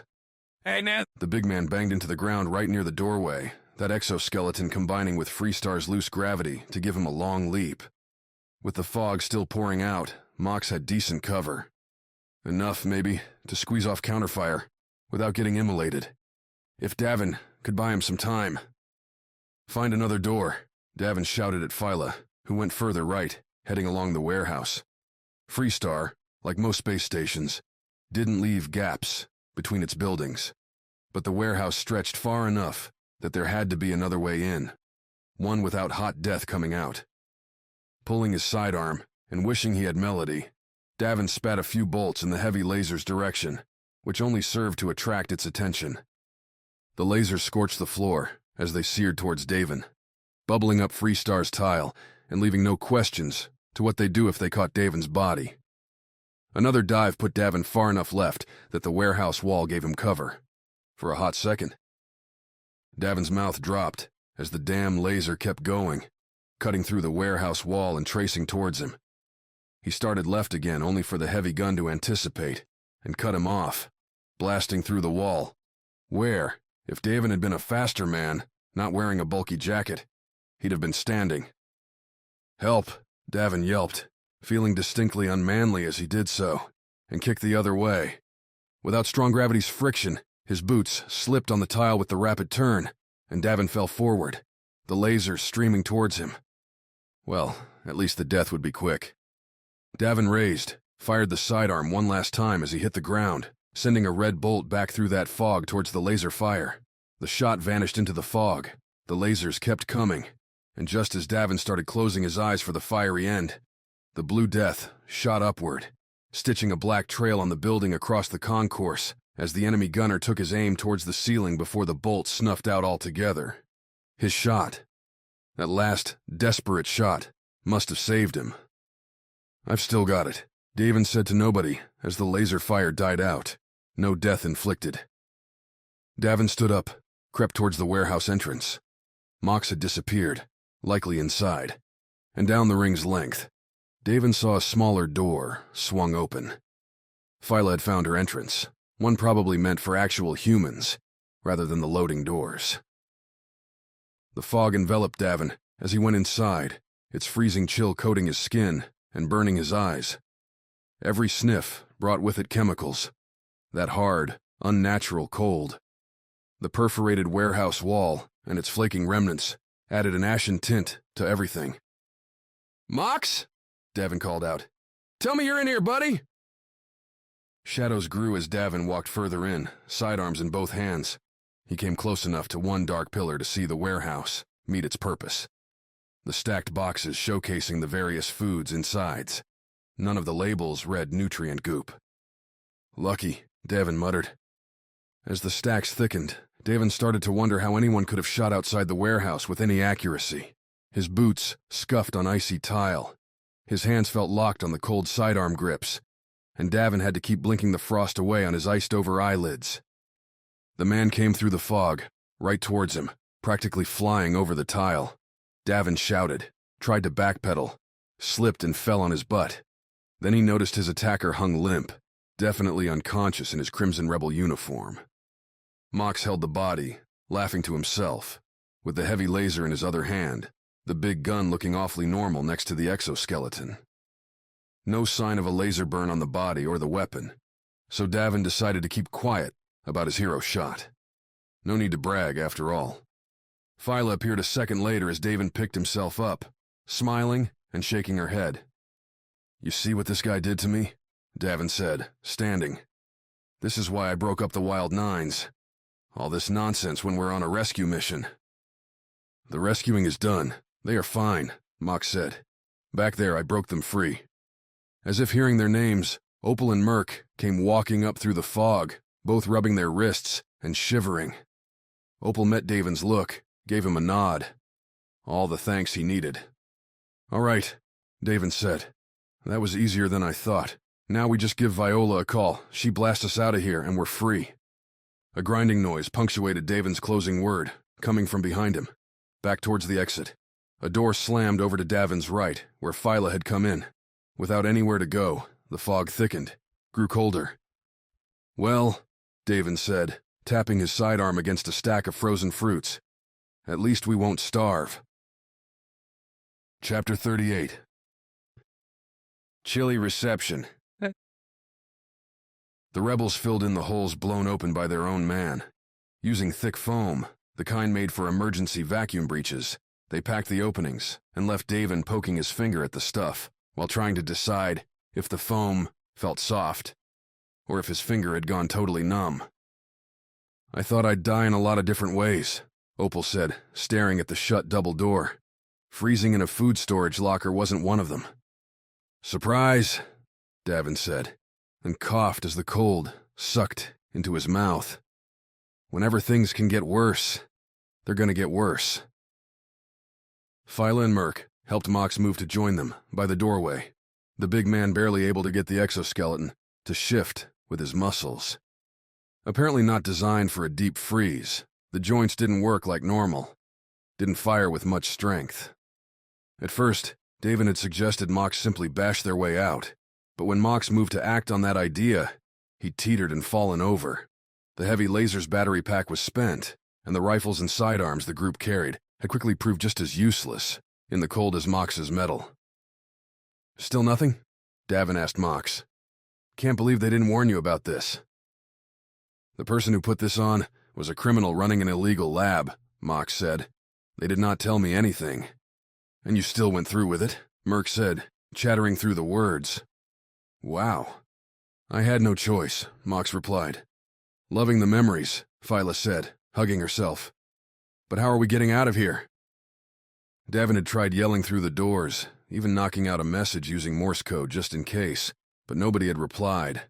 The security locks on the two doors didn't respond to Davin's button mashing. Overhead and around them, insulation, mingled with the white lighting. No windows, no grates that made for convenient exits. None of them were small enough to fit through a duct, no matter how much Davin might wish. "Split up," Davin said. "Take another look around. See if you can spot anything that might work. Who knows, maybe we can use bananas to club our way out of here." "I'm cold, but I'm not insane," Merc quipped. "Bananas. You're losing it, man." "Never said I had it." Davin went straight back, away from Mox and the big door. Opal, Merc, and Phyla broke other directions, while Mox performed a statue's role and waited at the entrance. Those dark pillars, stacked frozen food, leered Davin's way, as if whispering that he'd be joining them, awaiting some far future thaw where, alongside the frozen pineapples, Davin would be served up to a hungry space station population. Spiraling through scenarios where, having thawed, Davin somehow fought his way through the cannibal hordes to a waiting, resplendent jumper. The captain kept shuffling through the warehouse until his foot brushed something on the ground. Staring down, Davin only saw the mist. He kicked again. Definitely something there. Buried treasure, Davin said, the cold sinking into his mind, his words, his lungs, his everything. He reached down, felt stiff cloth. Warmth, slight beneath it. Davin waved away the mist and stared. The unconscious rebel soldier that Mox had thrashed and tossed aside lay on the ground, big ID badge plastered on the man's chest. A badge that ought to open up the doors. "Hey!" Davin tried to shout, but the call came out. A rusted rasp instead. "Need some help here." His voice didn't carry all that well at first, but after a few more yells, the effort bringing some life into Davin's body, the others heard and, minus Mox, came around. Between the four of them, bones aching with the effort, in the chill. They hefted the body and carried it back to Mox and the front entrance. Davin stopped before banging the ID against the doorway, even though he wanted nothing more than to open that gate and stumble into Freestar's warmth. "They're going to be waiting," Davin said, "which means we need a plan." "Body shield," Phyla said. "What?" "You go first," Phyla pointed at Davin, "but lean their guy against you. They won't shoot right away, and that'll give us a second, maybe a chance to talk out a truce. The rebels might just decide to shoot, but after Davin did another ask around, nobody seemed to have any better ideas. Getting burned down by a laser would be better than freezing, Opal added at the conversation's end. At least that's a quick death. Might be the minority here, but I'd prefer no death at all, Merc muttered. Then we're taking the chance, because I'm damn cold and tired, Davin said. There wasn't any discussion about who would hold up the body, who would be the target. None of our weapons work, so don't hold them. Remember, the idea is not to die. A Wild Nines principle, Phyla added. Truth. Davin hefted the unconscious, frosted man. Heavy dead weight, but Freestar's less-than-Earth gravity let Davin drag the man to the double-wide door. Here goes. With his fingers numb, his lungs hurting with every breath, and his nose seemingly frozen to an icy chunk, Davin thrust the body against the locked panel, jammed that ID badge iced to the man's uniform against the scanner. The cold had the scanner blink slow, but unlike the rifles and sidearms, the locks here were designed to function in low temps. A drugged beep sounded, and gears turned, sliding back the warehouse door. Davin took 2 shuffling steps, attempting to put the rebel soldier's body in front of his own. Davin stood taller but thinner, so with some hunched knees and a tight grip on the rebel's back, he managed to hold the frozen body in place. Davin's numbed hands helped. He knew, could see the frost where his bare fingers gripped, but couldn't feel it. The freezing mist took its escape opportunity and ran with it, fleeing the warehouse in a cascading silver-white wave. The avalanche flowed out and into the central ring's concourse, washing over at least 15 or more rebels, all waiting with weapons drawn. "Davin Masters," shouted Cassidy, and Davin picked her out, standing in the group's center. "Why don't you have the good grace to die?" Davin, teeth chattering, tried to figure out how to talk. "Never had grace in my life, good or any other. Never fancied turning into ice either. So how about we make a deal?" Seeing Cassidy gave Davin a bit of hope, let some of that cocky courage Davin loved so much back into his heart. No way she would have the soldiers gun them down. There'd be some convoluted discussion, and then Cassidy would let the nines go. "A deal," Cassidy replied, drawing her sidearm and aiming it Davin's way. As she did so, the other rebels raised their weapons too. "I'll make you an offer. Let our friend down, and that way, when you die, you'll have one less life to account for." Not quite the deal Davin expected. As compelling as that offer is," Davin said, trying to figure out his play, "I'm going to have to decline. Doesn't sound so good for me." "Your call," Cassidy said. "Stun first, everyone. Once our man is out of the way, we can finish Davin and his frozen friends off." A tipping point. Davin stared at Cassidy, trying to figure in her angry face whether this was still a ruse, whether she had changed back. Blowing up her base might have been a bad move, or if somehow, An escape plan hung on her words. Davin had one more card he could play. He would say what Cassidy had told them in her office, could try and turn the rebels on their own leader. The odds of that seemed low, but better than nothing. That would be the mercenary tactic, loyal only to yourself, to your coin and your survival. Davin had tried that the last few years, and it had failed. He and Phyla hadn't found love or success leaving causes alone. Davin didn't exactly want to die for one, but better that than dying for nothing. He kept his mouth shut. For Cassidy, for her cause. "Ready," Cassidy said, raising her sidearm. "Aim." Davin locked eyes with Cassidy, saw the slightest smile touch her lips. Freestar went dark. The lights died. The constant hum from air recycling machines, from heaters and a billion other devices winked out. The station itself kept spinning from momentum. But that was it. Mox, creaking as he moved, grabbed Davin as the captain put together what had just happened. Nobody could see in the dark, but Mox ran anyway, as rebel soldiers shouted for orders, and Cassidy replied to hold any fire, to not chance hitting a friend. For a second, as Mox sped with lunging steps, Davin thought they were abandoning Phyla, Opal, and Merc. To say anything about that, though, would call attention to the two of them sprinting through the dark, pounding on the metal floor. The rebel sounds dwindled as Mox kept moving around the ring, sticking to what Davin assumed was the center of the small concourse. On one of the outer rings, with their decor and statues and ad projectors, Mox would have been smashing through all kinds of junk. In the austere, functional middle, a blind rampage found nothing to destroy. "Stopping," Mox said, and he set Davin down. "I believe we are clear." Davin looked around, total darkness disrupting any concept of where anything was. He lifted up his comm, turned it on, swiveled the little glow around to see Phyla, Opal, and Merc catching up to them. "How'd you follow us?" Davin asked, trying to parse his 1,000 questions, how he'd made the leap from certain death to standing on a pitch-black concourse. "Mox isn't exactly quiet," Phyla said. "Those frozen joints make noise." "Noise the rebels would not know to follow," Mox said. "Well, guess you all are smarter than I thought," Davin replied. "But once Freestar gets its act together, they'll catch us again." The Nines didn't have any weapons to fight with this time. Davin's comm buzzed, Viola calling. "Tell me you're behind this?" Davin said as he answered. Freestar's sudden darkness, its utter mechanical failure, had a certain familiar vibe to it. "And that you have a way out for us?" "Freestar's original docking hatch is close," Viola said.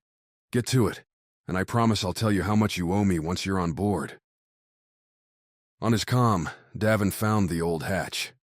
Mox had gone, by luck more than anything, the right way around the central ring, putting their exit not more than a few minutes' walk away. "Gotta say," Merc said as they headed towards the hatch, "did not expect this.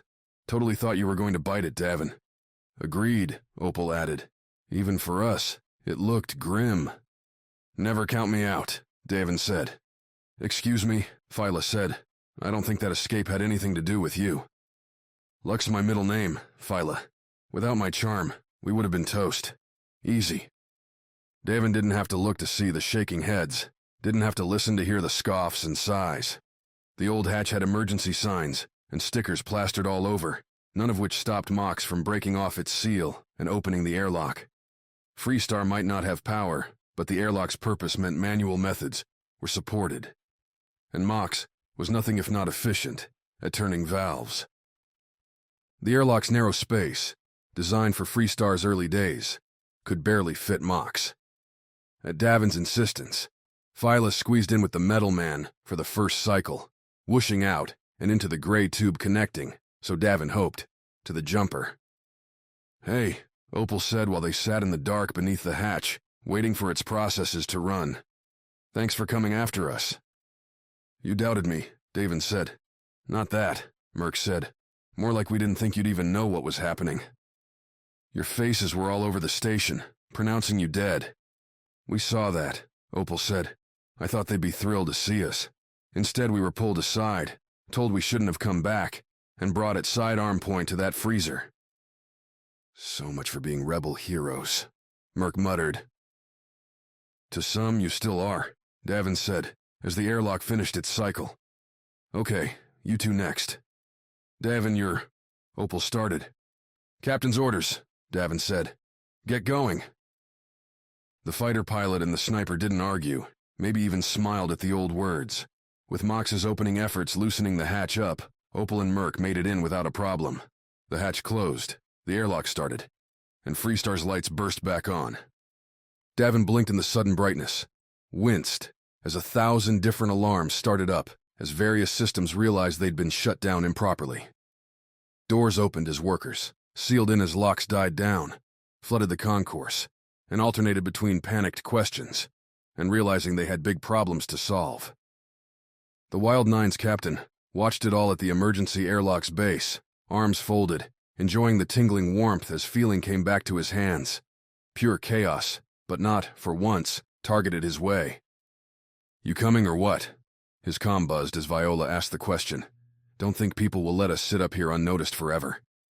The airlock was open, ready and waiting. Davin climbed up the ladder, opened the hatch, triggering more, now active alarms to add to Freestar's noise, and slipped inside. Chapter 39. A message. The jumper floated in the nothing space beyond Saturn's rings, outside its moon's orbits and off of any space lane charts. They detached from Freestar as the space station came back to life, and with Phyla at the helm, shot out and away before any revenge could be scrambled after them. 4-9 kept tabs on the scanners, while the 6 former and current Wild Nine's members gathered in the cargo hold, looking at each other with that mix of friendship and surprise at an unexpected reunion. So we have a couple runners, a Lunar Centurion, 2 supposedly dead rebels, and 1 Eden engineer, Davin said, as they all slurped on some nutrient goop, drank some very stale coffee, tried to overcome the exhaustion from the Freestar adventure. Not exactly a normal crew. The message had come in an hour after they'd blasted away from Freestar, well before Davin was calm enough to call their escape a success. A tight beam from Cassidy, it offered an option, a choice. Davin, Cassidy's message began. Thank Viola for the idea. Otherwise, I'm not sure I would have been able to get you out of there alive. Before you go running for the other side of the solar system, I hope you think about our talk. The rebel cause isn't dead, but it will die if we don't change its course. We need to understand why Alyssa wants coin more than peace, and convince her to end the war. She won't listen to me, but perhaps those that saved her years ago can get her attention. As messages go, Cassidy made her argument clear. Cassidy wants us to fight for the cause, Davin continued to the crew. She wants us to find Alyssa and change her mind, because Cassidy believes this whole thing is about something bigger than a war. Because it is, Merc said. The rank and file, at least, believe we're fighting for our own freedom. I would not have joined if I didn't think so. Opal agreed. Okay, so the rebels want to fight for the rebels, Davin said. Fair enough. The rest of us have to choose whether to go along with Opal and Merc here, or split. Davin, Mox said. Opal and Merc aren't rebels. They are Wild Nines. So are all of us. And we don't abandon our own, Phyla said. Davin nodded and drifted his eyes to Viola. What do you think, Vi? Viola glanced over to the black and yellow container, where the weapon that had knocked out Freestar was back in storage. I think I owe a lot of people their lives, Viola said. I created that weapon. I ought to make sure it delivers the peace I thought it would. You mean, you didn't think it'd make your employer want you dead? Merc said. Alyssa's using you just as much as Eden's using me, Viola countered. Same question for them, though, Phyla said. Why's Eden after a fight? We have questions, and it sounds like Eden and the rebels will be too busy fighting each other to notice us digging for answers, Davin said. Viola, if you'll help us, we'll find Alyssa first, then go after the Big E. You're all forgetting something. Pook, Viola's bot, chirped as it hovered over her shoulder. Both sides want you all dead. Anywhere you go, you'll be hunted. Davin laughed. Pook, if there's one thing we're used to, that's it. Everyone threw up various smiles, ranging from Merc's broad, cocky grin to Phyla's slightly green upturned lips. Opal shook her head, but didn't deny it. "You're asking me to throw away my career, to take up with you all again," Viola said, as if realizing what this all meant. "I had everything. The top scientists, engineers, and equipment Eden could offer. And I get to trade it all for this?" Viola made a show of looking around at the jumper's cargo hold and its cluttered confines, the empty nutrient goop tube in front of her, and a crew still thawing from their frosted adventure in Freestar's warehouse. "That's the deal," Davin said. "Okay," Viola laughed as she spoke. "I'm in." This is the end of Rogue Bet, Book 4 in the Wild 9 series by A.R. Knight. To find more of our books, check out www.blackkeybooks.com. Thanks for listening.